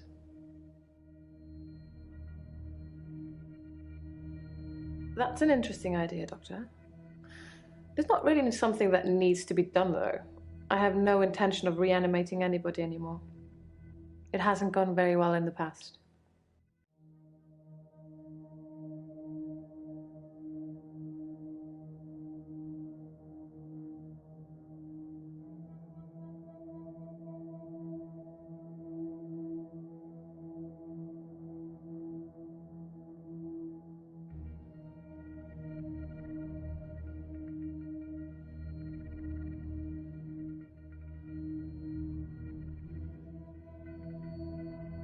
I don't know if he was an alcoholic or anything, but Dr. Dekker seemed to like a drink.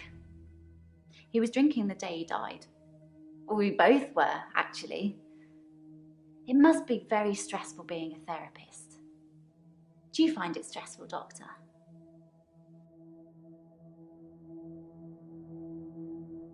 Obviously, I'm a nurse.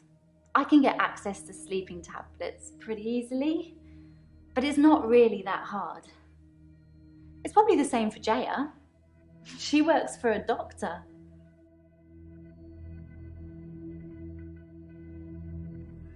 I can't remember exactly, but something in that session had shaken me up, so Dr. Dekker poured me a drink to calm my nerves. I didn't really have much. I'm not much of a drinker. Jaya seems really nice. I don't know why she'd want to work in a place like this. I just mean, get all these weird people coming here. I mean, I've met some of them out in the waiting room. I know they're just people, but a couple of them have seriously given me the creeps.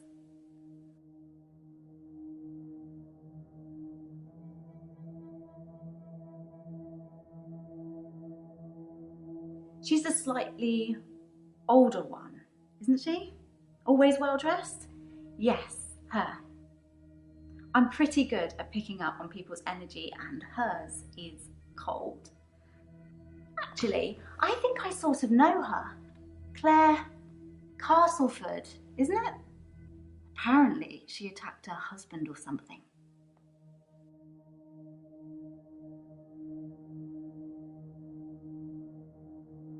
I think of Dr. Dekker every time one of my patients dies. It makes me remember how he didn't care about his mum. He was a good therapist. He was a lousy son. Hilda died last night. I was there. Well, I was there as her daughter. It was nice. She had a good death. She got to say what she wanted to say.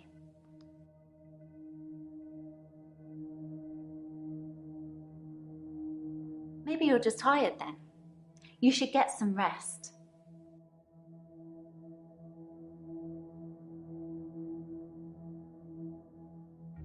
I was angry at Dr. Dekker. Hilda's daughter, she's in Australia, so fair enough. Maybe she really couldn't get over to see her. But Dr. Dekker's mum was dying literally on the other side of town, and he just couldn't be bothered. I shifted for her. But in a way, I wish I hadn't, because it let Dr. Dekker off the hook, you know? I didn't realise how little he cared until I told him the news. Hilda was Hilda to the end. I was the doting daughter. Don't worry, everything's going to be okay. I love you, Mum. Then Hilda, with almost her last breath, looks me straight in the eye and says, "Don't let them take Amelia."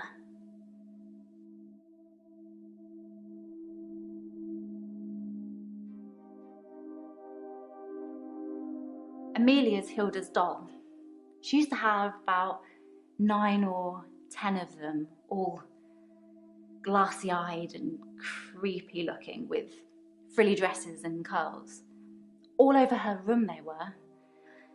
In the end, we had to get rid of them. They weren't very hygienic. But we let her keep one, and that was Amelia.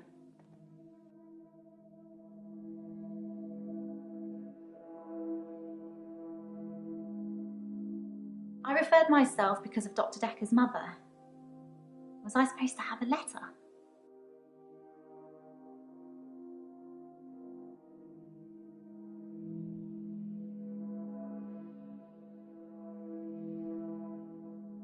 Terry hasn't been into work for a few days. I hope there's nothing wrong with her.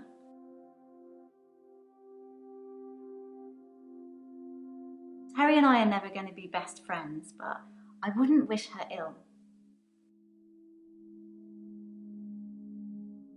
Yes, once. I wanted to show him what I could do so he could see for himself. I took his hand, I told him to think of a loved one, And then there was nothing. I mean, literally nothing, just an empty void. The only thing I could feel was his hand holding mine. I'm pretty sure without that I'm not sure I could have made it back.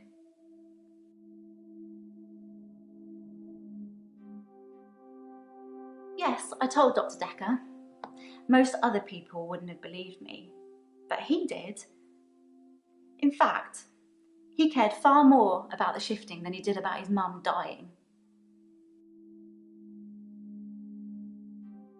I'm keeping her safe until I can pass her on to Hilda's daughter. Maybe she'll fly over for the funeral. I don't know. Are you okay, Doctor? You look a bit pale.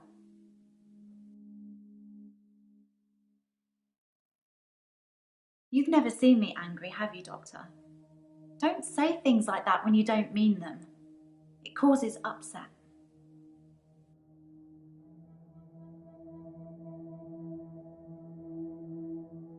For a moment, I thought he might cry. Just for a split second. But he didn't. He just carried on with our session. I wish I knew what went on there. Jaya probably knows. She spent quite a long time with Sarah when she visited.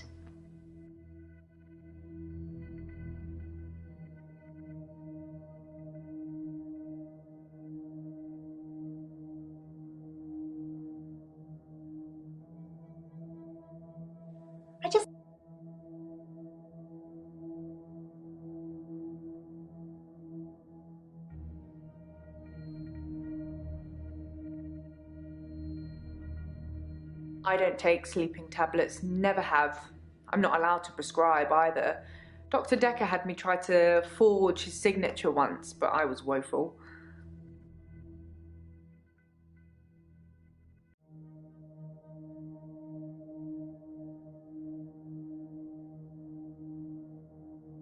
Some people would say Dr. Dekker had a bit of a drinking problem. It got worse and then it got better when his confidence turned up. I think it was the stress of dealing with the new patients. I like the odd tipple. I don't want to talk about grief today. I'm getting enough grief from work. I've been known to drink, not as much at the moment, not as much as Dr. Dekker did. He kept at least one bottle in his desk drawer at all times. You can't imagine the amount of times I wanted to sneak in and have some.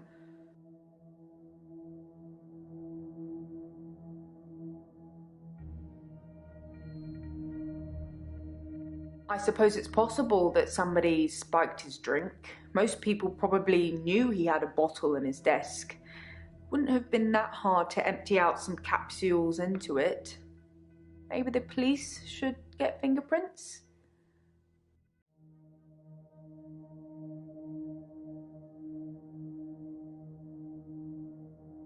I'll go and suggest it.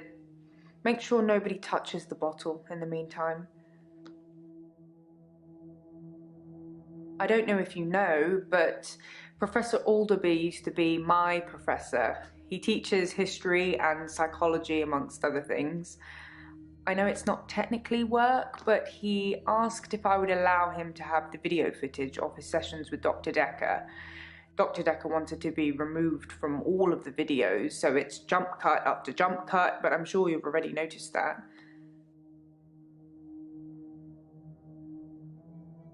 I didn't think you'd mind, since it wasn't your case anyway. Mostly it's the professor talking about how he viewed reality back then, in so much as he thought it was changeable. There's nothing else to do but watch while things are encoding. Psychokinetics, remember? Cult of the Kinetic Mind? Professor Alderby said it was recommended reading to help psychiatrists in their frontline battle with insanity, he likes to call it. Professor Alderby saw the relationship between psychiatrist and patient as a winnable battle. The patient must be cured by removing their psychokinetic ability, if present, either by telling them it doesn't exist or by using another psychokinetic ability to negate it. It's a long time ago, I can't remember all of it. There was a specific example. If someone tells you they can fly, you tell them you control air currents and that from now on they won't be allowed to use them. This would normally stimulate the brain in such a way that the patient stopped thinking they could fly. The main danger as the therapist is believing that you can control air currents. The danger of pretending you have psychokinetic abilities is that you may start believing you have them and then have them. It's the paradox of the cure. Dr. Dekker loved paradoxes. His favourite was the grandfather paradox. If you can travel back in time and kill your grandfather, then you cannot be born. But if you cannot be born, then you cannot kill your grandfather. It's a time traveller's chicken and egg, if you will.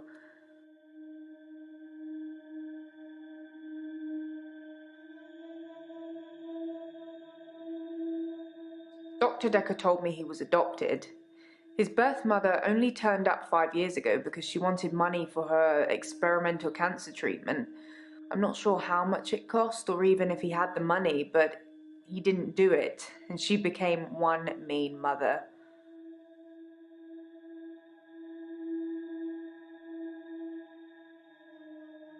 I like Professor Alderby. He turned me onto that book I've been raving about.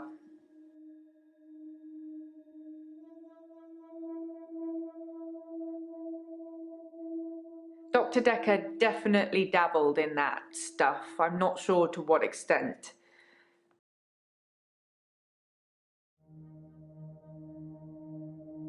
I have no idea. Maybe he was an undercover secret agent?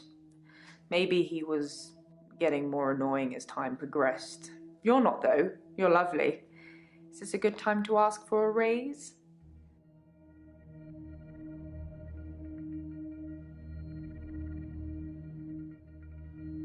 There's a lot of stress in here.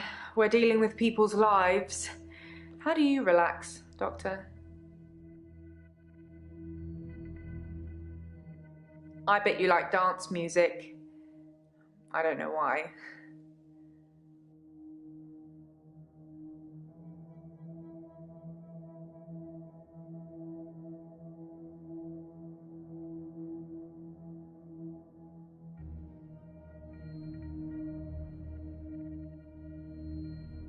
Wow, I was kidding, but thank you, Doctor. I'll take that as a yes. And don't worry, I'll sort it all out.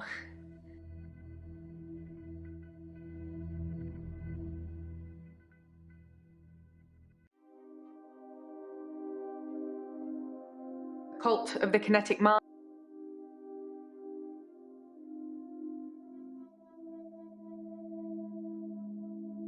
What's temazepam? Why are you asking?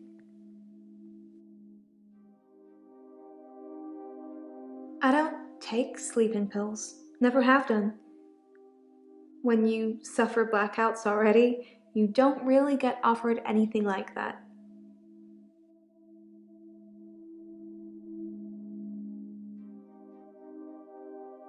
He lent me some money to start my business. It was a proper agreement. I remember signing things. He thought that a distraction would do me good. I don't think he expected me to trawl the beach for treasure and sell it online.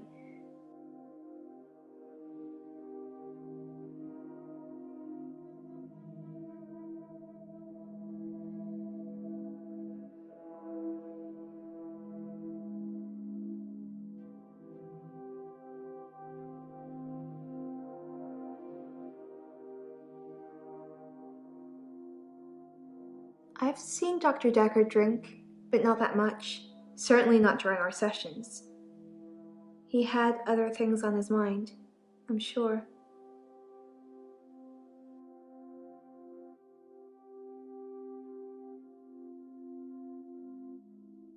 Dr. Dekker thought I had too much time on my hands, so a distraction would do me good. He lent me 15,000, all in all.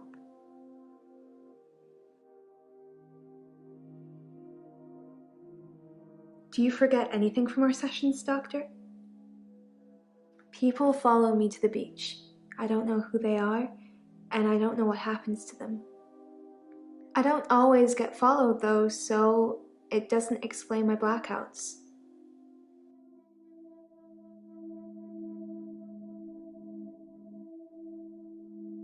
I said I don't know what happens to them. It's not always to the beach. Sometimes they follow me home.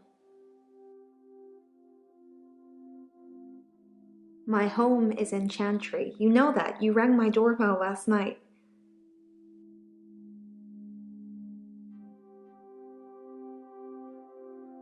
I don't know.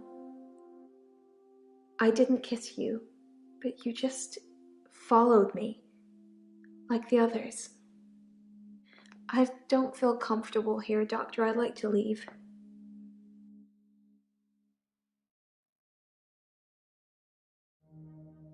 I feel thirsty, Doctor. And hot. Do you have any water? I've been drinking a lot of water recently. I didn't go to the beach. I didn't go to the sea. I said I would, but I didn't. I've been feeling this way for a while. It's like it's getting worse because I didn't go to the sea. It's like I'm having... I don't feel well. I feel sick most of the time, dizzy, thirsty. I got a head fog like you wouldn't believe. My doctor, Dr. Rose, sent me for blood tests. Dr. Rose thinks maybe I have a vitamin deficiency. I can tell she has no idea. She smiles, but she hasn't got any answers. I think I probably need to go back to the beach. The sea, Doctor. It's calling me.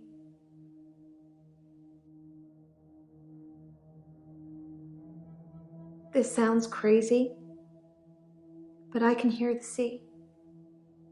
It's like an alarm going off in my head. Do you know where the sea is? From here? It's over there. Wherever I am, I know exactly where the sea is. It's like a compass.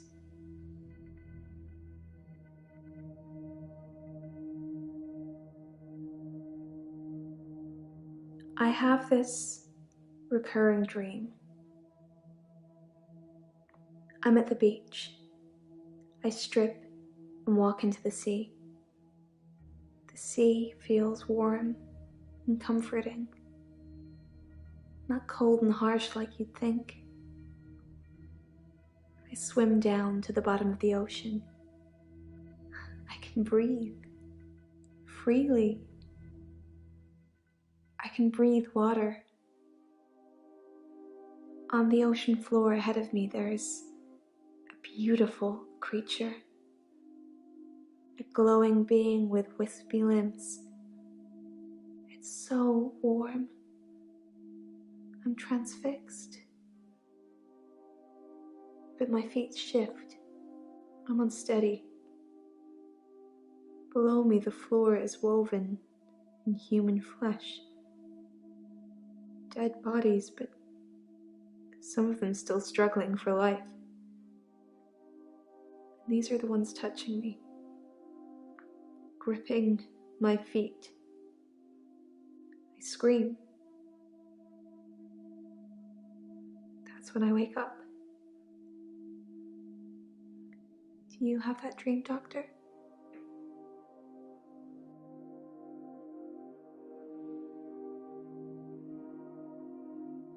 It's horrific and beautiful at the same time.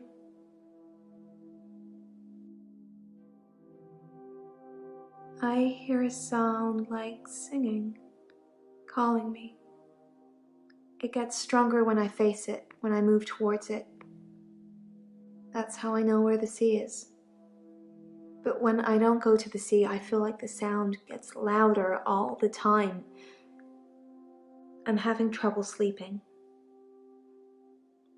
Perhaps I need sleeping tablets after all.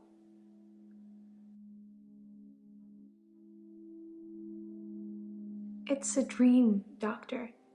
Stranger things happen in dreams.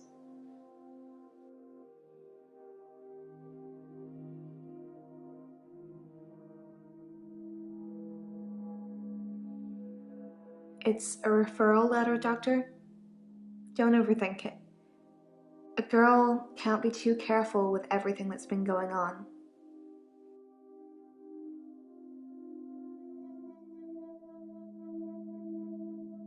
He's the cute, sad-looking one, isn't he? He asked me out, and I said I'd let him know. Do you think I should go out with him?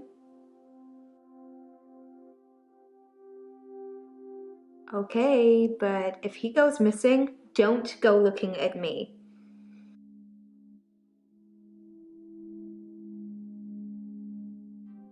If you say so, it must have been your twin then. I don't know if I have a twin. Do you have a twin, Doctor? I know you don't. It was definitely you, wearing what you're wearing now. No, there's been no dancing. I haven't been feeling that well, Doctor. You said it with such a serious look on your face, I almost believed you. It would be good if you had some kind of superpower that helped me, but I don't think so.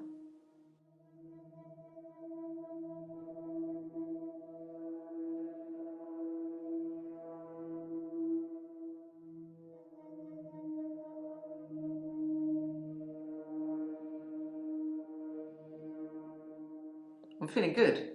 I ran into one of your other patients, Mariana. She's beautiful. I think we might go on a date.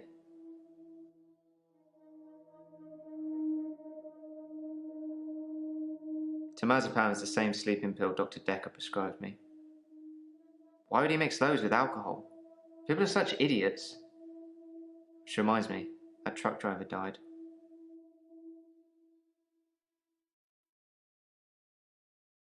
The truck driver that ran into Hannah.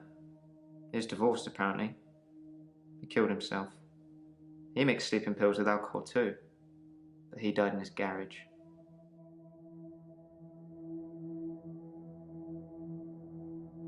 I read it in the paper. He'd been drinking. Then he took the sleeping pills. Then he went into his garage and put the hose pipe through his window. Not until he put his daughter in the seat first.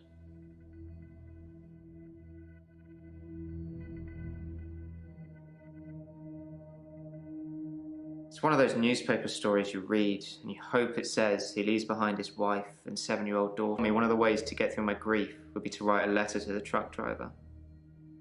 I tried to forgive him. I know it was my fault, but the thing that made me feel best was blaming him. I think maybe he killed himself because of me. Do you think I'm to blame, Doctor? His daughter's picture was in the paper.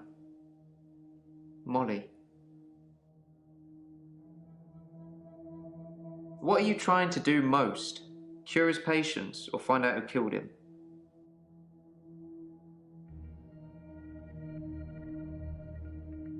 It's been nice chatting with you, don't get me wrong, but I can't help but feel you're mainly interested in finding out about the old doctor.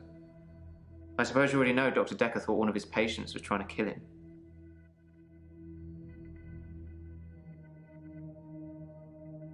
He told me in one of our sessions, which was later rewound, that someone had been leaving him messages on his prescription pad. Not good messages. He didn't tell me anything specifically, just death threats. It was one of his many rants. I just sat there quietly, hoping he wasn't going to try and hypnotise me again. I asked him if it was a boy or a girl's handwriting. He said he knew who it was, and that they'd be in trouble. I think he was bluffing.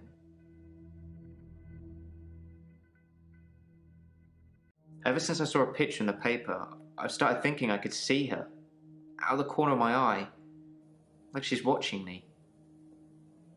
Crazy, right? Alcohol isn't something I usually notice on people until they're slurring and weaving around. Was Dr. Dekker an alcoholic? Probably. I never saw him drink, though. I can't really explain it, but she seems like such a friendly person. I think the police are barking up the wrong tree.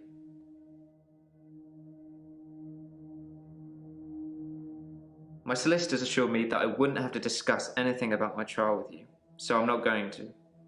Concentrate on my state of mind, and let me worry about other things.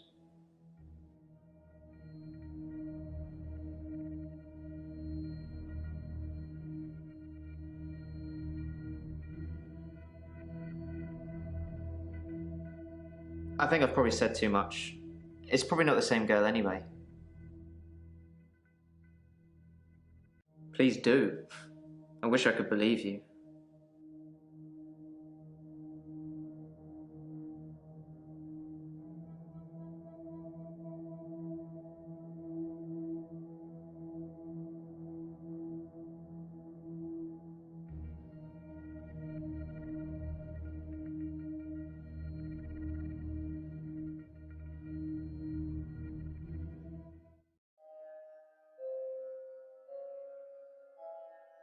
You said you'd help me with my problem, but he's still here.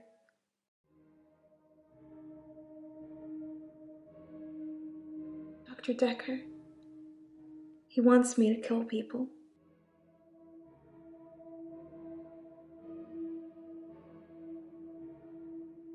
He wants them to follow me to the sea, to the creature.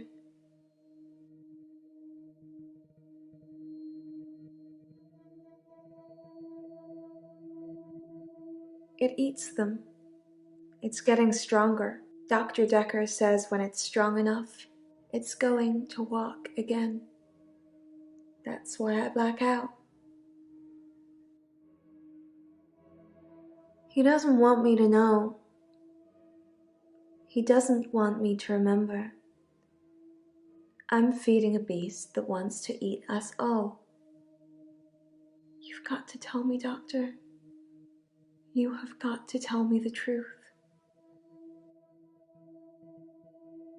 You're dreaming, but your dreams are the truth.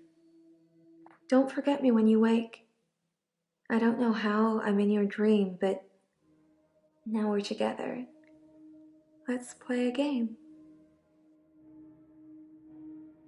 I say a word, you say a word.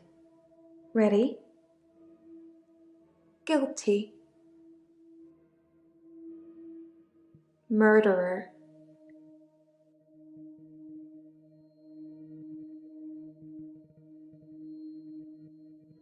Wrong answer. Now you're stuck with me. 3 little words and I'll let you go.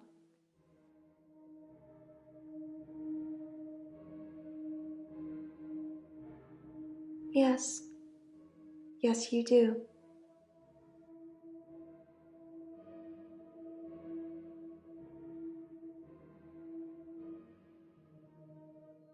You rang my doorbell. The truck driver. The little girl. Killed himself. David is weird. Like she's watching me. I need to put David Molly. out of his misery. Is it okay to steal things? Sleeping tablets, fingerprints. Dead bodies. I saw Jessica. Should I kill David? Hilda died last night. Do you think I should tell her about Psychokinetics. the photos? Dr. Dekker seemed to like a drink. Bit of a drinking problem. It's probably the same for Jaya. One of his patients was trying to kill him. He lent me some money. Leaving him messages. Creature, human flesh. I'd teleported. Do you have that dream, Doctor?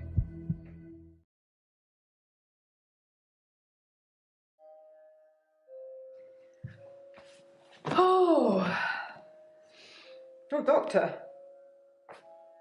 You look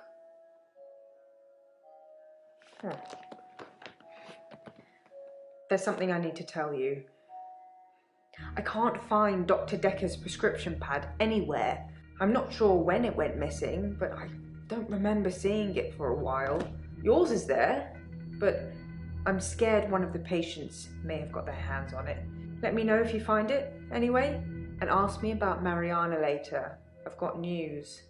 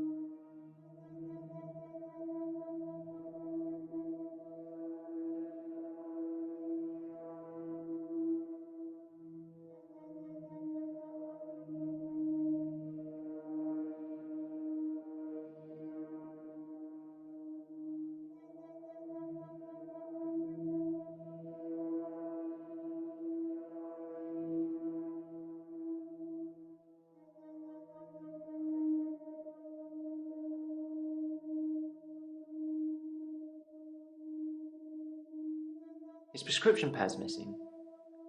The one with all the death threats on it. Do you think the murderer took it to cover their tracks?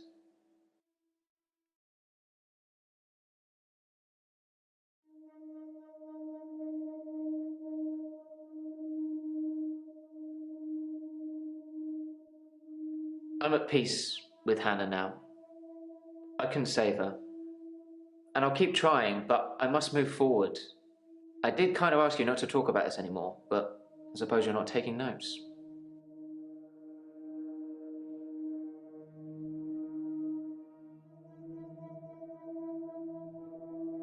I suppose it could be a coincidence, but I'm guessing whoever murdered Dr. Dekker stole his prescription pad.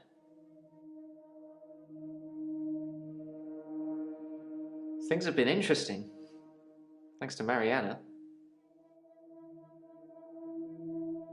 We went on a date. Well, sort of. She texted me this bar she was going to, and I just turned up.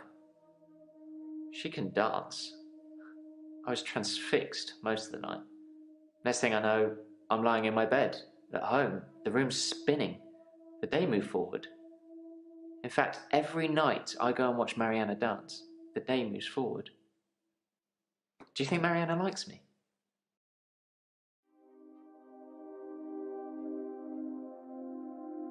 Thanks, Doctor.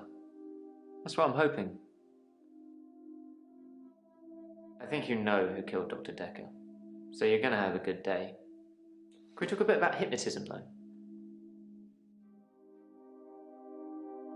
I've heard you can plant key words in people when they're hypnotized. How would I know if I had any? I think that the hypnotism didn't take, but maybe Dr. Dekker did hypnotize me, and it did work, and he told me to think that it didn't. I think I found one of the key words. This might feel like the darkest timeline, but it's not my darkest timeline. I didn't kill Dr. Dekker. I look at one of your other patients, or maybe even your assistant. I can't say what it is. I don't want to trigger it. I was on the phone to my dad last night, and he said something, and boom, I fell asleep. Normally I wish that kind of thing would happen, but it just happened. I phoned him back. I thought it was seconds, but it was an hour later. I asked him what he'd said. He'd watched some NASA program. He was reading off planets. It was one of them.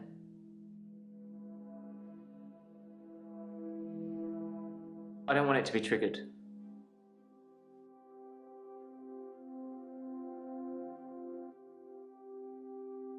Pluto's not a planet, is it? And why are you even trying?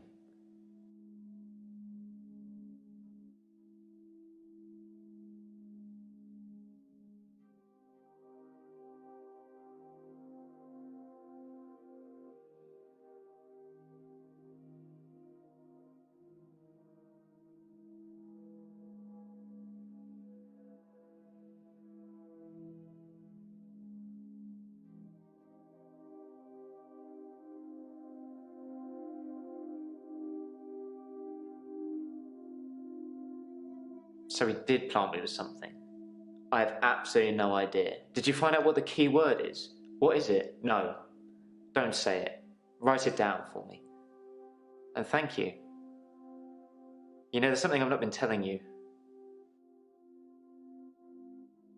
It's about time travel.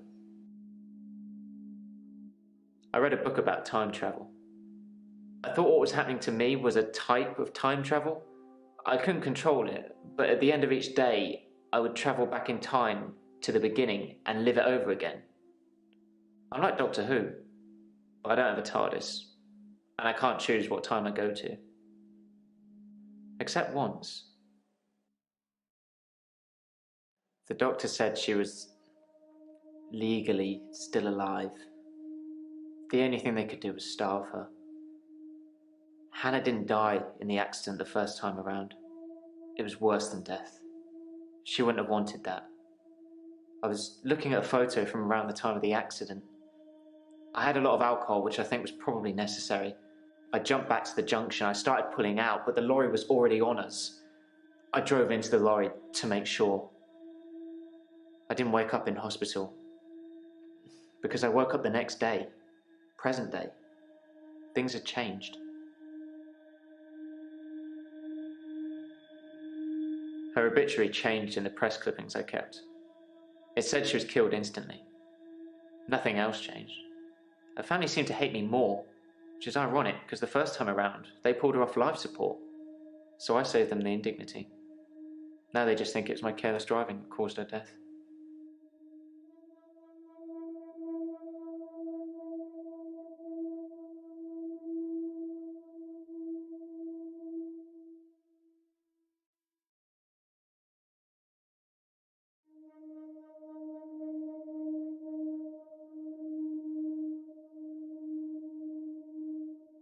I haven't been lying. I didn't have time. I jumped back to the split second the accident happened. The truck was already on us. I swerved left the first time, so I tried right. If I could have saved her, I would have done. I didn't want her to die.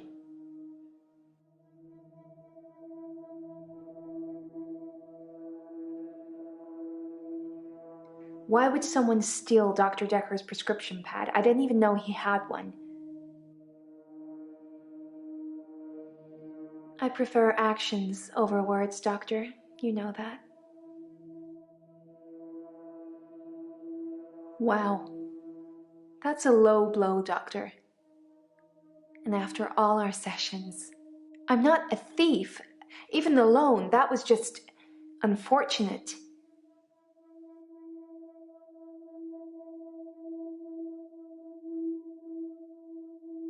Dr. Dekker asked for his loan back after diagnosing me as sane. In his opinion, my blackouts and everything else were fictional.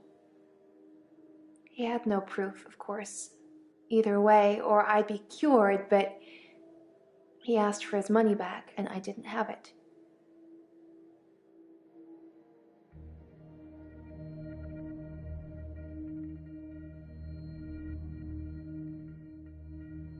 I'm fine, Doctor. I went to the beach, swam under the sea, and returned to tell the tale. No blackouts. Nothing.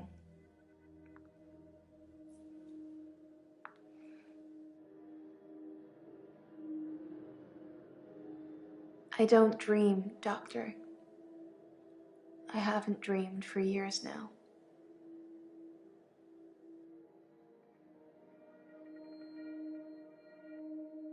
Yeah. I did say that was a dream, didn't I? Is it easier to swallow, knowing it's the truth?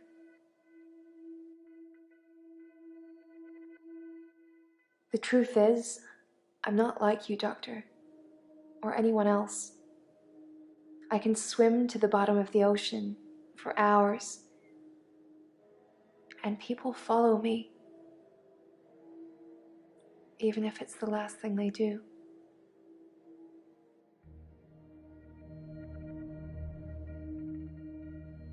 People follow me into the sea. I don't force them, they just follow to see the creature.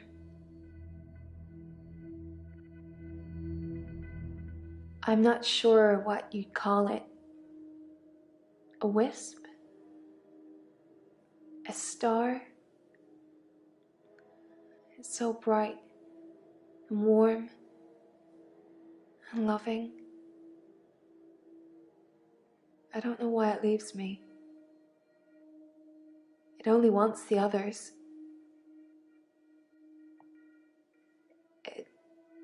It feeds on them.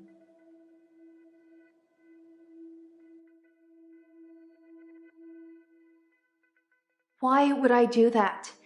Dr. Dekker transferred our loan agreement to Claire at Castleford. She bought him out. I owe her the money now.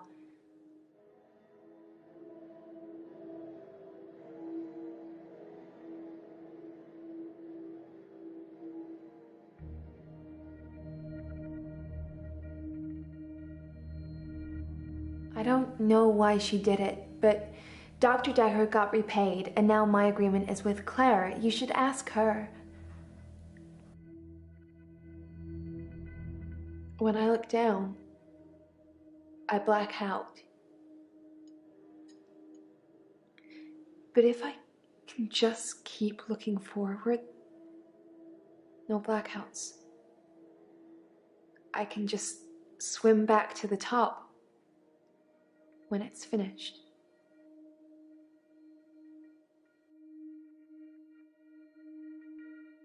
You really want to know?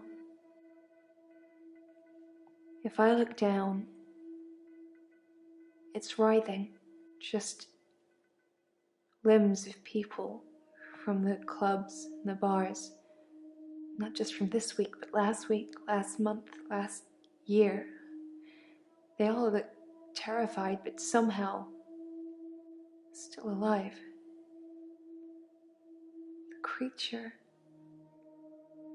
it's all inside them, poking holes through them that they shouldn't have.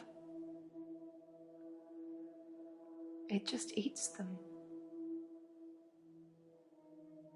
Slowly.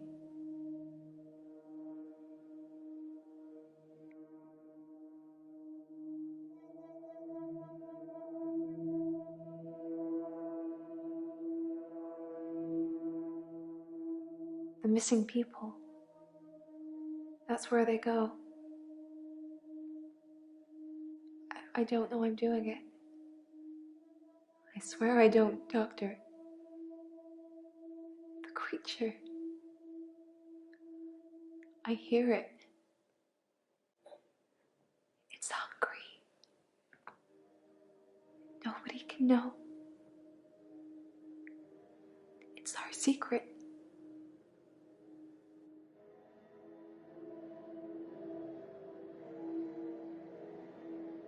I can't explain what happened with John.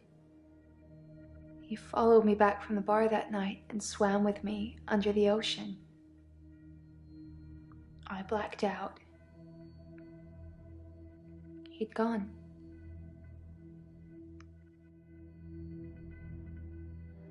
You must have read about John in the news.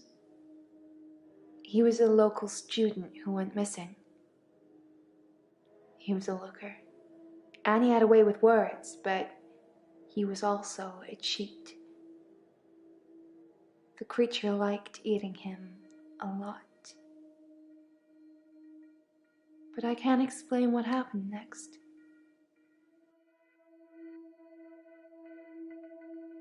I left him to be eaten.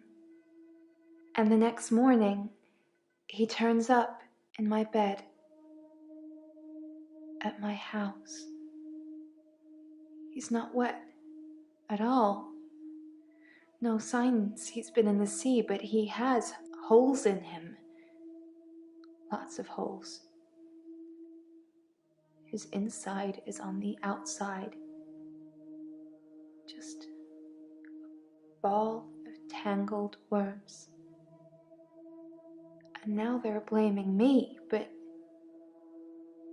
you knew that, Doctor, didn't you? That's why I'm here. They think I killed John. John and some others. They need to know whether I'm insane or not.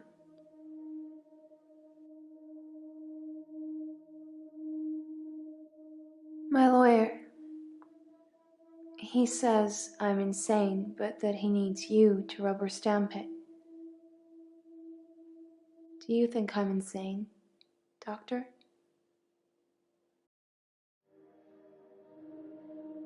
No, the creature killed John.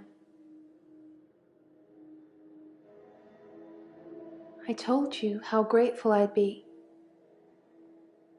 But you need to fix my problem first. If they try me as sane, I'll be in prison for a long time.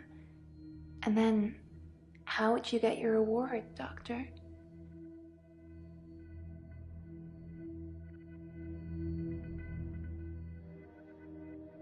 It's our secret.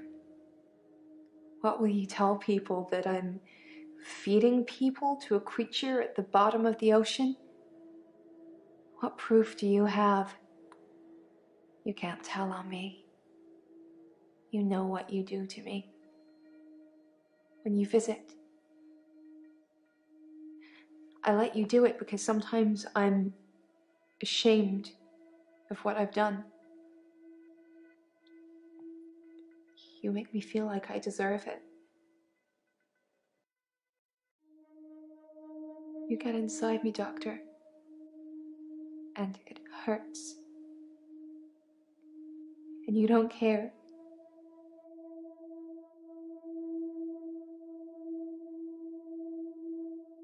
You're a naughty one, Doctor. You know you visited my home. Why do you keep denying it? Don't you remember? That's a shame. You had fun.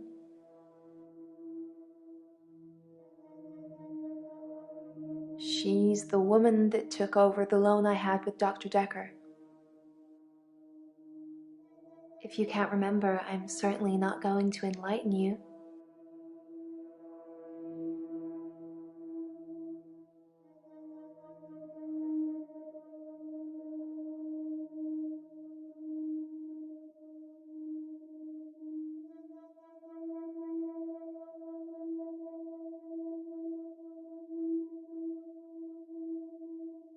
I've been reviewing your files. I know, I'm sorry, a bit naughty, but have you considered that Mariana may have murdered Dr. Dekker because of the money she owed him?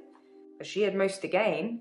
She got all the money if he died, and it makes most sense, doesn't it?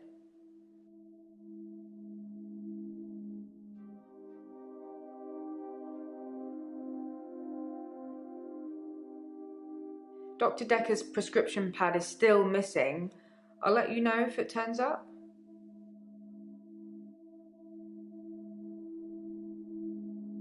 I didn't know anything about that. If I have any grievances with my employer, I spit in their coffee. I hope that's how you like it.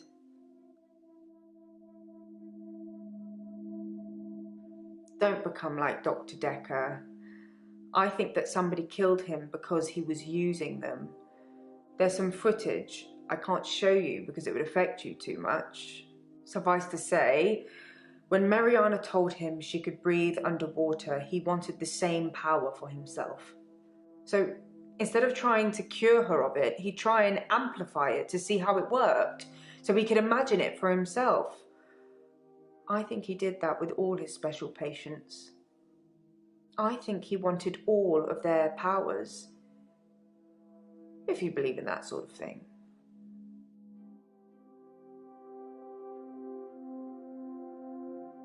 Any patient who presented with psychokinetic issues, they were his special patients. Towards the end, he began ignoring all the other cases. Most of the patients saw it as a curse, what they were experiencing, what they were unwittingly doing. Dr. Dekker saw it as an ability, a power to be harnessed and used for, well, God knows what he was going to use it all for.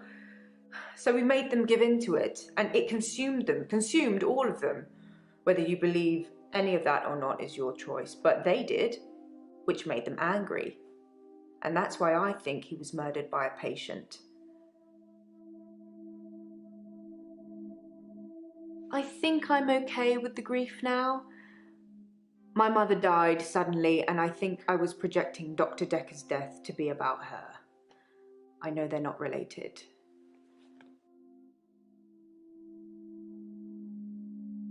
My mother died suddenly, like Dr. Dekker. For her, though, it was different. She burst into flames. I was 7. They said she must have been smoking and drinking on the sofa, but she doesn't smoke or drink. Professor Alderby said it was spontaneous combustion. I'm worried about you, Doctor. You seem quiet and, well, it's just your fingerprints on the bottle. Maybe you touched it by accident? You didn't know him, did you?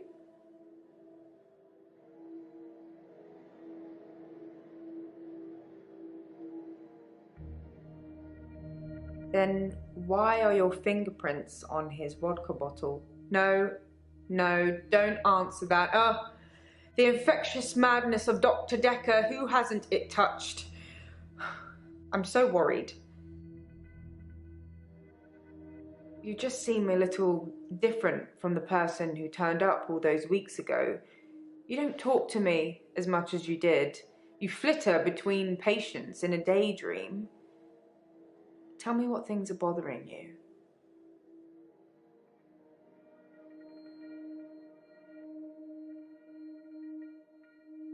Who measures sanity or insanity?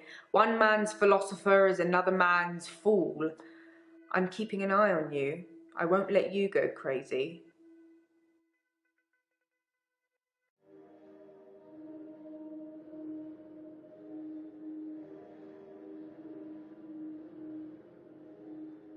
A fictional space god that's resting at the bottom of the Atlantic. It's not likely, is it? Or maybe you think it is. Have you spoke to Mariana today? Your patients will always be a bother, but you're caring for people. We do still care, don't we, Doctor? In a few weeks' time, there'll be a whole new bunch of faces with a whole new bunch of quirks. Let's not have a whole new doctor, shall we?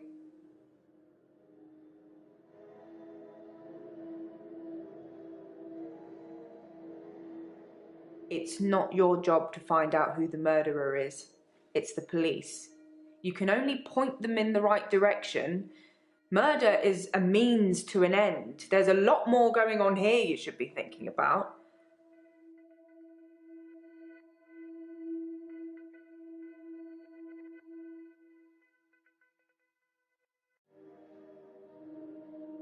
What about the prescription pad?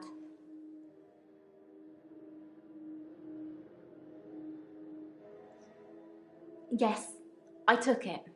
I had to. Dr. Dekker told me he could use it to take away my gift.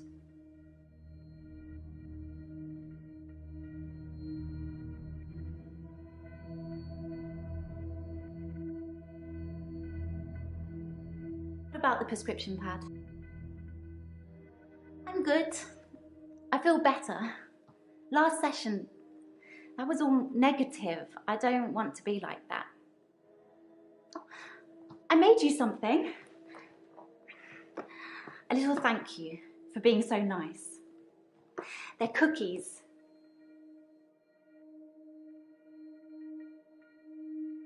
Someone was sending Dr. Dekker death threats. Had no idea. He never said anything to me about it.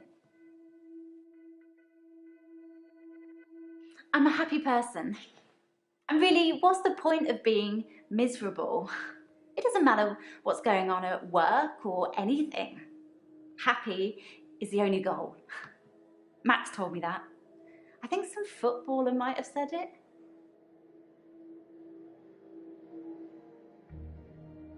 I told you about Max, right? Didn't I mention? Yes, but you don't know the whole story. Max is 77. He was one of my patients. I thought he was dying, so I shifted for him. Became an old sweetheart of his, apparently. Only Max didn't die. He actually got better somehow. And then he came and asked me to do it again. Eleanor, her name was, or is. Like I say, he doesn't even know where she is now. But she obviously still loves him. When I shifted, I felt all fluttery and excited. It's so sweet, isn't it? Yes, Max and Eleanor had dinner on Valentine's Day. I felt a bit weird when he asked me. But he said he just wanted to have one more date with her and then he wouldn't ask me again. And to be fair, he was a perfect gentleman. I mean, I didn't want to have that conversation. I lied about Max coming back to my place. I was scared. I didn't know you very well, and you were asking me about Valentine's night, and well, I don't have an alibi. The truth is, I got a taxi back here after the date.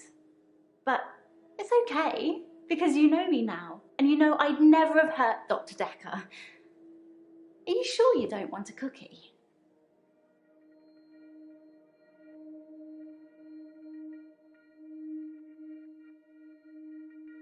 I was feeling guilty about taking the prescription pad.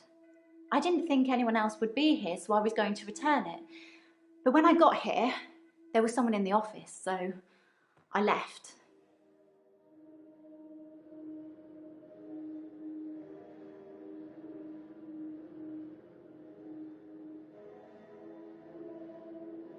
It was quite early, about 9:30ish.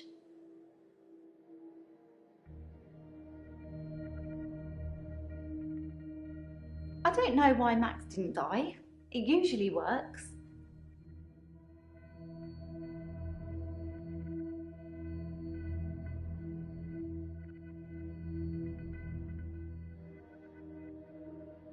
You're very welcome. I don't think he wanted to stop me, just for me to think that he could, so he could get me to do what he wanted. I don't know, it shook me up a bit. Dekker wanted me to teach him how to shift, but I don't really know how I'd do it, so I'm not sure I could teach someone else to. It was on the day he died. I took it when he was getting me a drink, you know, because I was in a bit of a state.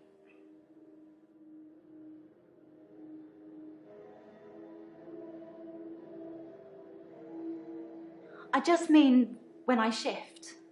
They see their loved one and say what they have to say, and then there's nothing stopping them from moving on. Why? What did you think I meant?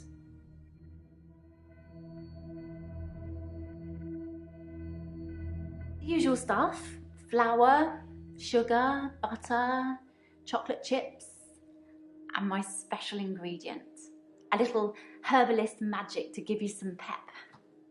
You look like you need it. You can put herbal remedies in food. The effect's more subtle, but it does work.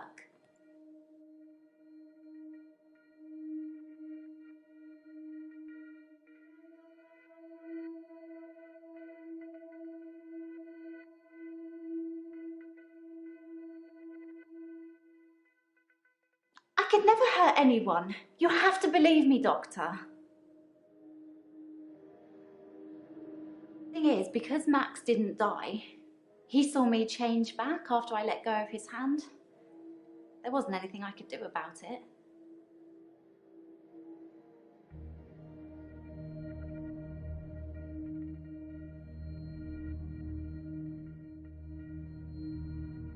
Anushka's fine, I would imagine. Her father came over to talk about the missing cat. It would have been an easier conversation had I not been splattered in blood and sweating like a milkmaid.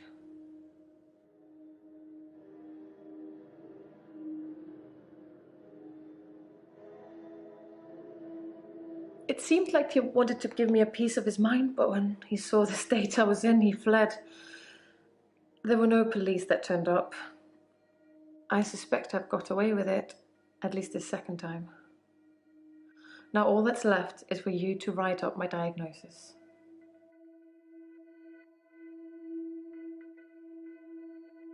That I'm not sound of mind. That I wasn't sound of mind when I killed David. It's up to you whether you want to mention any of our other conversations. I'm happy either way.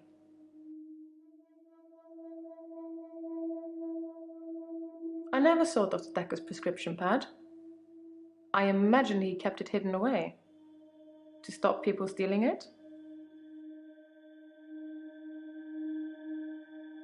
Oh, the continuing saga of Dr. Dekker. After he'd seen David and done his due diligence, he came up with an offer I couldn't refuse. Remember? The one I told you about when we first met. I've already told you, I never saw his prescription pad, so of course I didn't write any death threats. It sounds like someone is trying to frame me. Who's trying to frame me, Doctor?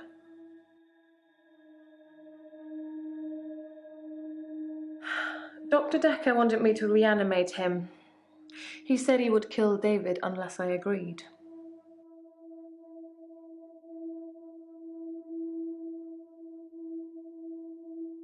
I'm fine. I killed David. Again. Like you told me to.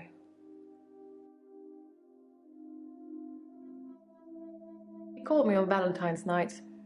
He promised to use a disposable phone so there would be no trace. I was supposed to come here, where I would find him dead, and then reanimate him. I agreed immediately. It seems that Dr. Dekker went through with his half of the agreement. But I forgot to turn up.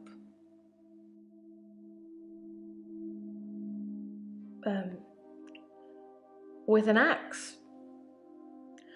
I got him to put his head on the wood block. He didn't really know what he was doing. He trusted me.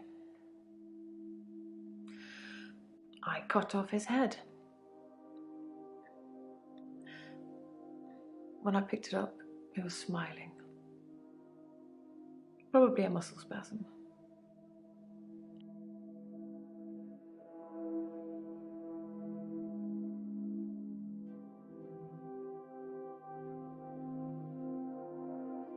Yes, Dr. Dekker threatened to kill David. That terrified me at the time. I still had hope that David would recover. I don't really know the girl, but I did buy out her loan from Dr. Dekker. I mainly did it to shut him up about it. But can you imagine having him as a creditor? That poor girl. I hope it didn't accrue anything more than interest.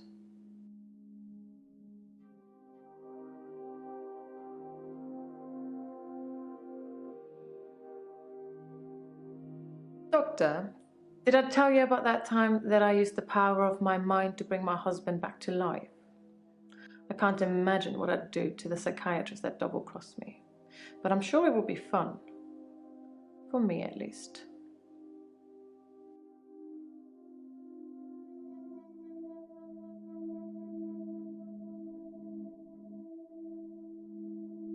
I'm not feeling very well.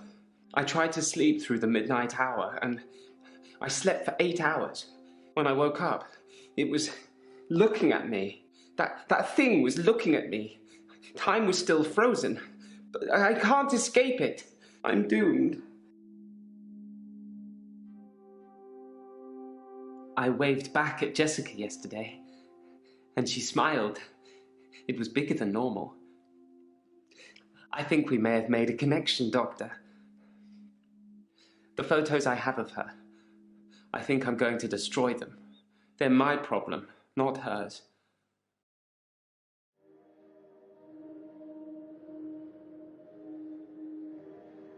I didn't steal Dekker's pad. I didn't have to.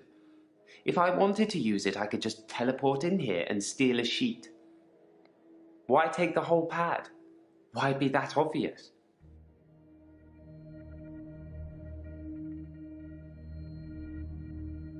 Well, kudos to whoever had the guts to do that. Wasn't me. What did they say? You've piqued my interest now.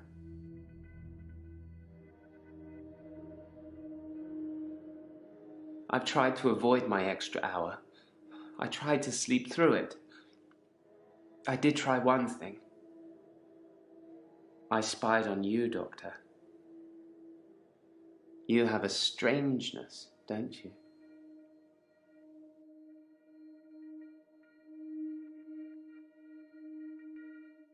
You live in the same house as Dr. Dekker. I spied on him several times, so I know the house very well.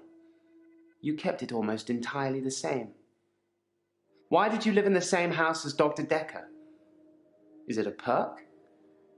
Or you, Dr. Dekker?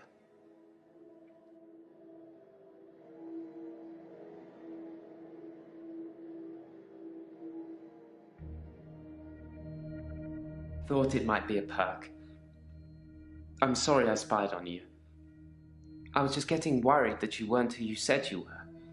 Just some mannerisms, strangeness. It's good you've adopted his dog, though. I'm not sure many people would have done.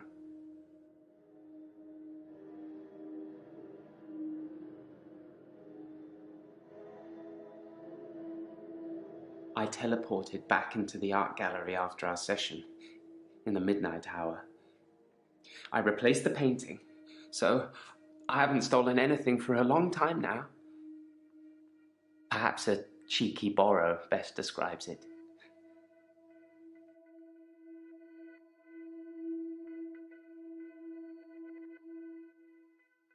It knows what I did with Dr. Dekker. It's been taunting me. It wanted me to follow it, so I did. It brought me here, Doctor. Here. It thinks I killed Dr. Dekker. I'm sure of it.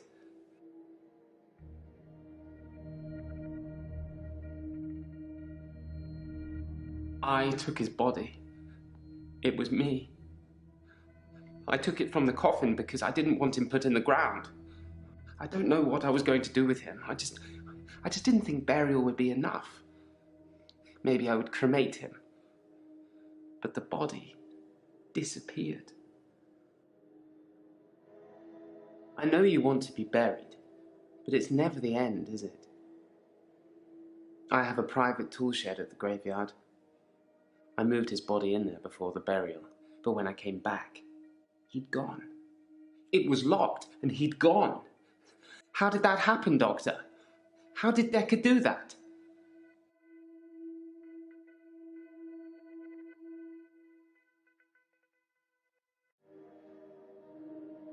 If someone else moved Dekker, they'd had to have picked the lock, moved the body, and then locked up again. Why go to the trouble of locking up again?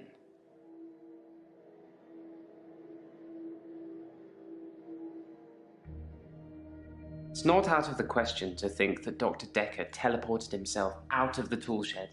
If I can do it, he probably can. That's the kind of thing I've been thinking. But the thing that's been following me, it can teleport too.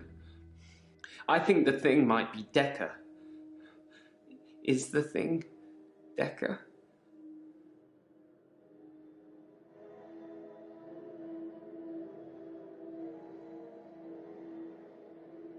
And so it is. You worried me then, Doctor. I thought you were starting to believe in the unbelievable too.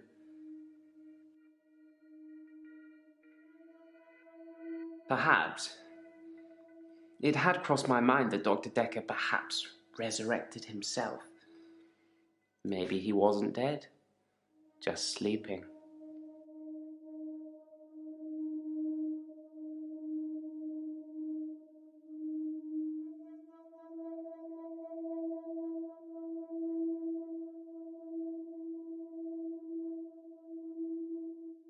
I tried to sleep through my extra hour. I didn't want to face it. That thing has been taunting me. I wish I was still religious. The thing that's following me, it doesn't have a face. I saw it close up when it was standing over me. It has no face, no eyes, no mouth, no nothing. Inside its hood is just space. Just a black hole.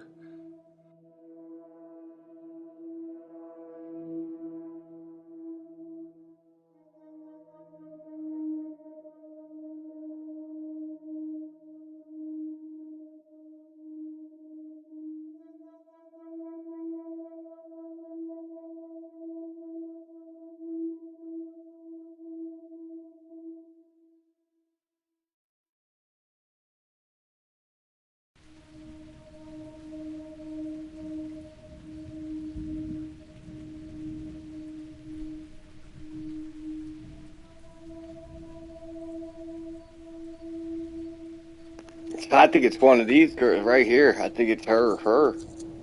I do.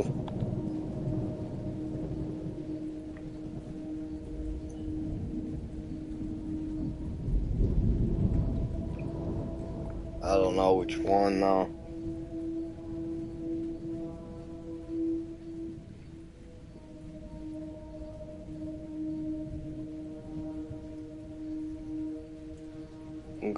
I'm going Jay. Nah. This chick tried to come and bring them cookies though. I'm going Ellen, dude. Linked in with the mom coming here all weird. I'm going this chick. No, you've got it all wrong. I'm not a murderer. I'm a good person. I help people. Don't you see? Dr. Dekker was going to ruin everything. If I showed him how to shift, I don't think he would use it to help people. Do you? He'd do bad things. I didn't want to kill him. See, I got it. I didn't have any choice. I got it. I came back here after my day. I got it. Confessed to stealing the prescription pad, so he let me in. Dr. Dekker was already drinking. It was easy to mix in a few sleeping tablets when he wasn't looking. This lady was too tweaky, dude. I knew Then it. I just waited. I was going to try to push him out of the window. I knew it.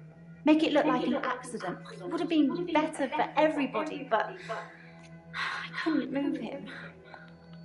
So I used the paper spike. 5 hours of watching It's not a these bad people, thing. man. I did it so I could keep helping people. You look so ill, Doctor. Here. Take my hand. It's going to be okay. Get out of here, lady. I caught the killer. Get out of here. There it is. What about my page and what about him now?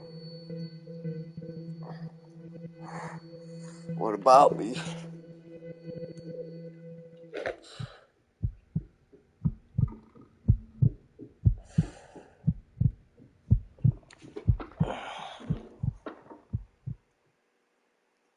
She told me that she's killing people, and now I'm stuck in the same day. Can you imagine? Every day she greets me like we're so in love. I know what she's done. I know what she's going to say to me later in the evening. It's over. I can't be with her. But part of me likes it repeating. It's normal. I'm not really sure what you'd call it. Mutually assured delusions? I think Dr. Dekker was projecting his weird fantasies on me, and it was just going to be easier to go along with it, to participate.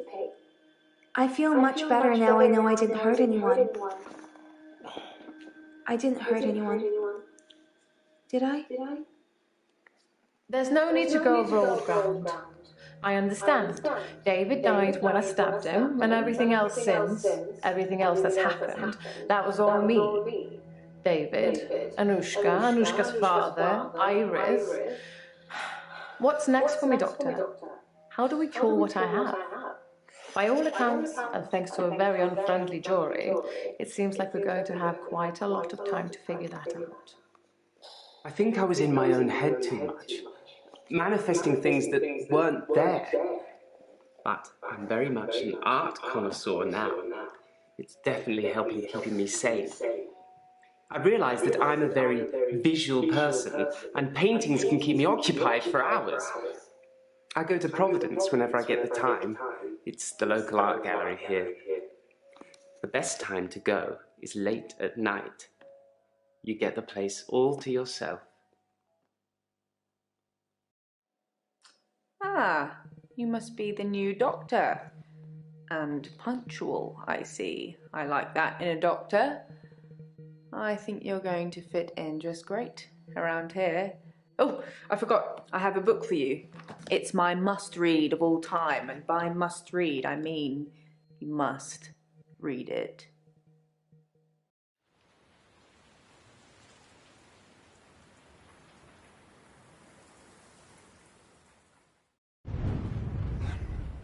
The curse continues at Dr. Dekker's psychiatry practice, where another physician has been murdered by a patient. Found by night cleaning staff, Dr. Dekker's replacement was pinned to the chair with a paper spike, in what police are describing as a copycat murder. Come on! Jaya. You're supposed to be looking after them. I thought it was How many these more two the whole time. I thought it was get a these good two. one? I thought it was gay the whole time. I guess I was wrong. I don't know. I don't understand what just happened.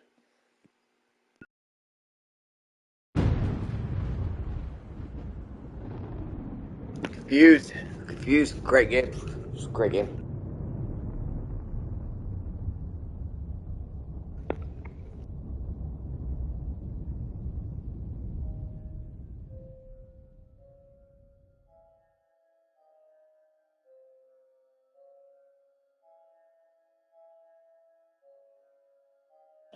Well, we shutting this down. Great game.